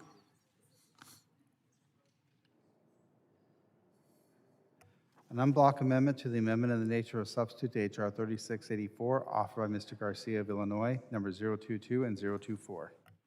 Without objection, the amendments will be considered as read en bloc, and I recognize Mr. Garcia to speak on his amendments for 5 minutes. Thank you, Mr. Chairman, for recognizing me. My amendment addresses the Manual on Uniform Traffic Control Devices, or MUTCD for short. For those that don't know what MUTCD is, it's the federally recognized design and traffic control standards for all roads and highways in this country. Some call it the Transportation Engineer's Bible. I'm offering this amendment because the MUTCD is a very technical document, but MUTCD is very outdated. It has not been updated since 2009 and generally is based on car-centric concepts dating back to the 1950s to promote automobiles at the expense of public transit, especially buses, bicyclists, and pedestrians. My amendment directs the U.S. Department of Transportation to revise MUTCD in consultation with a wide array of stakeholders, including environmental justice groups, social equity groups, safety advocates, local transportation officials, and transportation engineers, so that everyone's perspective can be heard and not just the usual voices. This is a pretty technical engagement, so I would ask the chairman of the committee if he's willing to work with me on this important issue as this legislation moves to the floor.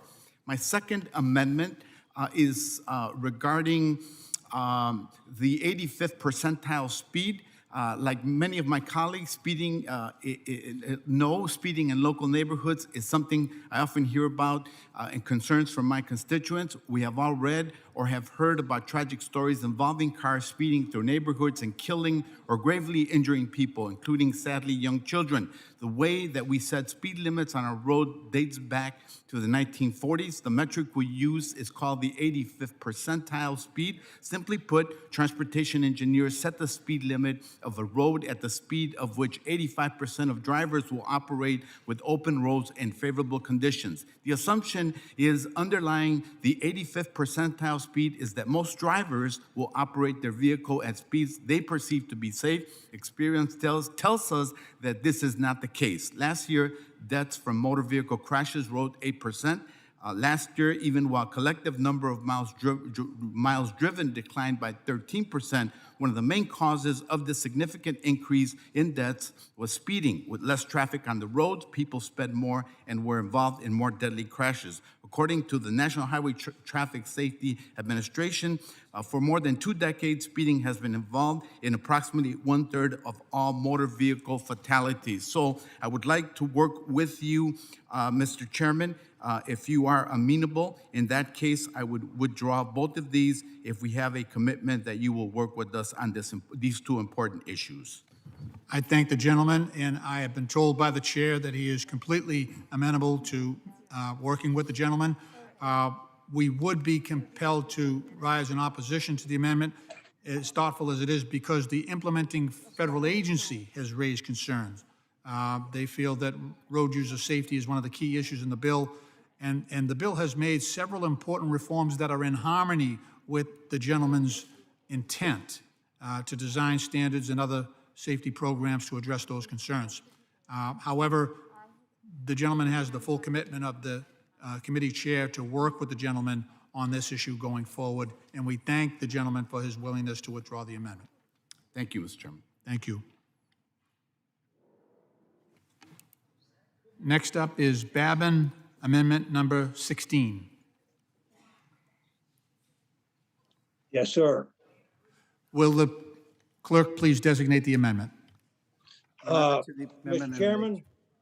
Mr. Chairman, I have actually 2 of them, and I'd like to roll on block if that's possible. Okay, do we have numbers on those, Mr. Babin?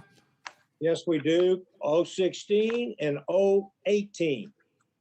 Would the clerk please designate those amendments on block, Babin 16 and Babin 18? Thank you. On block amendment to the amendment in the nature of a substitute to H.R. 3684, offered by Mr. Babin. Without objection, those 2 amendments will be considered as read on block. I recognize Mr. Babin to speak on his amendments for 5 minutes. Yes, sir. Thank you, Mr. Chairman. The first one, 016, I'm concerned that some of the language in section 4405 as written may result in an inspector determining that a rear underride guard is defective if it features even the slightest presence of corrosion. Those familiar with truck equipment know that the metals used by manufacturers to construct rear underride guards will corrode at different rates. Metals will also corrode at different rates based on environmental factors. For example, you'll see more corrosion on bumpers of trucks driving in coastal states like Oregon and California than you will in the interior of the country. That, however, does not mean the bumpers are defective. And the same principle goes for rear underride guards. And my amendment clarifies that corrosion doesn't automatically mean that the device is defective, but maintains that the inspector's ability to determine the effectiveness of a guard and whether it has been compromised due to a factor such as corrosion. My second amendment 018. This amendment will fix section 9507, the safe cross-border operations. And the chairman's bill, because concerns have been raised that this section rolls back recently achieved safety, security, and efficiency improvements, including a reduction in blocked crossings on the Laredo International Rail Bridge. These improvements, which were based on agreements made between Kansas City Southern, Union Pacific, the Federal Railroad Administration, Customs and Border Protection, and SAT, which is Mexico's CBP equivalent, protected trains crossing the southern border from theft, vandalism, and trespassing, and did not come at a loss of American jobs, wages, or hours, something desperately needed as Americans are still reeling from the economic crisis that came as a result of restrictions from the COVID-19 pandemic. And to the contrary, due to more efficient use of our border infrastructure, more trains have been able to cross the border, which has brought more jobs, not only to Laredo, Texas, but also other nearby rail yards. And if the unreasonable restrictions imposed in this bill are enacted, all of these gains will be lost during a time when we are all trying to help our economy recover. So in closing, TXA and CBP both emphasized that, quote, a train at rest is a train at risk. And by that standard, section 9507 of this bill only creates further risk. And today I'm offering this amendment and I'm choosing to withdraw it and also choosing to withdraw the 016 as well. If this is acceptable to you, Mr. Chairman, if y'all would work and agree to work across the aisle, ensure that these common sense issues are addressed swiftly, and that all good progress made on this issue and this 018 is not lost. Is that agreeable to you, Mr. Chairman? Well, we have some issues to work out in these two amendments, that's for sure. But, I want to commit the chairman to work in good faith with the gentleman. We would have to oppose the gentleman's amendment. And, this amendment the first one strikes a provision in the bill which requires DOT to research and evaluate the cost benefits of side underride guards on commercial trucks. And that's an important measure. The other one deals with Mexican train crews coming into the U.S., and that's been a point of contention for a long time. So I think the issue requires more discussion than this amendment allows. So certainly those issues can be discussed, but I think both sides have a lot of work to do if that's going to get anywhere fast, okay? But we do Yes, sir. appreciate the gentleman's willingness to withdraw the amendment. Thank you. Thank you, Mr. Chairman. Thank you. I withdraw. Thank you, sir. We appreciate that. Thank you. Next up is Crawford, number 42. Crawford Amendment number 42. Thank you, Mr. I'm sorry, Chairman. with the clerk, I'm sorry, it's my fault. The clerk will designate the amendment. Thank you. Amendment to the amendment in the nature of substitute to H.R. 3684, offered by Mr. Crawford, number 042. Without objection, the amendment will be considered as read. I recognize Mr. Crawford to speak on his amendment for 5 minutes. Thank you, Mr. Chairman. Today I'm offering an amendment to keep our steel industry strong by maintaining the current process for Buy America waivers. I'm an ardent supporter of Buy America provisions that create job opportunities, prioritize American companies, and strengthen our economic and supply chain independence.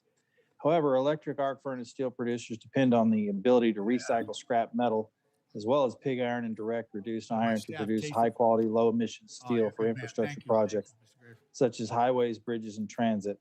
Unfortunately, this iron is not available on the commercial market in the U.S., so EAF steel producers must import it. Because of the lack of domestic availability, a nationwide Buy America waiver for this iron has been in place for the Department of Transportation programs for more than 25 years. Given that over 70% of our nation's steel is produced in EAF, without this critical waiver, the majority of domestic steel production could be considered non-compliant with the Buy America requirements and ineligible for use on infrastructure projects. Regular reviews of this waiver, which could result in its termination, would lead to significant market uncertainty with respect to the domestic industry's ability to supply material for our nation's infrastructure covered by Buy America. Adoption of my amendment would ensure our steel producers can continue to produce the highest quality and cleanest steel in the world. I appreciate the time to highlight this critical issue. And having said that, though, I will respectfully withdraw the amendment And I thank the chairman and yield back my time. We thank the gentleman, the spirit of his amendment, and also his willingness to withdraw.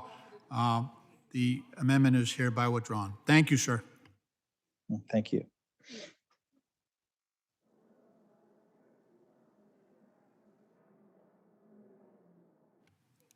Next one is Mr. Balderson, amendment number 11.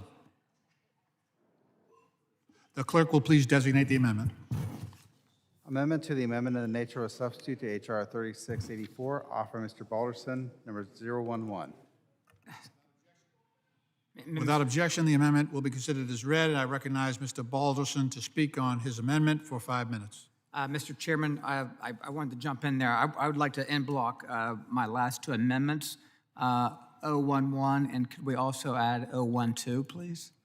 Okay. Would the clerk please designate on block the amendments 001 and 002, Mr. Balderson? Thank you. 012. I'm sorry, 012. On block amendment to the amendment in the nature of a substitute to H.R. 3684, offer Mr. Balderson, number 011 and 012. Without objection, those two amendments will be considered as read on block. I recognize Mr. Balderson to speak on his amendments for 5 minutes. Thank you, Mr. Chairman. I'd like to ask for unanimous consent to consider my remaining two amendments. My first amendment reduces funding for the Clean Corridor program to match the funding the majority provided to electric vehicle charging and hydro fueling infrastructure grants in H.R. 2 last year, which was $350 million per year. My amendment would reallocate the rest of the funds equally between the Rebuild Rural Bridges program and the Section 117 projects of national and regional significance. I'm not sure what's happened in the last year that has made my friends on the other side of the aisle decide they need to almost triple the federal funding for EV charging stations, but I think we should discuss our priorities and what's changed to require this increase. Personally, I'd prefer this funding go to repairing the failing rural bridges in my district and traditional infrastructure projects. On my next amendment, 012, and I'm going to withdraw both of these amendments, just so you know, Mr. Chairman, but I do want to speak about them. The next one is 012, would shift 10% of the funding from the Clean Corridor program to provide additional funding for the national priority safety programs. Mr. Chairman, DeFazio, I'm glad you incorporated my amendments on motorcycle issues that I offered during last year's markup into the base text of this bill, such as ensuring motorcyclists are included in the automated vehicle safety study and prohibiting funding for motorcycle-specific checkpoints. Chairman DeFazio spoke about two things that I'm very passionate about, and that's riding my road bike, which has become quite dangerous now with distracted driving. Mr. Chairman, I couldn't agree with you more on that.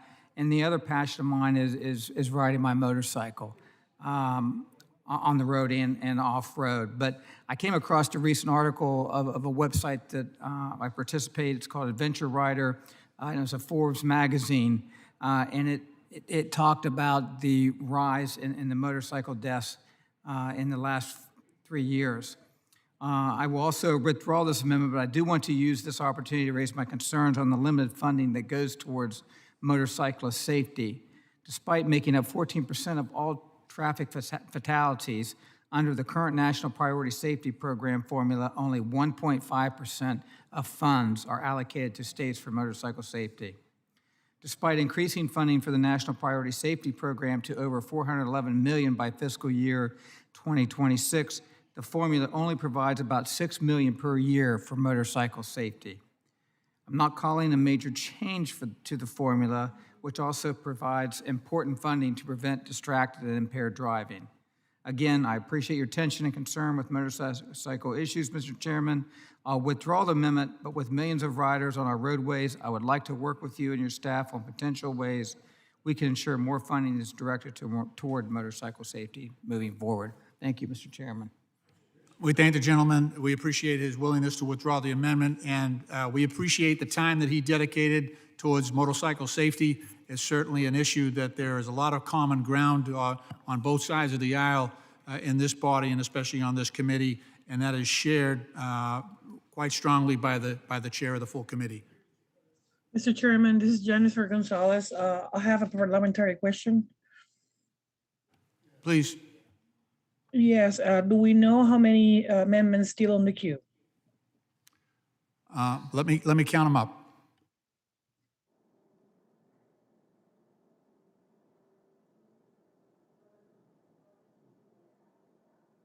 Yeah, we're just going to keep going, and we're going to count them up while we're doing the next couple, okay? Thank you. I'll get that information for you directly, but we just don't want to stop the process while we do that. Thank you. Next one up is Mr. Garcia, amendment number 27. Thank you, Mr. Chairman. If I may ask unanimous consent to unblock. So, I'm sorry, will the gentleman suspend? I'm sorry. Oh, you want to unblock it? Okay, go ahead. I'm sorry. Thank you. I thought that might catch your ear, Mr. Chairman. I would ask unanimous consent to unblock 27, 26, and 28 amendments. I thank the gentleman. Could the clerk please designate those amendments en bloc? En bloc amendment to the amendment in the nature of substitute to H.R. 3684, offered by Mr. Garcia, number 026, 027, and 028. Without objection, the amendments will be considered en bloc and as read. I recognize Mr. Garcia to speak on his amendments for 5 minutes. Thank you, Mr. Chairman. Let me start by expressing my appreciation to Chairman DeFazio and his team for the boldness of this legislation, and especially on public transportation funding and addressing the climate crisis. The Invest in America Act moves us in a very important direction and is the most progressive surface transportation legislation created by a committee of Congress. However, the scope of the climate crisis demands that we go much bigger and much bolder. Transportation is the leading sector when it comes to greenhouse gas emissions, accounting for 29% of emissions in 2019, and those emissions are going up, not down. Just this week, it was reported that carbon levels in our atmosphere are the highest recorded in 4 million years. I just want to repeat the fact that since it's so alarming, carbon levels are the highest recorded in 4 million years. We need a bold plan to drastically change what we're doing on transportation before it's too late. That's why I'm offering this en bloc of 3 amendments to offer a vision about where we need to go and the speed at which we need to move. I want to thank the Sierra Club and Green New Deal Network for their member support of these amendments and their leadership on this issue. My first amendment, number 26, seeks parity between highway and transit funding by increasing transit funding by 2.5 times without cutting highways. I offer this amendment to underscore a fundamental policy matter that has directly shaped or misshaped our built environment. For decades, we've relied on the 80-20 split ratio to fund highways and transit, respectively. We have locked ourselves into a zero-sum game. This 80-20 split first came about as a compromise to incorporate the fuels tax, an antiquated system that also needs to be fixed, but it has starved not just cities, but all of our communities from needed transit investments and opportunities for those who need them most. My second amendment, number 27, would increase funding of our bill's carbon emissions reductions program to $50 billion each year, or $200 billion total. To be frank, that's no more than what we need. The cost of inaction are much higher than the funding in this amendment. My amendment would also apply environmental justice, labor, and equity standards to the program to ensure that investments we make in this program help the communities that need it the most. Black, brown, and indigenous communities like the ones I represent in Chicago have borne the brunt of carbon and air pollution for decades, and their needs and voices have been ignored, especially when it comes to transportation. These same communities are the first ones to experience the harmful consequences of the climate crisis and our ongoing inaction to address it. We need to prioritize frontline communities and expand our scope to include all toxic land, water, and air pollution, not just carbon. Pollution, especially air pollution, is one of the leading causes of premature death in this country, and it disproportionately affects communities of color. It's time that we act. My third amendment, number 28, would provide necessary investment to electrify our entire public transportation system, our public buses, on-demand transit, and paratransit vans and vehicles, school buses, and commuter railroads. That's $200 billion over 10 years. My amendment also includes environmental justice, labor, and equity requirements for the program to ensure that investments that we make help communities, especially communities of color. The future of transportation is electric, zero-emission public transit. The age of the internal combustion engine and fossil fuels is coming to a close. Our decision is whether we will make our future the reality today by making the investments we need to electrify public transportation.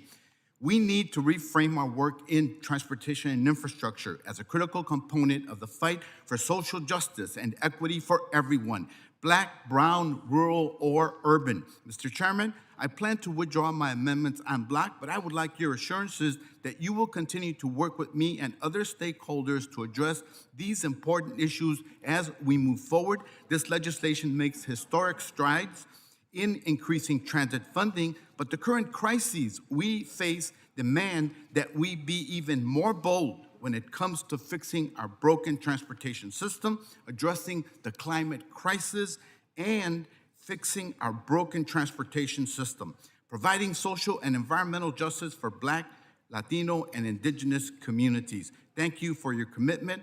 With that, I withdraw my amendments if you will continue working with us, Mr. Chairman. Mr. Chair, I'd like to speak to the amendment. I certainly appreciate the compassion and the advocacy of the gentleman from Chicago. And I mean, this bill is a down payment. This is not the final version of the American Jobs Plan. We need to get critical, transformative policy changes in place, which we cannot do in reconciliation. As we've talked throughout the night, that I want to do this for regular order so we can move on to a 21st century transformative plan for the United States of America. The bill increases transit by 140%. We could do more. We have a $100 billion backlog just to bring transit up to a state of good repair, let alone provide new and transit options, deal with transit deserts, which I think the gentleman referenced, particularly communities of color and others have been neglected in the past. We have a 500% increase in rail, and I know, other members of the committee, Seth Moulton and others, have wanted to see an even larger increase in high-speed rail. I am supportive of these things. We're trying to move here an authorization bill, get the policies in place, get the best numbers we can negotiating with the Senate, and then hopefully we're going to be able to work through the reconciliation process to put a lot more money into these new transformative programs. Social equity, we accommodated that last year in our bill. The number I have in this bill is not what the president asked for. He wanted $20 billion. I'm totally supportive of that. In this bill, we're doing $4 billion, but we create the program, we create the policy. And if we can deal with the dysfunctional Senate and get reconciliation, we will get to $20 billion or even more. And environmental justice is, a key portion of this bill. I mean, it is the first bill that has focused on these issues. We divided for many years, sometimes very intentionally, inner cities, communities of color, wiped them out with the interstate program. And the president made a great point when he was down in Louisiana, New Orleans, and there's a skyway down there, and he said, this skyway destroyed this community. Skyway's aged out, which I talked about earlier. Eisenhower era aged out. Okay, all right, we're gonna replace it the same way, divide the community? No, we are going to come up with a new plan, go back to, they used to have boulevards. There's still ways we can move the traffic, but without dividing the communities and rejoin these communities. And there are provisions in the bill that this will all be, I mean, having big controversy in my largest city, and I'll represent it, about the Rose Quarter with a highway expansion or whatever they want to do up there. And again, it's one of the largest minority communities we have in the state. And they want a role in that, and they haven't had one. And this bill will require that they have a role in the planning of how we're going to rejoin these communities, not to gentrify them, not to drive them out and say, oh, okay, we'll take care of the problem, but by the way, now you can't afford it anymore. So I think we're the policies in this bill, which we have to get done, so that we can backfill them later with more funds. I mean, I'm sure that, I mean, certainly we've heard here tonight from our colleagues on the other side, and I've already heard from the Senate side, your numbers are too big. Well, they may come down, but if we keep the policies, then if we later do a bill that, backfills them with additional funds, or Ways and Means comes up with more funds, we will fully implement these programs and move forward into the 21st century, right the wrongs of the past, and move to a carbon-free, fossil fuel-free transportation future. We can do it. And I want to do a stuff made in America too, which I know the gentleman supports. So I'm on board. I'm with you, Chewy.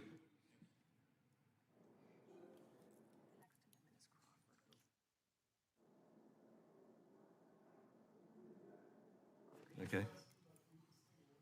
What? Oh, Steve? I can go to the chair. I can go to the chair. Well, he'll be right back, so just do it from here. Okay, all right.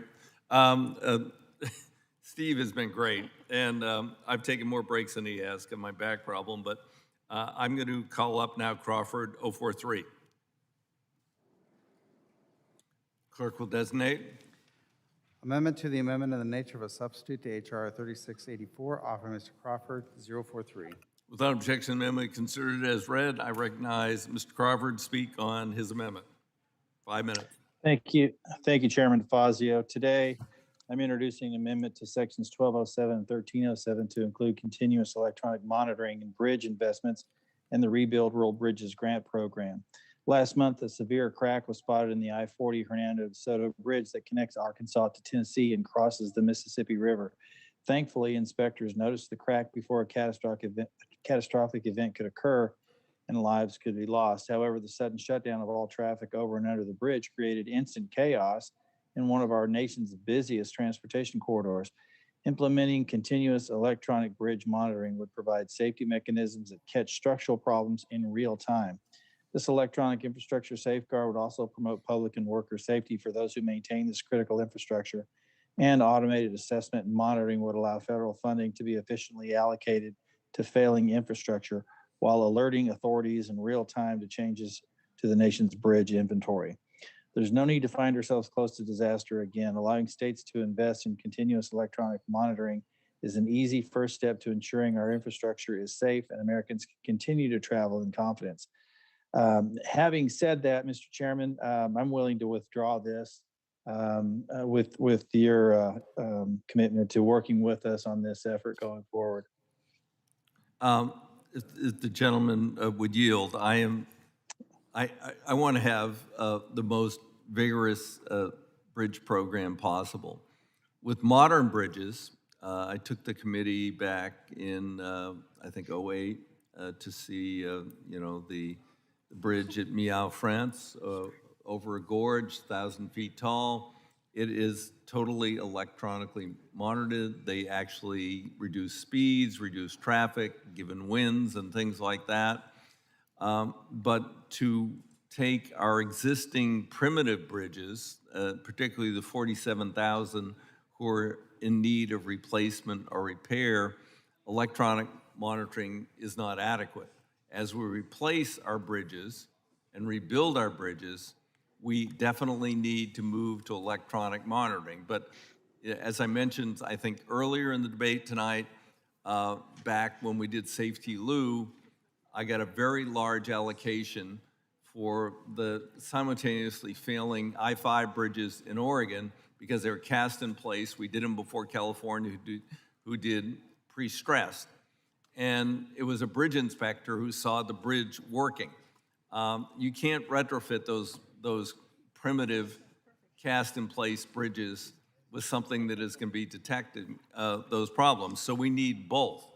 As we build new bridges, we must mandate that they have automated electronic monitoring, but we're going to still need a robust inspection program until we get the bridges rebuilt. So I'm totally on board with the gentleman. I'd be happy to work with them more on this as we go forward. Thank you, Mr. Chairman, and I will respectfully withdraw the amendment. Okay, I thank the gentleman.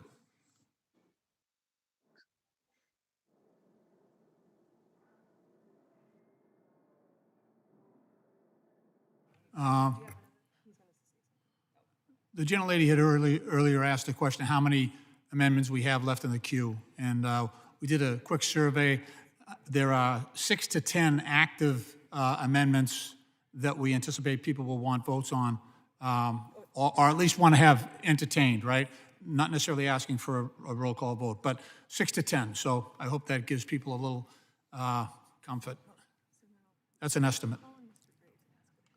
And if I could, Mr. Chair, if I could have unanimous consent. Gentleman's I recognized. mean, I've consulted frequently with the other side, and they believe we can get this done tonight, well, today, tomorrow, well, it's tomorrow, this morning. And I think that's really preferable to coming back in tomorrow and going through another long day. So if people would still hang in and be available for votes, there definitely will be a series of votes at some point, particularly on final passage, but on potentially on a few amendments. With that, I thank the gentleman.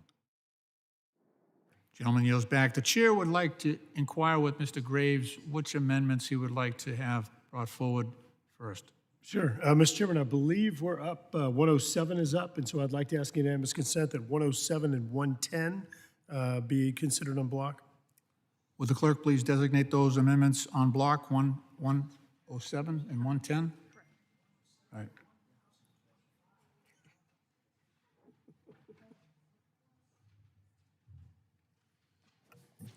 En bloc amendment to the amendment in the nature of a substitute to H.R. 3684, offered by Mr. Graves, Louisiana, numbers 107 and 110. Without objection, the amendment will be considered as read, and I recognize Mr. Graves to speak on his amendment, both of his amendments, on block for 5 minutes. Thank you, Mr. Chairman. Mr. Chairman, number 107, if you have other modes of transportation, like trains and shipping, there are federal prohibitions against interfering with those modes of transportation. However, in the case of commercial motor vehicles, there's not a comparable statute. For example, my home state of Louisiana in 2019, there were over 30 people that were indicted in a ring of staging accidents with 18-wheelers. Let me say that again. Over 30 people involved in a ring to stage accidents. This single ring staged 150 crashes. 20 of those people have pled guilty so far. Just one of the crashes resulted in a $4.7 million payment. Again, staged crashes with motor vehicles. So what this amendment does is it puts a disincentive in federal law under Title 18. If someone intentionally crashes or arranges for someone else to intentionally crash but doesn't cause injury, there would be a imprisonment of not more than 20 years and a fine. If someone intentionally crashed and arranged for someone else to intentionally crash, causing serious bodily injury, there would be a fine under Title 18, and there would be a minimum sentence of 20 years or both. So that's what number 107 does. Number 110, what this one does is that 47% of the deaths from automobile accidents in 2017, and that is nearly 40,000 deaths that occurred that year, were attributable to people not wearing seatbelts. In my home state of Louisiana and some other states, you have gag laws that prevent the disclosure of that information, which therefore drives up or exacerbates the liability involved in those types of accidents. So what this does is it forces a 3% reduction in transportation payments for states that fail to disclose that. I think that it is relevant. They should not be hiding that fact if someone is in an accident without a seatbelt on that needs to be disclosed and made available to law enforcement and to anyone involved in any litigation related to it. So that's amendment number 110. Mr. Chairman, I yield my remaining time to my good friend, Mr. Davis, who I know has strong feelings about these. And Mr. Chair, thank you so much. I yield back. I thank the gentleman. Does any other member wish to speak on this amendment? Or these two amendments, excuse me. Hearing none, I rise in opposition to both of these amendments. The amendments describe a prohibited individual from intentionally causing a collision with a commercial motor vehicle. I do understand there have been incidents in the gentleman's home state of drivers staging accidents by intentionally colliding into heavy-duty trucks in order to reap financial benefits. However, we are required to oppose this as written. The amendment offers investigational authority to DOT, which is not consistent with its mission. Additionally, the amendment raises jurisdictional concerns among committees. However, we recognize the gravity of the issue and we commit to working with the gentleman moving forward. On the second amendment, the en-bloc amendment, we are also in opposition to the gentleman's amendment. This amendment would sanction state highway funding by 3% for not permitting seatbelt usage to be admitted as evidence in judicial proceeding. It is beyond the scope of this bill. So, Mr. Chairman, I'm disappointed that you're unable to accept these, but I would be willing to withdraw if you would be willing to continue to discuss these topics with us and see if we can figure out some type of consensus position. Absolutely. As unanimously, withdraw number 107, 110, yield back. We thank the gentleman for withdrawing.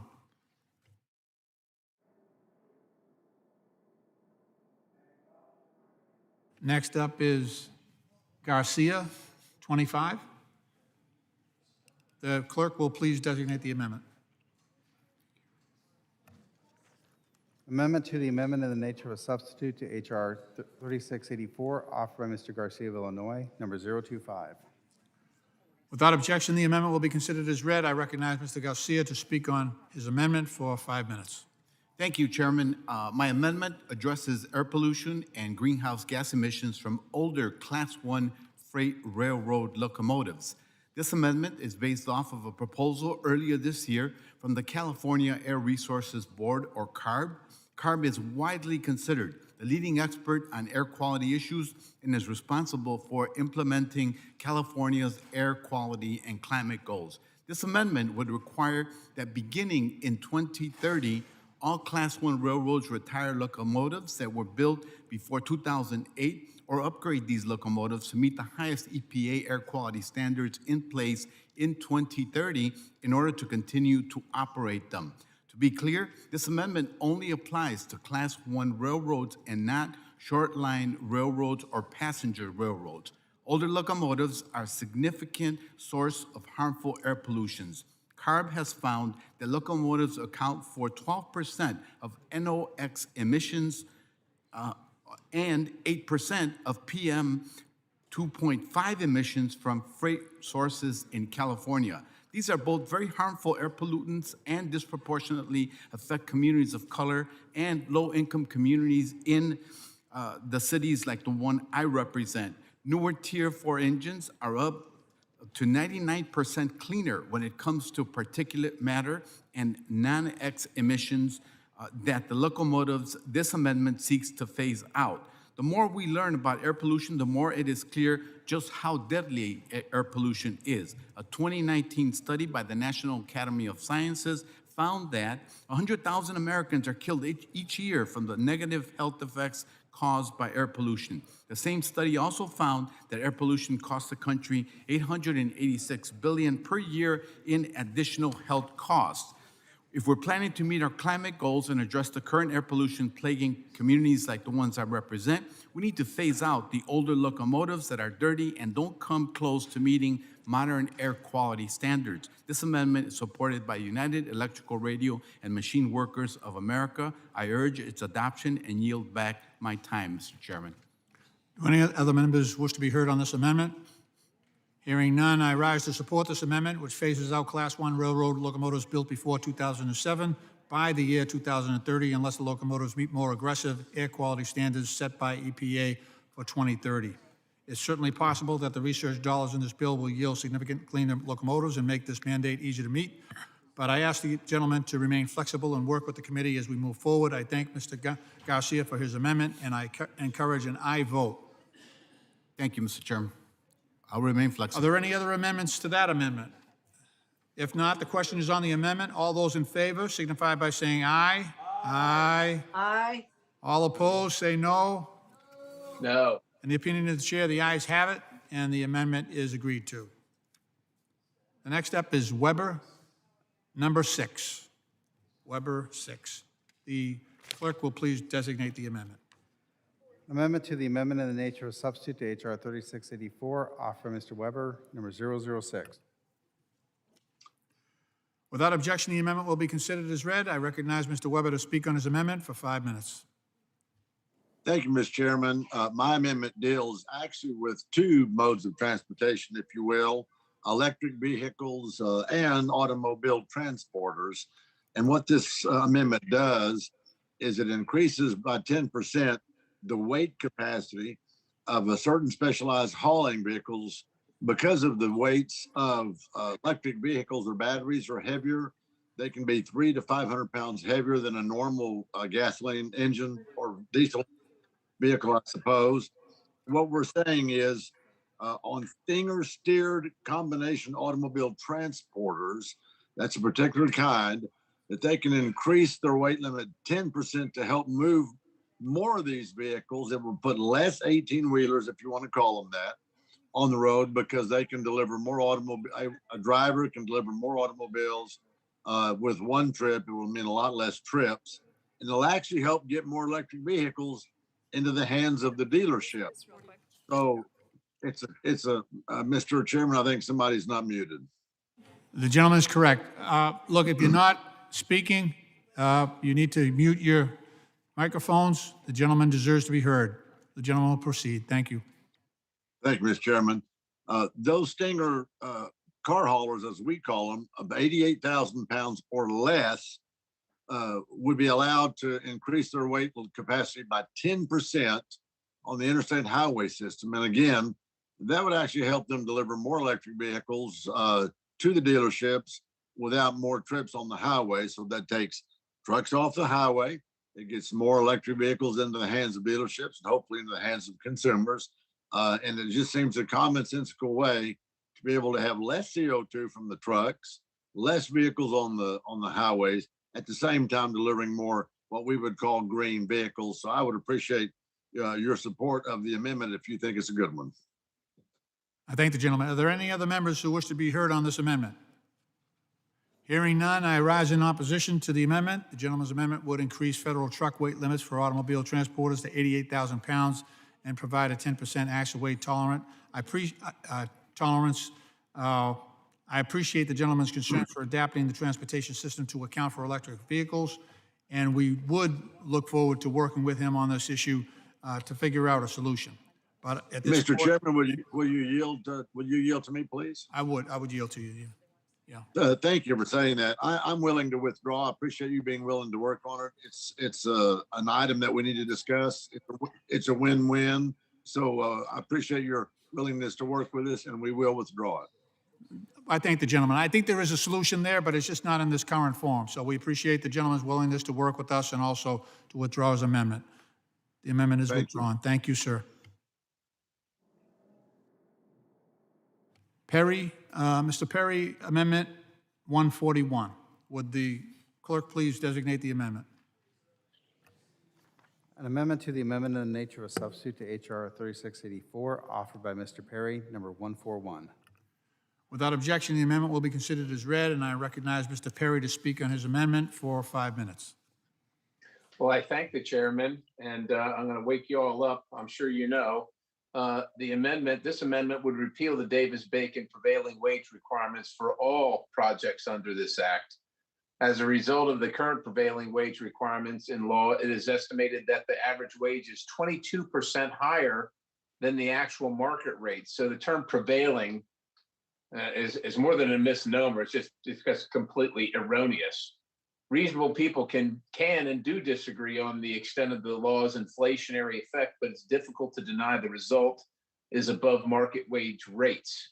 After all, the purpose of the law is to isolate labor costs from competition, the very mechanism that sets the market price of any good or service through the imposition of government-mandated wage rates, prohibiting those willing to, and able to do the work for less from offering lower cost alternatives. Originally done so to preclude the participation of South Black laborers in federal construction projects, Davis-Bacon is truly one of the last vestiges of Jim Crow laws remaining in place.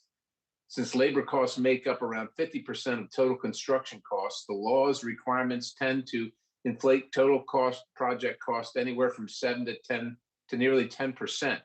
Now, repealing these requirements will save taxpayers $12 billion over the next 10 fiscal years, meaning we will have $12 billion more for important infrastructure projects under this bill.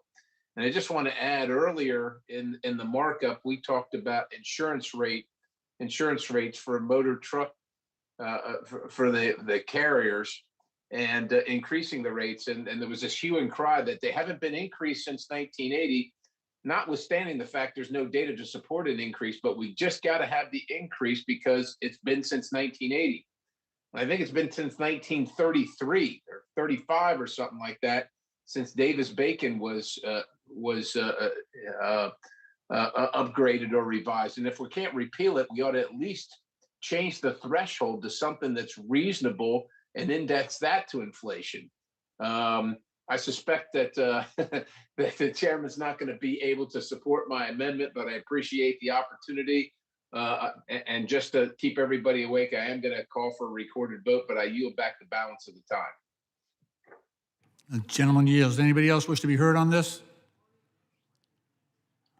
Well, look, as a former union president and as someone who has worked on the prevailing wage, under the prevailing wage, I have to say the Davis-Bacon Act is probably one of the greatest protections that people of color have in the workplace in this country. It requires that they be paid a fair wage.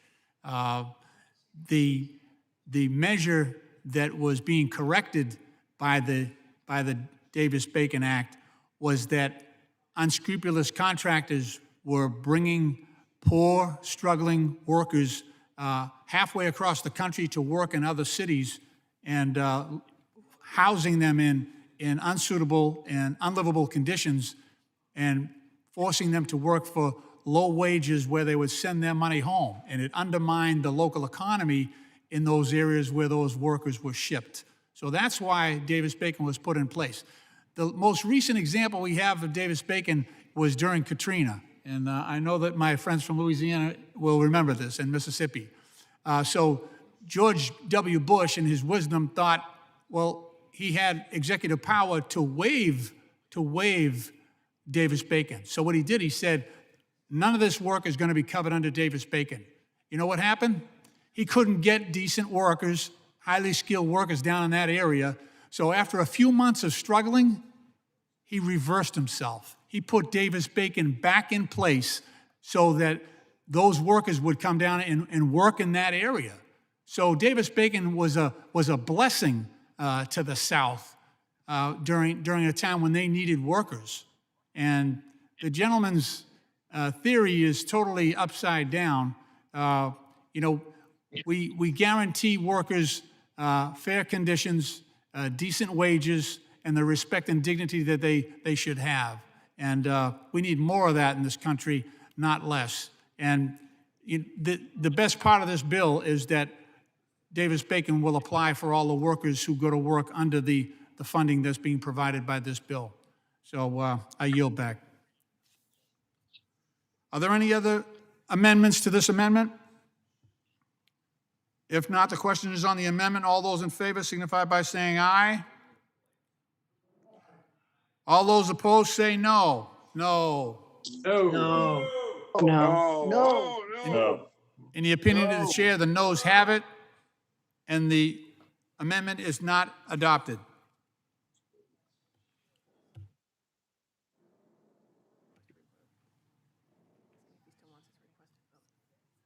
Does the gentleman want to still request a recorded vote?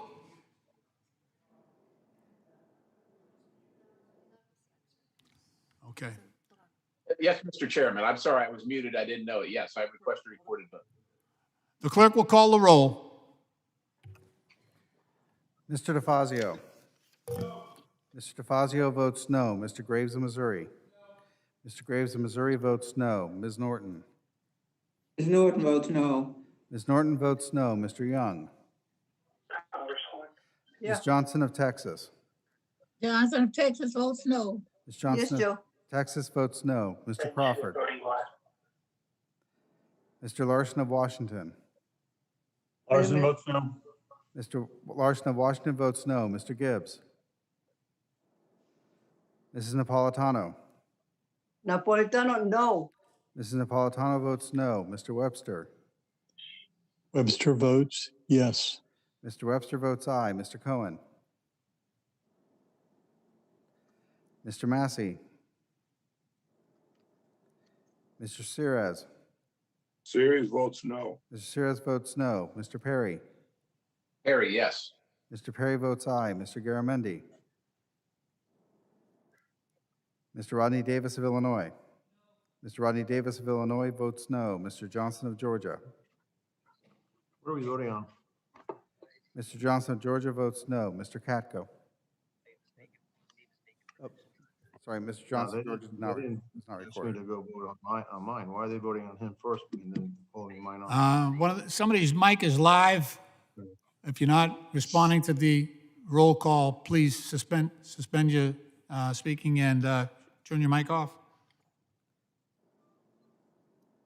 Mr. Johnson of Georgia. Mr. Katko. Mr. Carson. Mr. Babin. Carson votes. Mr. Carson votes no. Mr. Babin. Ms. Titus. Titus votes no. Ms. Titus votes no. Mr. Graves of Louisiana.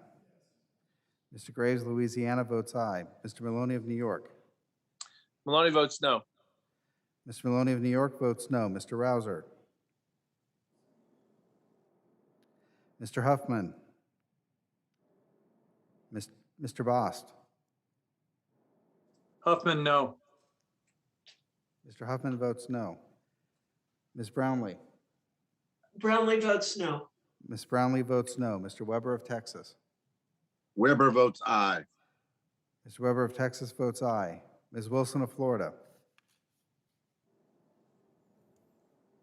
Mr. LaMalfa. LaMalfa, aye. Mr. LaMalfa votes aye. Mr. Payne. Mr. Westerman. Mr. Westerman votes aye. Mr. Lowenthal.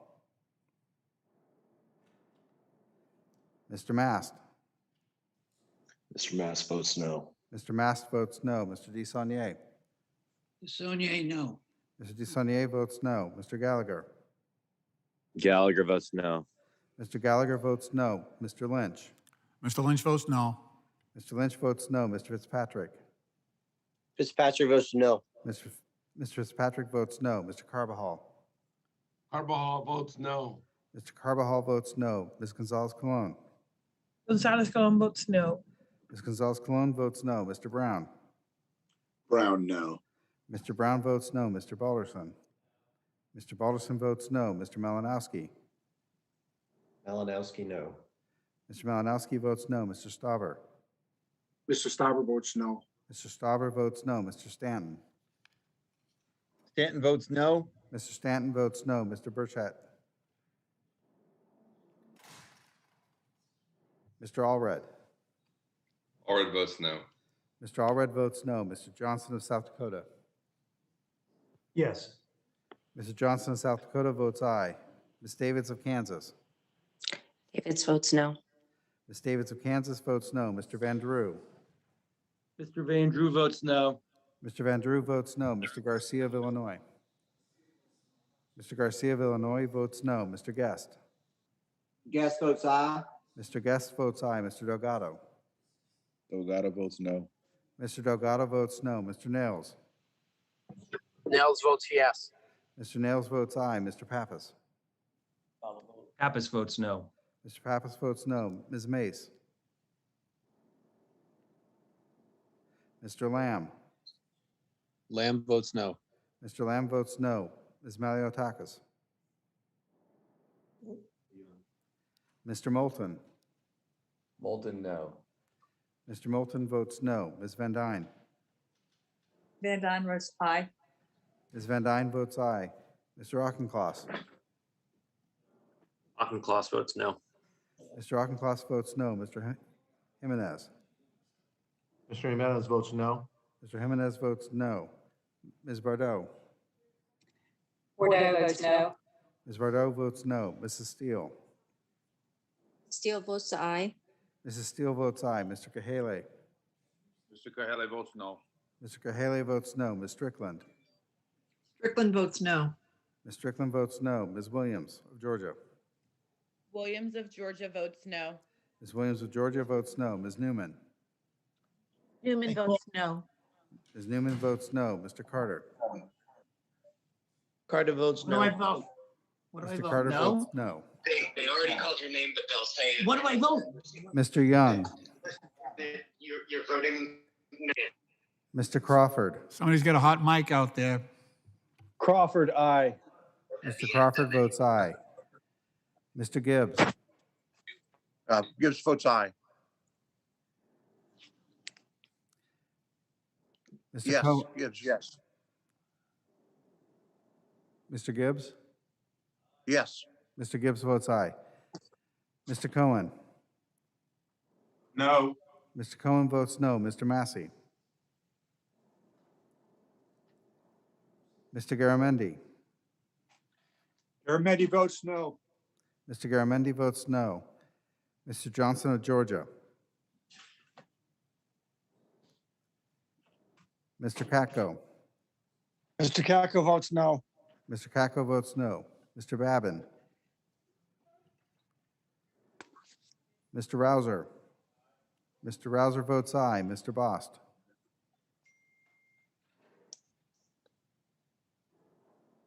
Ms. Wilson of Florida. Mr. Payne. Mr. Payne votes no. Mr. Payne votes no. Mr. Lowenthal. Mr. Lowenthal votes no. Mr. Lowenthal votes no. Mr. Burchett. Ms. Mace. Ms. Maliotakis.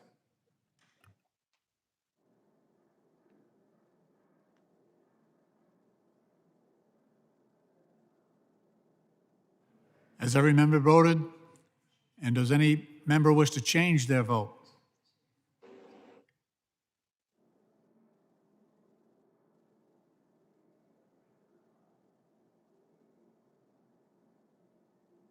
The clerk will report. Mr. Chairman, on that vote, there were 14 yeas and 46 noes. The amendment is not adopted.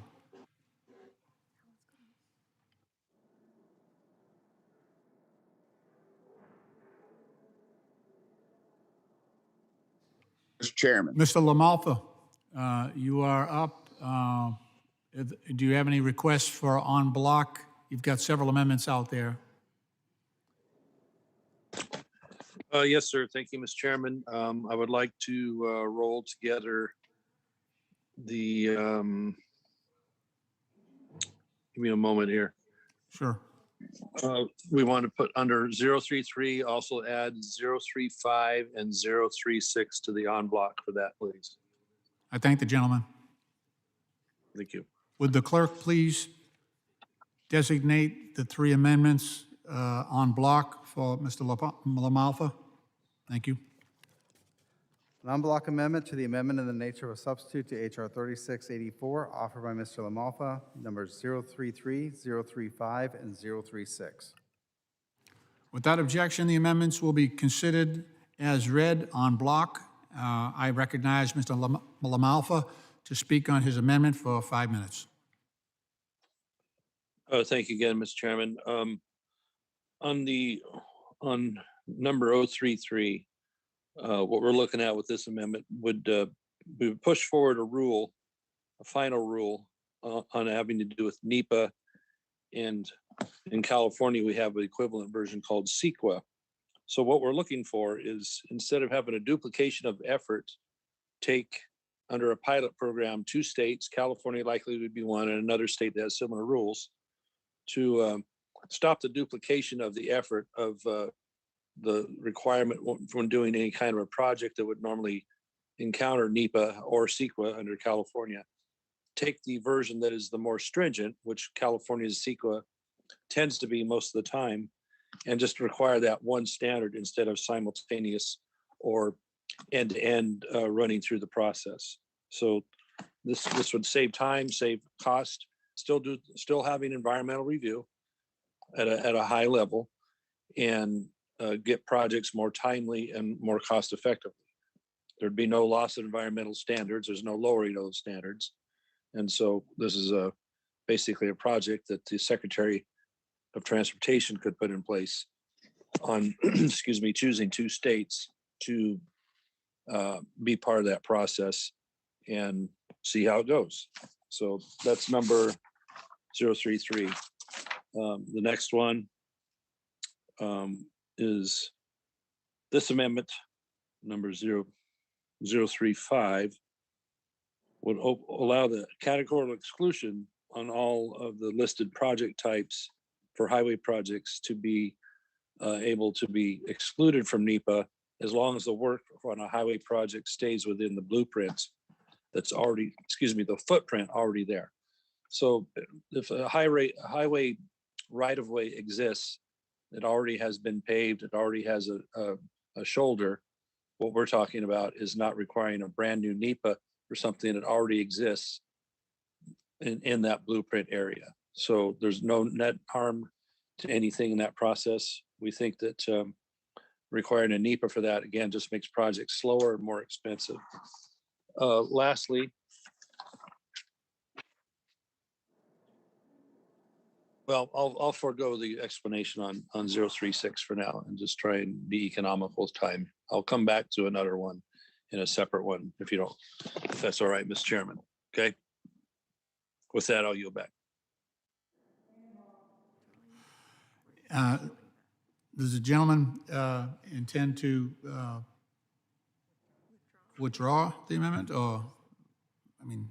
I'll let him go as part of the end block package at the end of committee. I understand. No, that's not a thing. Yeah, I don't believe you can ask it be considered on the merits and then decide to. So we'll do the question. Yeah. So are there any other amendments on the amendment, or any other members wish to speak on the amendment? If not, the question is on the amendment. All those in favor signify by saying aye. All those opposed say no. No. No. No. In the opinion of the chair, the noes have it, and the amendment is not adopted. Mr. Chairman, which of the 2 amendments were addressed in that vote, or are they in one block? On block, they're considered as one. On block. All right, thank you. Mr. Graves, 101, Garrett Graves. And the gentleman might have several amendments outstanding. I do. Mr. Chairman, can I go out of order? Can I do 98, 99, and 100 on block right now? Of course. Thank you. Mr. Chairman, ask unanimous consent to have amendment number 98, 99, and 100 considered on block. Without objection, would the clerk please designate those amendments on block for Mr. Graves? On block amendment to the amendment in the nature of a substitute to H.R. 3684, offer Mr. Graves, Louisiana, number 98, 99, and 100. Without objection, those amendments will be considered as read and on block. I recognize Mr. Graves to speak on his amendment for 5 minutes. Thank you, Mr. Chairman. Mr. Chairman, under this bill, under the amendment in nature substitute, there's something called the Community Climate Innovation Grants. And what this does is it basically goes in and it measures the reduction in emissions associated with transportation in each state. The top 15 states in reducing emissions get 100% federal cost in carrying out transportation projects in their state effectively.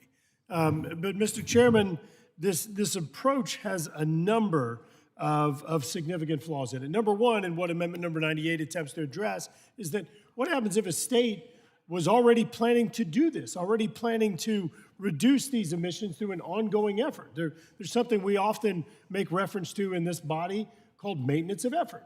It ensures that things that were already done aren't counted. You don't get credit for that. Things that are already happening. It's for new approaches, new reductions. So Amendment number 98 says that anything that's already in the queue, that doesn't count. It doesn't make you eligible for reductions if those are things that you are already doing anyway.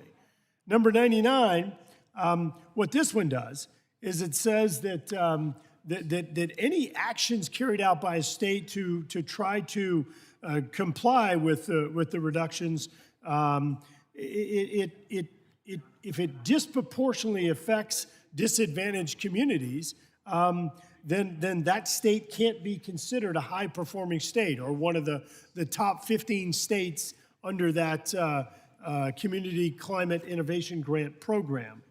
Number 100, this one prohibits any state from being considered a high-performing state if that state has at least 2 areas in the state that are considered extreme non-attainment states. Now, non-attainment, of course, is attainment with the Clean Air Act, compliance with the Clean Air Act. So what this does is it says that if your state has, where the EPA has determined that at least 2 of your areas are extreme non-attainment, then that you would not be eligible for a high-performing state designation because, of course, suggesting that you should be rewarded or be given accolades for reducing emissions whenever you're not even in attainment.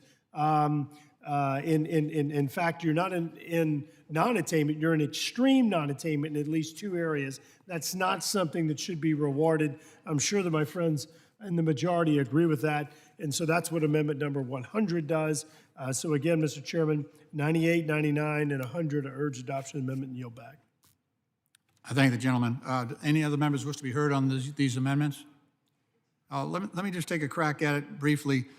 I understand the gentleman's reasoning is that if a state was already committed to doing the right thing on the environment, they shouldn't be rewarded. But the implication is obviously that if that state instead shirked their duty or ignored their responsibilities environmentally, they should be rewarded.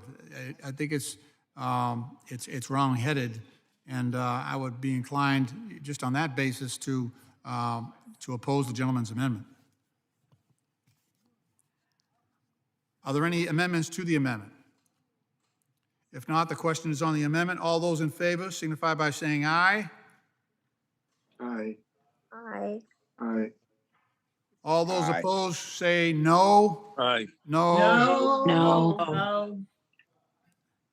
In the opinion of the chair, the noes have it, and the amendments are not adopted. Mr. Lamalfa, amendment number 34.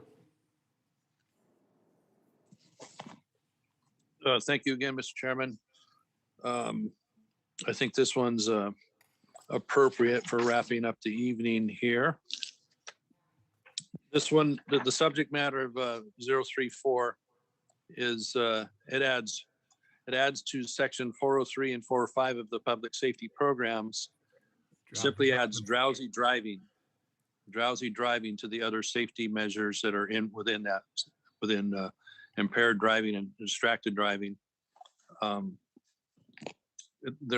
It's omitted and not emphasized as a safety issue like the others are. So we feel like that would be actually a winner, and maybe something the committee will love at this hour on a drowsy committee time, that so we can implement as part of the overall package of issues that affect safety on the highways. So we want to add drowsy driving to those other issues in order to promote higher safety on our freeway system.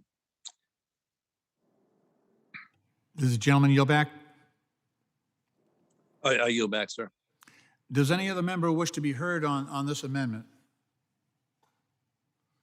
Hearing none, while the intent of this amendment is noble and common sense, there does not seem to be any science behind it that the committee could rely upon in order to determine how to actually apply this standard in the practice of law or regulation. So if we did have research and viable standards that we could apply and not be charged with being arbitrary and capricious, we would embrace that. I think there's a solution to what you want to do. I just don't see it in this amendment. And we would be happy to work with you. We think you're onto something. We agree on that. I think there are anecdotal stories out there that we've all heard about the terrible situations that result from distracted or drowsy driving. So, Mr. Chairman, would you let's yield work for on a this. moment?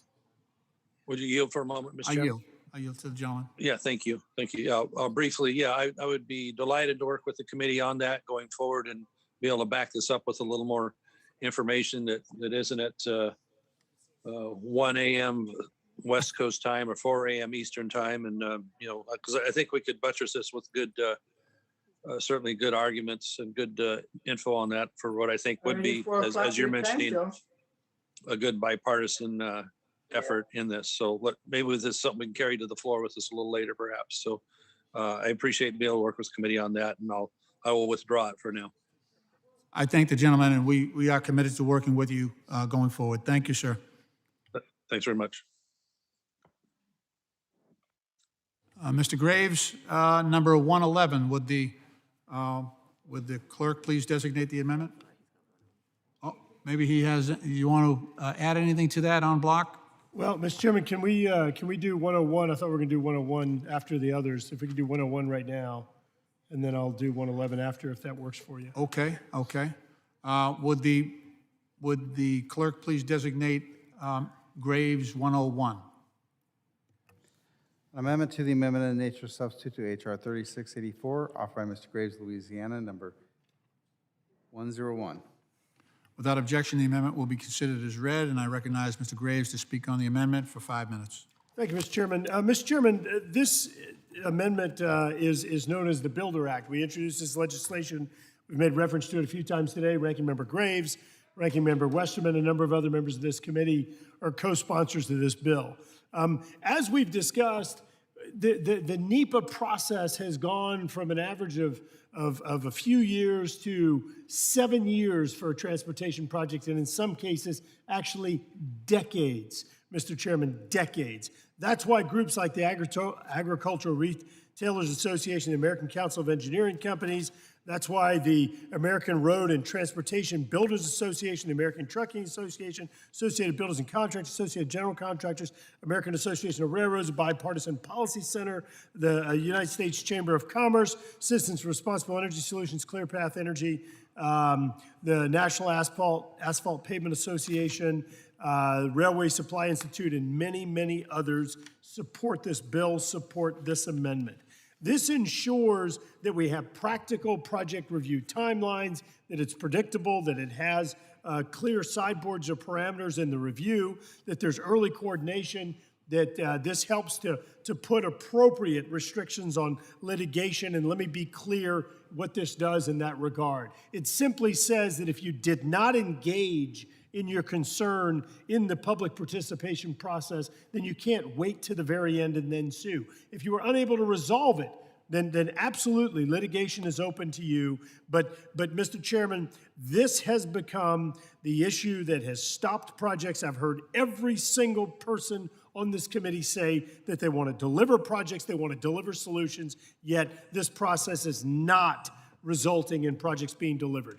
This returns the environmental review process back to the intent of Congress. It puts appropriate parameters around it to ensure that this does not continue to grow and go on for many years or decades as it has in recent years.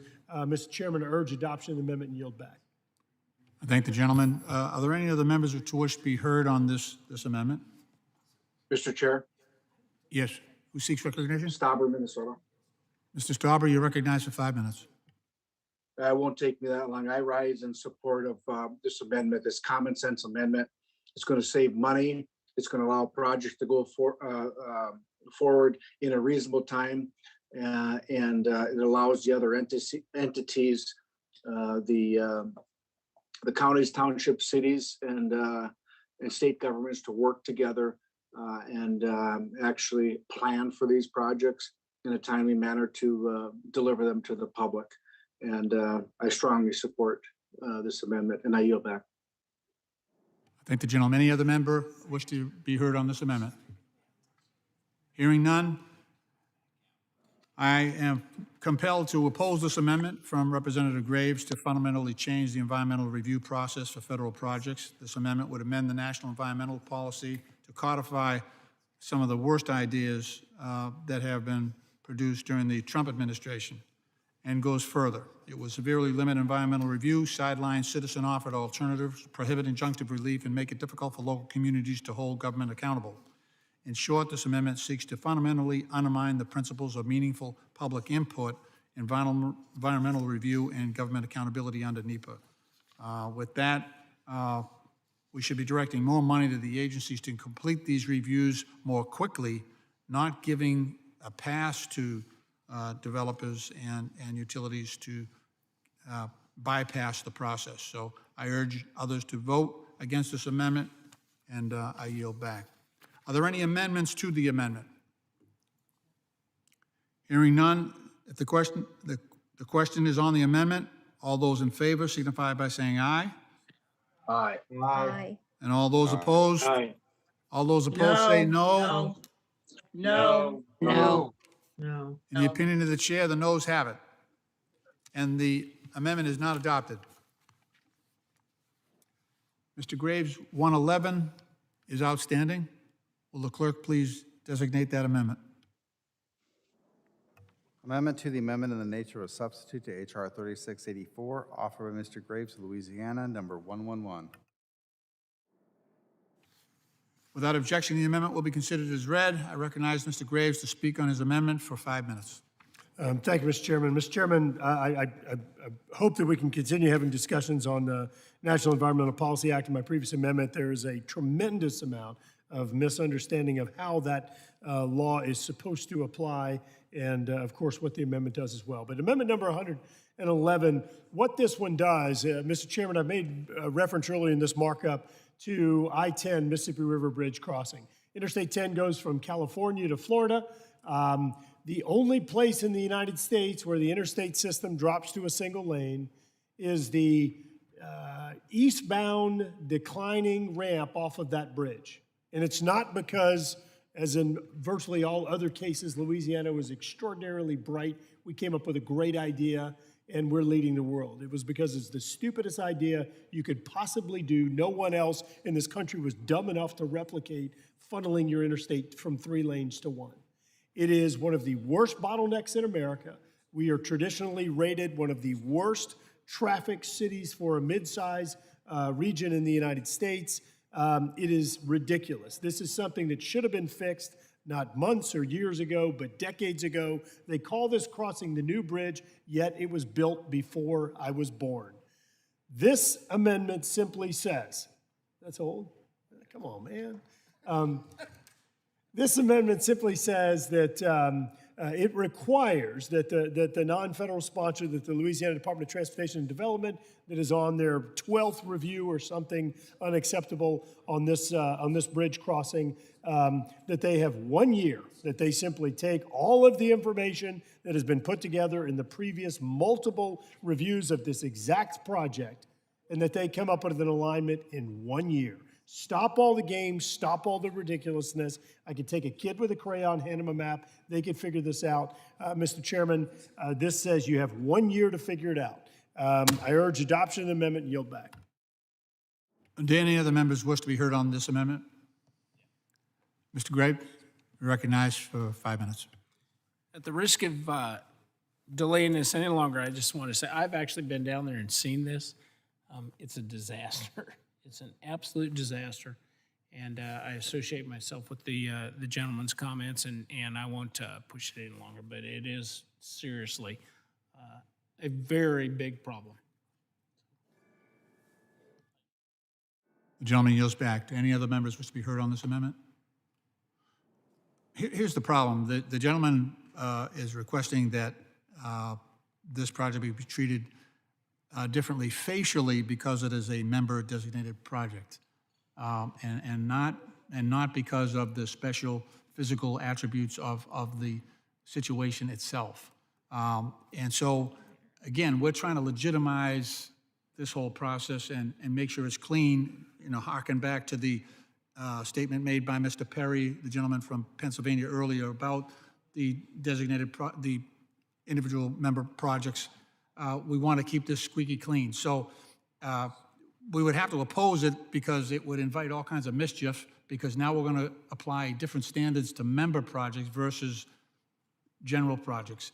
If the gentleman wants to talk about the special circumstances of this bridge and of the lane drop, that's a whole different conversation that has merit, but we can't simply apply different rules because it's a member-sponsored project.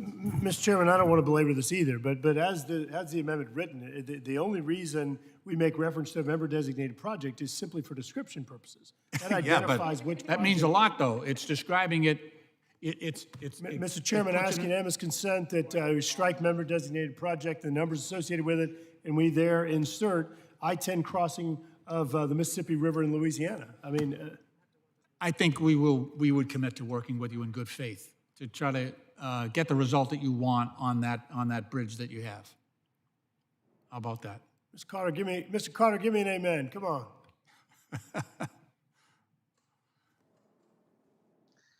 All right. Amen, brother. So are there any amendments to the amendment?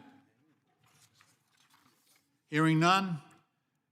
The question is on the amendment. All those in favor of the amendment signify by saying aye. Aye. All those opposed signify by saying no. No. No. No. In the opinion of the chair, the noes have it, and the amendment is not adopted.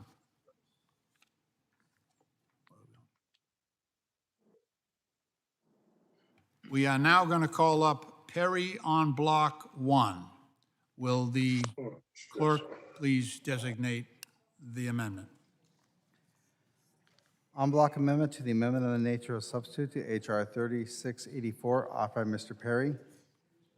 Consisting of the following: Perry, 112, Perry, 99, 156, 157, 175, 151, 136, 137, 138, 139, 154, 114, 155, 177, 113, 131, 146, 93, 122, 088, 94, 95, 124, 96, 123, and 121.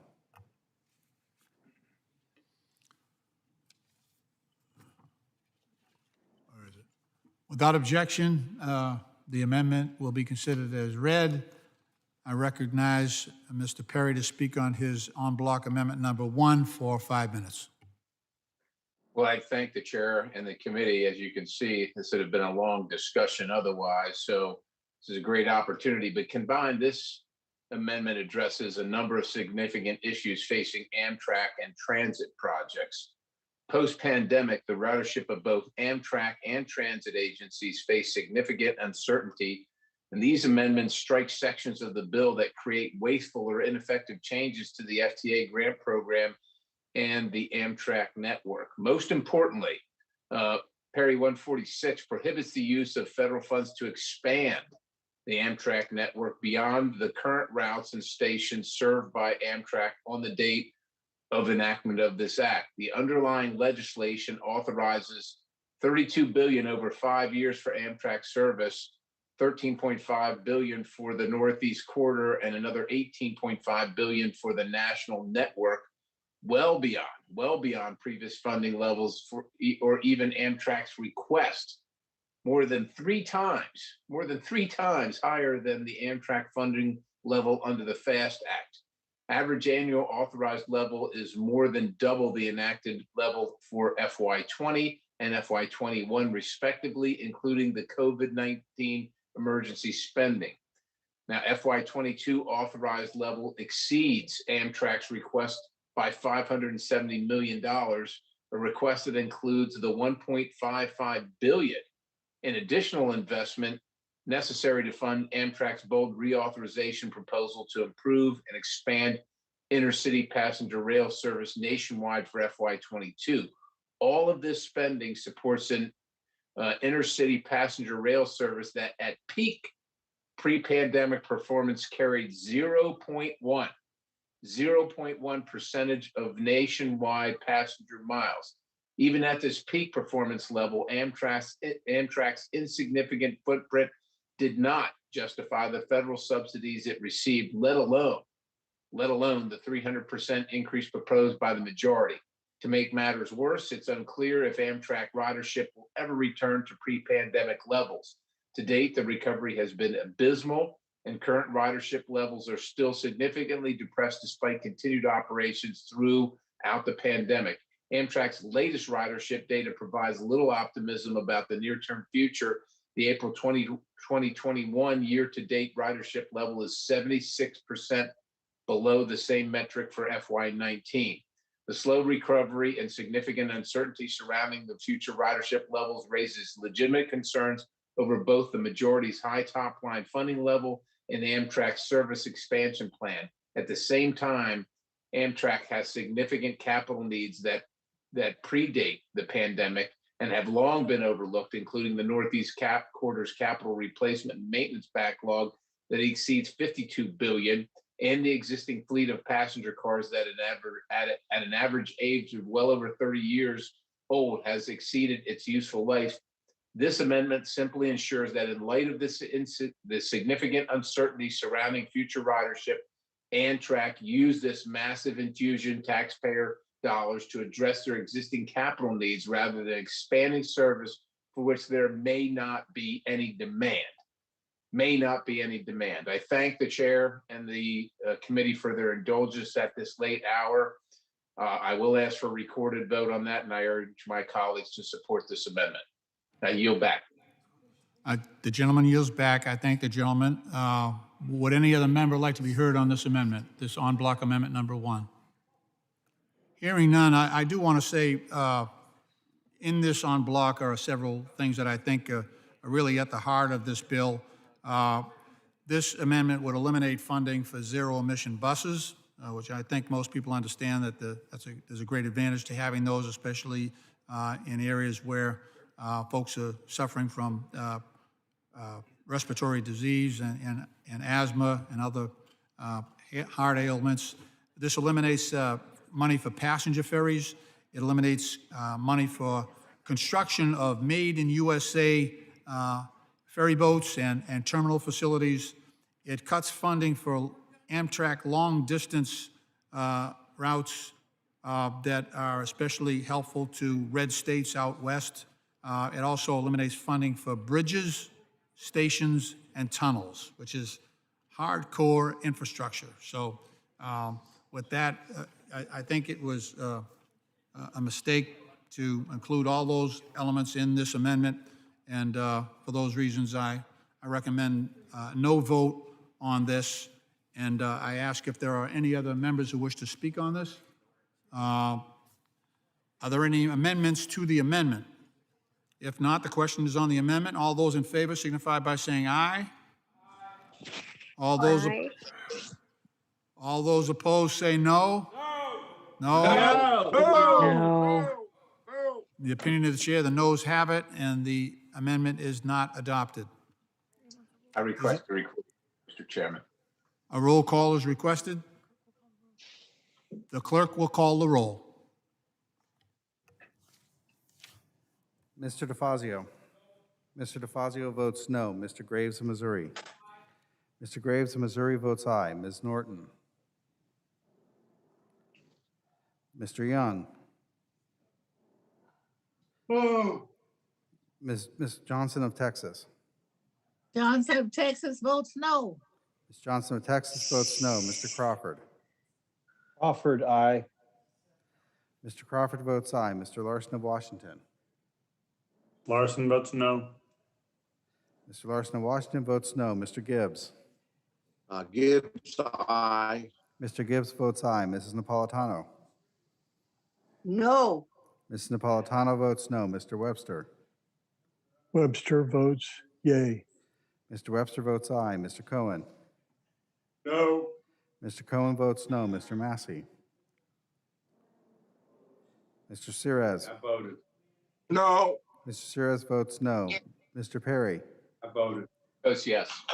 Mr. Perry votes aye. Mr. Garamendi. Garamendi votes no. Mr. Garamendi votes no. Mr. Rodney Davis of Illinois. Mr. Rodney Davis of Illinois votes no. Mr. Johnson of Georgia.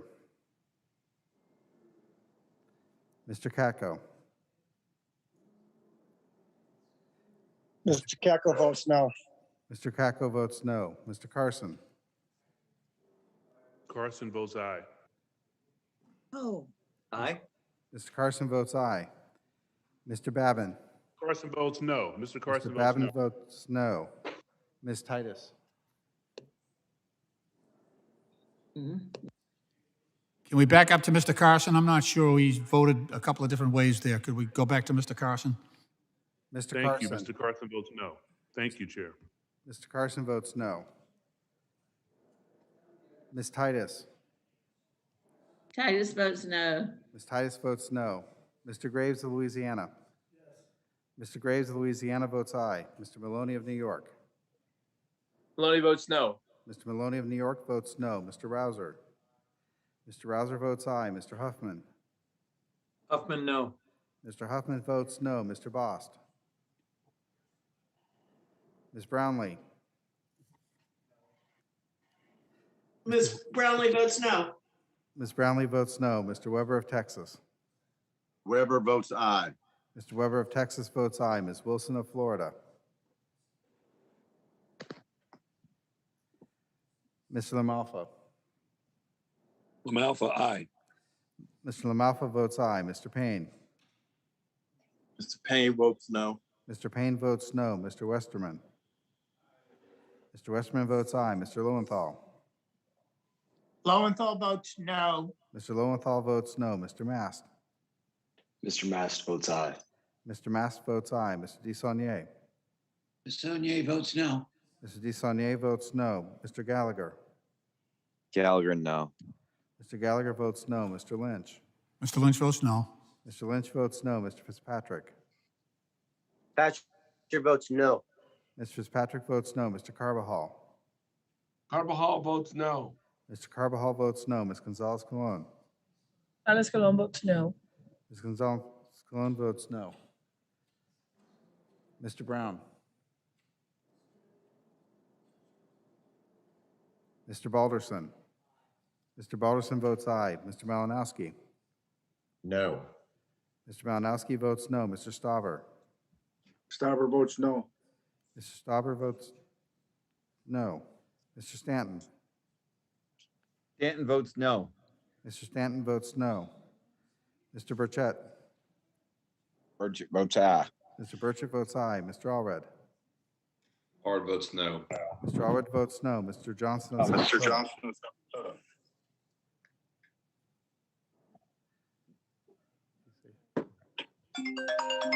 Ms. Davids of Kansas. Davids votes no. Ms. Davids of Kansas votes no. Mr. Van Drew. Mr. Van Drew votes no. Mr. Van Drew votes no. Mr. Garcia of Illinois. Mr. Garcia of Illinois votes no. Mr. Guest. Guest votes aye. Mr. Guest votes aye. Mr. Delgado. Delgado votes no. Mr. Delgado votes no. Mr. Nails. Nels votes yes. Mr. Nails votes aye. Mr. Pampas. Pappas votes no. Mr. Pappas votes no. Ms. Mace. Mace votes aye. Ms. Mace votes aye. Mr. Lamb. Lamb votes no. Mr. Lamb votes no. Ms. Maliotakis. Mr. Moulton. Moulton, no. Mr. Moulton votes no. Ms. Van Dyne. Aye. Ms. Van Dyne votes aye. Mr. Auchincloss. Auchincloss votes no. Mr. Auchincloss votes no. Mr. Jimenez. Mr. Jimenez votes no. Mr. Jimenez votes no. Ms. Bardot. Ms. Bardot votes no. Mrs. Steele. Steele votes aye. Mrs. Steele votes aye. Mr. Kahale. Mr. Coelho votes no. Mr. Kahale votes no. Ms. Strickland. Ms. Strickland votes no. Ms. Strickland votes no. Ms. Williams of Georgia. Williams of Georgia votes no. Ms. Williams of Georgia votes no. Ms. Newman. Newman votes no. Ms. Newman votes no. Mr. Carter. Carter votes no. Mr. Carter votes no. Ms. Norton. Ms. Norton votes no. Ms. Norton votes no. Mr. Young. Mr. Massey. Mr. Johnson of Georgia. Georgia votes no. Mr. Johnson of Georgia votes no. Mr. Bost. Ms. Wilson of Florida. Mr. Brown. Brown votes no. Mr. Brown votes no. Mr. Johnson of South Dakota.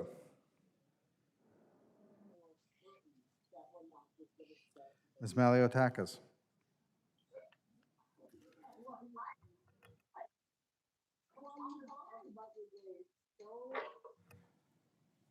The gentleman is not recorded. Mr. Bost votes no.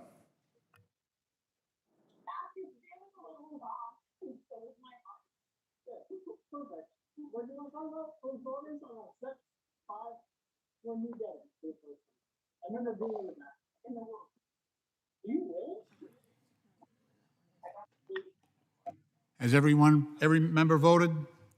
Does any Mr. member Chairman? wish to change their vote? Mr. Chairman, Johnson of South Dakota would be like to be recorded as a yes. Did we get Mr. Johnson from? Mr. Johnson of Georgia is recorded as no. Johnson of South No, Dakota. no, would no, like- not Johnson of Georgia, Johnson of South Dakota. Mr. Johnson of South Dakota is not recorded. He's trying to vote. Mr. Johnson, how would you like to vote? Yes. Mr. Johnson of South Dakota votes aye. Thank you. Any other member wish to vote? Any member wish to change their vote?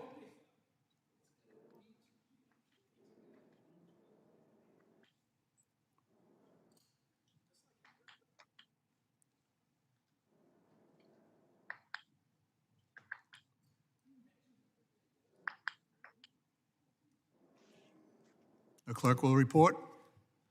Mr. Chairman, on that vote, there were 19 yeas and 46 noes. The amendment is not adopted. I'd like to call up Perry on block 2. Would the clerk please designate the amendment? An unblock amendment to the amendment in nature substitute to H.R.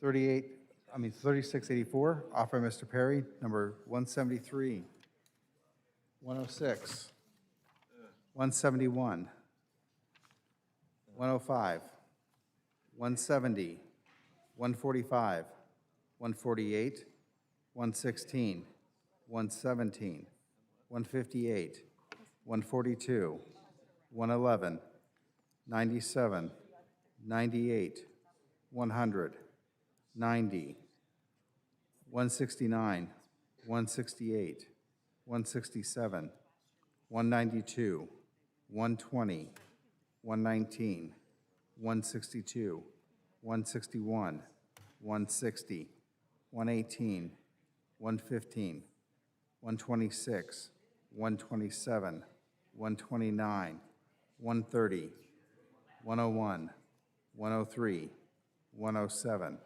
104, 108, 109, 132, 147, 102, 172. Without objection, the amendment will be considered as read. I recognize Mr. Perry to speak on behalf of his en bloc amendment for 5 minutes. All right, Mr. Chairman, I think we're bringing it to the home stretch here, and I appreciate everybody's indulgence.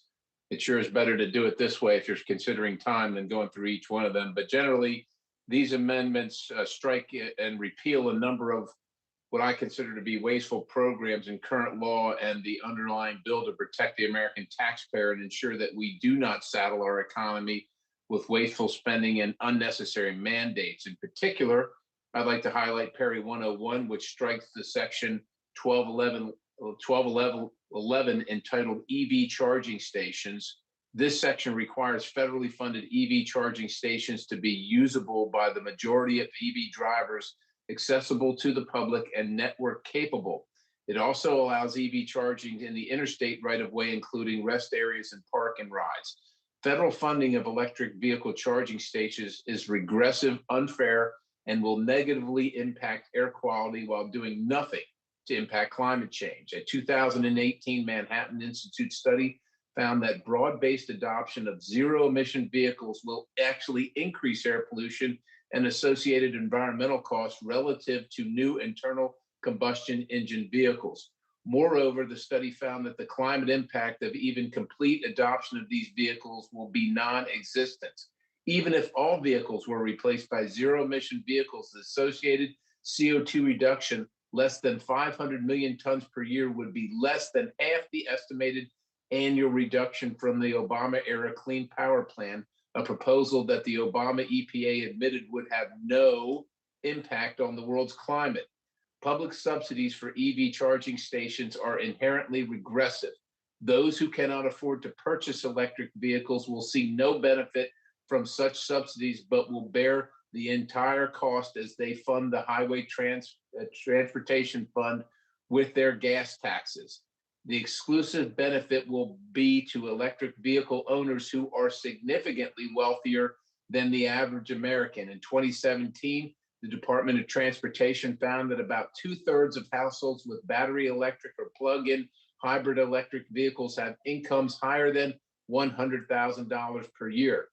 Finally, these grants are inherently unfair. This provision eliminates the illusion that surface transportation is paid for with user fees. EV owners pay nothing into the Highway Trust Fund, despite their heavier vehicles degrading the roads at a much higher rate than average vehicles. For all of these reasons, I ask my colleagues to support this amendment and reject the idea that the cost of electric charging infrastructure should be borne by the taxpayer. It shouldn't. I mean, look, if the consumer wants it, I get it, and they should have it, and they should pay for it, like has happened in a consumer market-driven economy in the past. It's worked well. We should let the innovation drive it. Maybe we should all be driving hydrogen vehicles in the next 5 years, but we're never going to know that if we force everybody into electricity on these vehicles. So I appreciate everybody's indulgence. This is the last recorded vote that I'll call for, and then you can be done with me. And with that, Mr. Chairman, I yield back the balance. I thank the gentleman. Does any other member wish to be heard on this amendment? Hearing none, I would just point out that in this en bloc amendment, this amendment for beginners eliminates the funding for auto emergency brake system. Now, who would need that, right? An automatic emergency brake system, something that is essential to the safe travel of every American that steps on an Amtrak train or any high-speed train. It cuts the transferability of federal highway funds, which is extremely important to each and every state in the union. It eliminates funding for electric vehicles and also for charging stations. And I don't know, that Ford F-150 didn't look like it was going to be the vehicle of multimillionaires and billionaires. So I think there's a lot of hard workers out there that, love that to be their first electric vehicle. For all those reasons and more, I would recommend that we vote against this amendment, en bloc amendment. And I would ask if any members have any amendments to the amendment. If not, the question is now on the amendment. All those in favor signify by saying aye. Aye. Aye. And all those opposed say no. No. No. No way. In the opinion of the chair, the noes have it, and the amendment is not adopted. I understand that the gentleman wants a roll call vote. Is that correct? Yes, sir, Mr. Chairman, that's correct. The clerk will please call the roll. Thank you. Thank you. Mr. DeFazio. Get your jammies on yet, Joe? Mr. DeFazio votes no. Mr. Graves of Missouri. Mr. Graves of Missouri votes no. Ms. Norton. Ms. Norton votes no. Ms. Norton votes no. Mr. Young. Ms. Johnson of Texas. Johnson of Texas votes no. Ms. Johnson of Texas votes no. Mr. Crawford. Crawford, aye. Mr. Crawford votes aye. Mr. Larson of Washington. Larson votes no. Mr. Larson of Washington votes no. Mr. Gibbs. Gibbs votes aye. Mr. Gibbs votes aye. Aye. Mrs. Napolitano. No. Mrs. Napolitano votes no. Mr. Webster. Mr. Webster votes yay. Mr. Webster votes no. Oh, Mr. Webster votes aye. No. Yeah, are you muted? Mr. Sires. Mr. Cohen. No. Mr. Cohen votes no. Mr. Massey. Mr. Sires. Mr. Perry. Perry, yes. Mr. Perry votes aye. Mr. Garamendi. Garamendi votes no. Mr. Garamendi votes no. Mr. Rodney Davis of Illinois. Mr. Rodney Davis of Illinois votes no. Mr. Johnson of Georgia. Johnson votes no. Mr. Johnson of Georgia votes no. Mr. Katko. Mr. Katko votes no. Mr. Katko votes no. Mr. Carson. Mr. Carson votes no. Mr. Carson votes no. Mr. Babin. Ms. Titus. Titus votes no. Ms. Titus votes no. Mr. Graves of Louisiana. Mr. Graves of Louisiana votes no. Mr. Maloney of New York. Mr. Maloney votes no. Mr. Maloney of New York votes no. Mr. Rouser. Mr. Rouser votes no. Mr. Huffman. Huffman, no. Mr. Huffman votes no. Mr. Bost. Mr. Bost votes no. Ms. Brownlee. Brownlee votes no. Ms. Brownlee votes no. Mr. Weber of Texas. Weber votes aye. Mr. Weber of Texas votes aye. Ms. Wilson of Florida.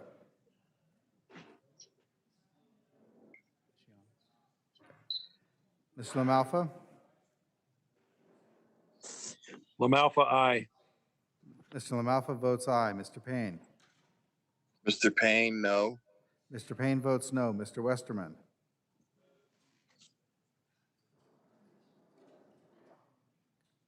Mr. Lowenthal. Lowenthal votes no. Mr. Lowenthal votes no. Mr. Mast. Mr. Mast votes aye. Mr. Mast votes aye. Mr. DeSaulnier. DeSaulnier votes no. Mr. DeSaulnier votes no. Mr. Gallagher. Gallagher votes no. Mr. Gallagher votes no. Mr. Lynch. Mr. Lynch votes no. Ms. Fitzpatrick. Fitzpatrick votes no. Ms. Fitzpatrick votes no. Mr. Carbajal. Carbajal votes no. Mr. Carbajal votes no. Ms. Gonzalez Colon. Votes no. Ms. Gonzalez Colon votes no. Mr. Brown. Brown votes no. Mr. Brown votes no. Mr. Balderson. Mr. Balderson votes no. Mr. Malinowski. Malinowski, no. Mr. Malinowski votes no. Mr. Stauber. Mr. Stauber votes no. Mr. Stauber votes no. Mr. Stanton. Stanton votes no. Mr. Stanton votes no. Mr. Burchett. Burchett votes aye. Burchett votes aye. Yeah. Pritchett votes aye. Mr. Birch's report is aye. Mr. Allred. Allred votes no. Mr. Allred votes no. Mr. Johnson of South Dakota. No. Mr. Johnson of South Dakota votes no. Ms. Davids of Kansas. Davids votes no. Ms. Davids of Kansas votes no. Mr. Van Drew. Mr. Van Drew votes no. Mr. Van Drew votes no. Mr. Garcia of Illinois. Mr. Garcia of Illinois votes no. Mr. Guest. Guest votes aye. Mr. Guest votes aye. Mr. Delgado. Delgado votes no. Mr. Delgado votes no. Mr. Nails. Nails votes yes. Mr. Nails votes aye. Mr. Pappas. Pappas votes no. Mr. Pappas votes no. Ms. Mace. Mace votes aye. Ms. Mace votes aye. Mr. Lamb. Lamb votes no. Mr. Lamb votes no. Ms. Malotakis. Mr. Moulton. Ms. Van Dyne. No. Ms. Van Dyne votes no. Mr. Auchincloss. Auchincloss votes no. Mr. Auchincloss votes no. Mr. Jimenez. Mr. Jimenez votes no. Mr. Jimenez votes no. Ms. Bordeaux. Bordeaux votes no. Ms. Bordeaux votes no. Mrs. Steele. Steele votes aye. Mrs. Steele votes aye. Mr. Kahale. Mr. Curley votes no. Mr. Kahale votes no. Ms. Strickland. Strickland votes no. Ms. Strickland votes no. Ms. Williams of Georgia. Williams of Georgia votes no. Ms. Williams of Georgia votes no. Ms. Newman. Newman votes no. Ms. Newman votes no. Mr. Carter. Mr. Carter votes no. Mr. Carter votes no. Mr. Young.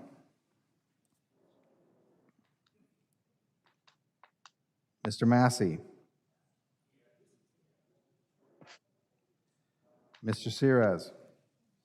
Series votes no. Mr. Cirez votes no. Mr. Babin.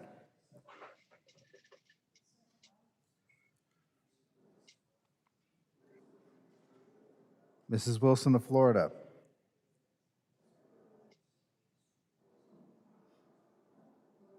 Mr. Westerman.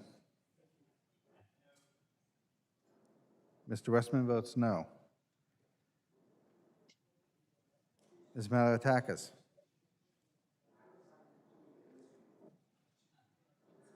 Mr. Moulton. Moulton, no. Mr. Moulton votes no.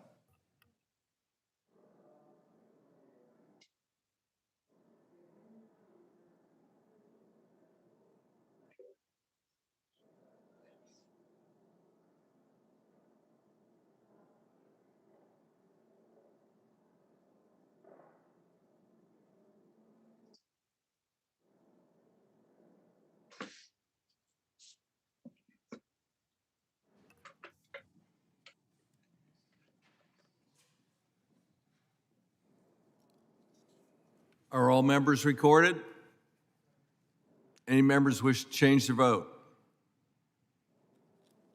Hearing none, the clerk will report. Tally? Mr. Chairman, on that vote, there are 12 yeas and 52 noes. Okay, the amendment is not agreed to. With that, we proceed there was previously a postponed vote on an amendment by Mr. Jimenez, numbered 15, on which the verbal noes prevailed. However, I'm willing, in the interests of time and expediency, to accept the amendment. Is there any objection? Hearing none, the amendment is adopted.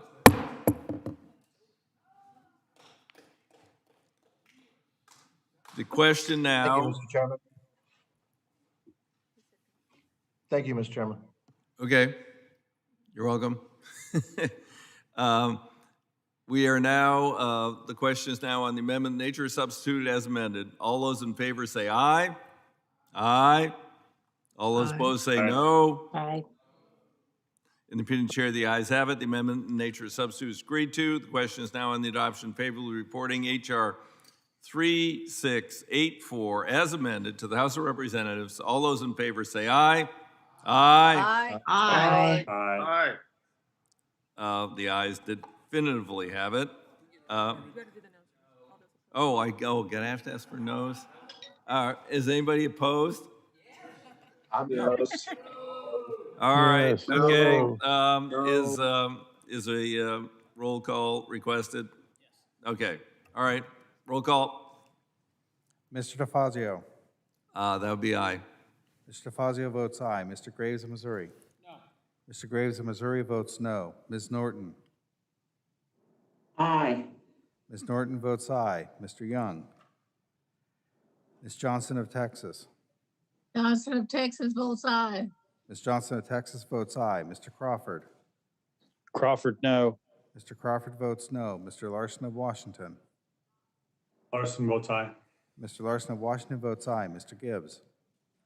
Gibbs, no. Mr. Gibbs votes no. Mrs. Napolitano. Aye. Mrs. Napolitano votes aye. Mr. Webster. Webster votes nay. Mr. Webster votes no. Mr. Cohen. Cohen votes aye, and Cohen Mr. is Cohen out. votes aye. Mr. Massey.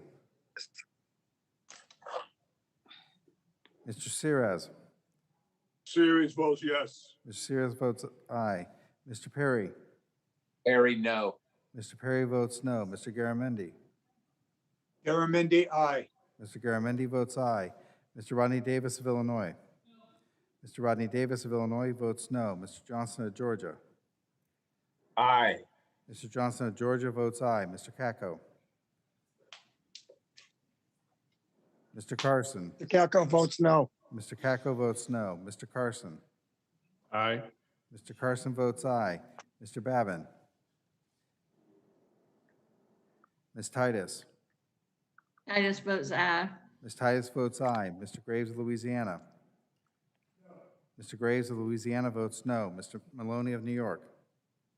Maloney votes aye. Mr. Maloney of New York votes aye. Mr. Rouser. Mr. Rouser votes no. Mr. Huffman. Huffman, aye.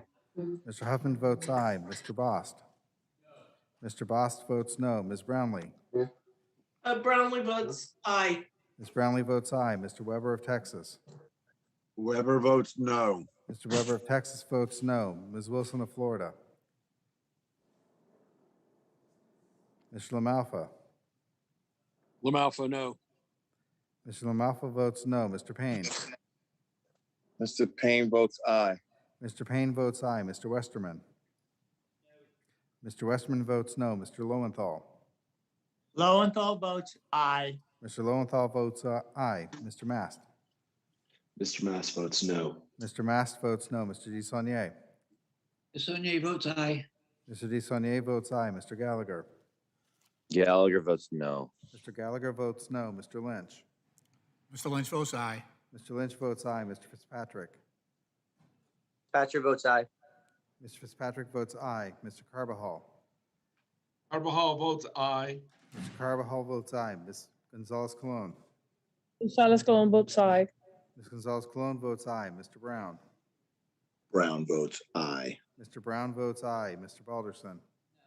Mr. Balderson votes no. Mr. Malinowski. Malinowski, aye. Mr. Malinowski votes aye. Mr. Stauber. Stauber votes no. Mr. Stauber votes no. Mr. Stanton. Stanton votes yes. Mr. Stanton votes aye. Mr. Burchett.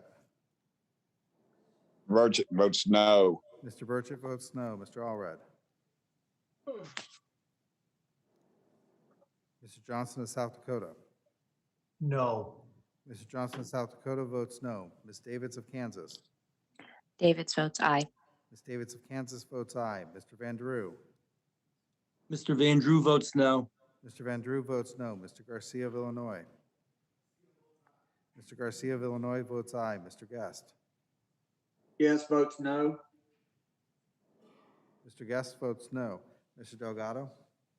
Delgado votes aye. Mr. Delgado votes aye. Mr. Nails.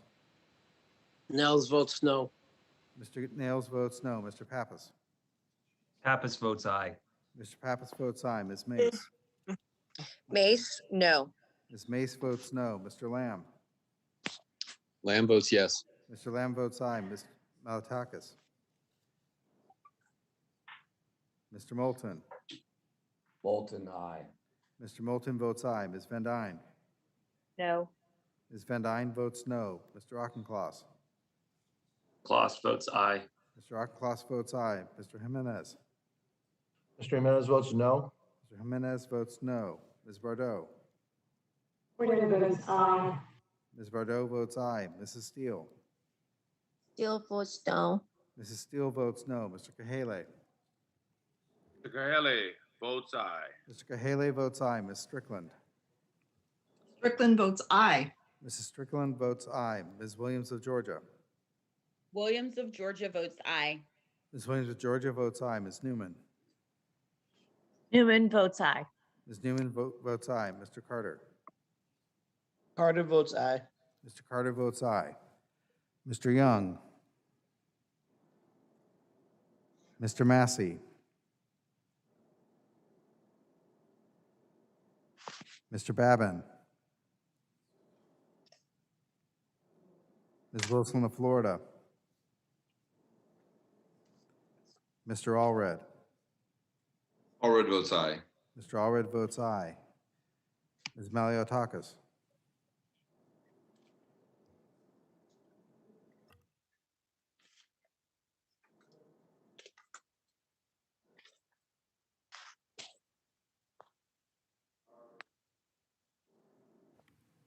Are there any members who wish to be recorded who are not recorded?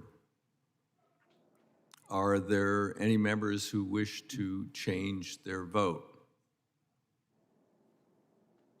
Hearing none, the clerk will report. Mr. Chairman, on that vote, there were 38 yeas and 26 noes. With that, the amendment in the nature of substitute. The bill, okay, the bill is adopted. Before we close, let's just, this was a long markup. I want to thank everybody for their cooperation, particularly those who were willing to forego recorded votes, those who were willing to do on blocks. We went through almost 200 amendments, I think. And I also really want to thank the staff. You know, that was really, you know, in particular, the member designated projects, in which I already argued in favor of earlier this evening against an amendment to strip them out. We revisited that issue for the first time since '06. And there was a tremendous amount of work by staff on both sides of the aisle to help members and guide them through that process to get compliant projects. And they will serve their districts well. And so this was really an incredible effort. Yeah, we don't agree on a lot of stuff, but heck, we got through it. It's tomorrow, whatever day it is. It's 5 in the morning on Thursday. We won't have to come back later today. And thanks to all of you. Sam, I recognize the ranking member. Thank you, Mr. Chairman. And I want to associate myself with the chairman's remarks. You know, the hard part is the staff y'all have a lot more to do than we do, because you still got to clean all of this up, and and you have to move it forward and be prepared for the next event. So that's not lost on us. That's the point. It's not lost on us. We appreciate it very much, more so than you have any idea. And even though we have a lot of you know, there's a lot of battles and partisan, and it is. And I still am I very much believe in the fact that partnership is the way to success and not partisanship. I'm not going to get into that. I'm not even going to be able to, or I'm not even going to start to get into that. I'm just happy that, you know, once again, we have produced a bill, a surface transportation reauthorization. It's not anything that I would have done or anything that I can support. But having said that, we're still doing, the people's work. And so that's really all I have to say. The biggest point is that thank you, staff, for hanging in there. And I know you've got the toughest job of all. And I do want to thank my members for standing tall and doing exactly what, in many cases that I asked you all to do. So I appreciate that very much as well. So thank you, Mr. Chairman. With that, I yield back. I want to thank Representative Graves. This was not an easy process, and as I said at the outset, I am pushing very hard on my leadership to take both of these bills through regular order, not reconciliation, which will give people an opportunity for probably the first time in 15 years, maybe, to participate in a conference committee. I can't remember the last time we were in a conference committee, but that's my hope. Somewhat will depend upon the Senate and my leadership, but that's my position. That said, I ask unanimous consent staff be authorized to make all necessary technical clarifying transforming changes to each of the bills ordered reported today to reflect the actions committee. Without objection, so ordered pursuant to House Rule 22, Clause 1. I ask unanimous consent that the chair or his designee be authorized to offer such motions as being necessary in the House to go to conference with the Senate on legislation adopted today or any similar measure. Without objection, so ordered. I ask unanimous consent that the chair, after consultation with the ranking member, has authority to strike or revise any provision of bills order reported today that would cause a sequential referral to another committee or would cause the bills or concurrent resolutions to be subject to the Budget Act rule and the stupid pay-go point of order. Without objection, so order. Pursuant to House Rule 11, Clause 2L, members have at least 2 calendar days in which to file a supplemental, minority, additional, or dissenting views on legislation adopted today. Pursuant to Rule 6 of the Rules of the Committee on Transportation and Infrastructure, the chair notes the presence of quorum. Thank you all for hanging in so late or early in the morning for actions taken on all committee business today. With that, the Committee on Transportation and Infrastructure has completed its business, and the committee is now adjourned.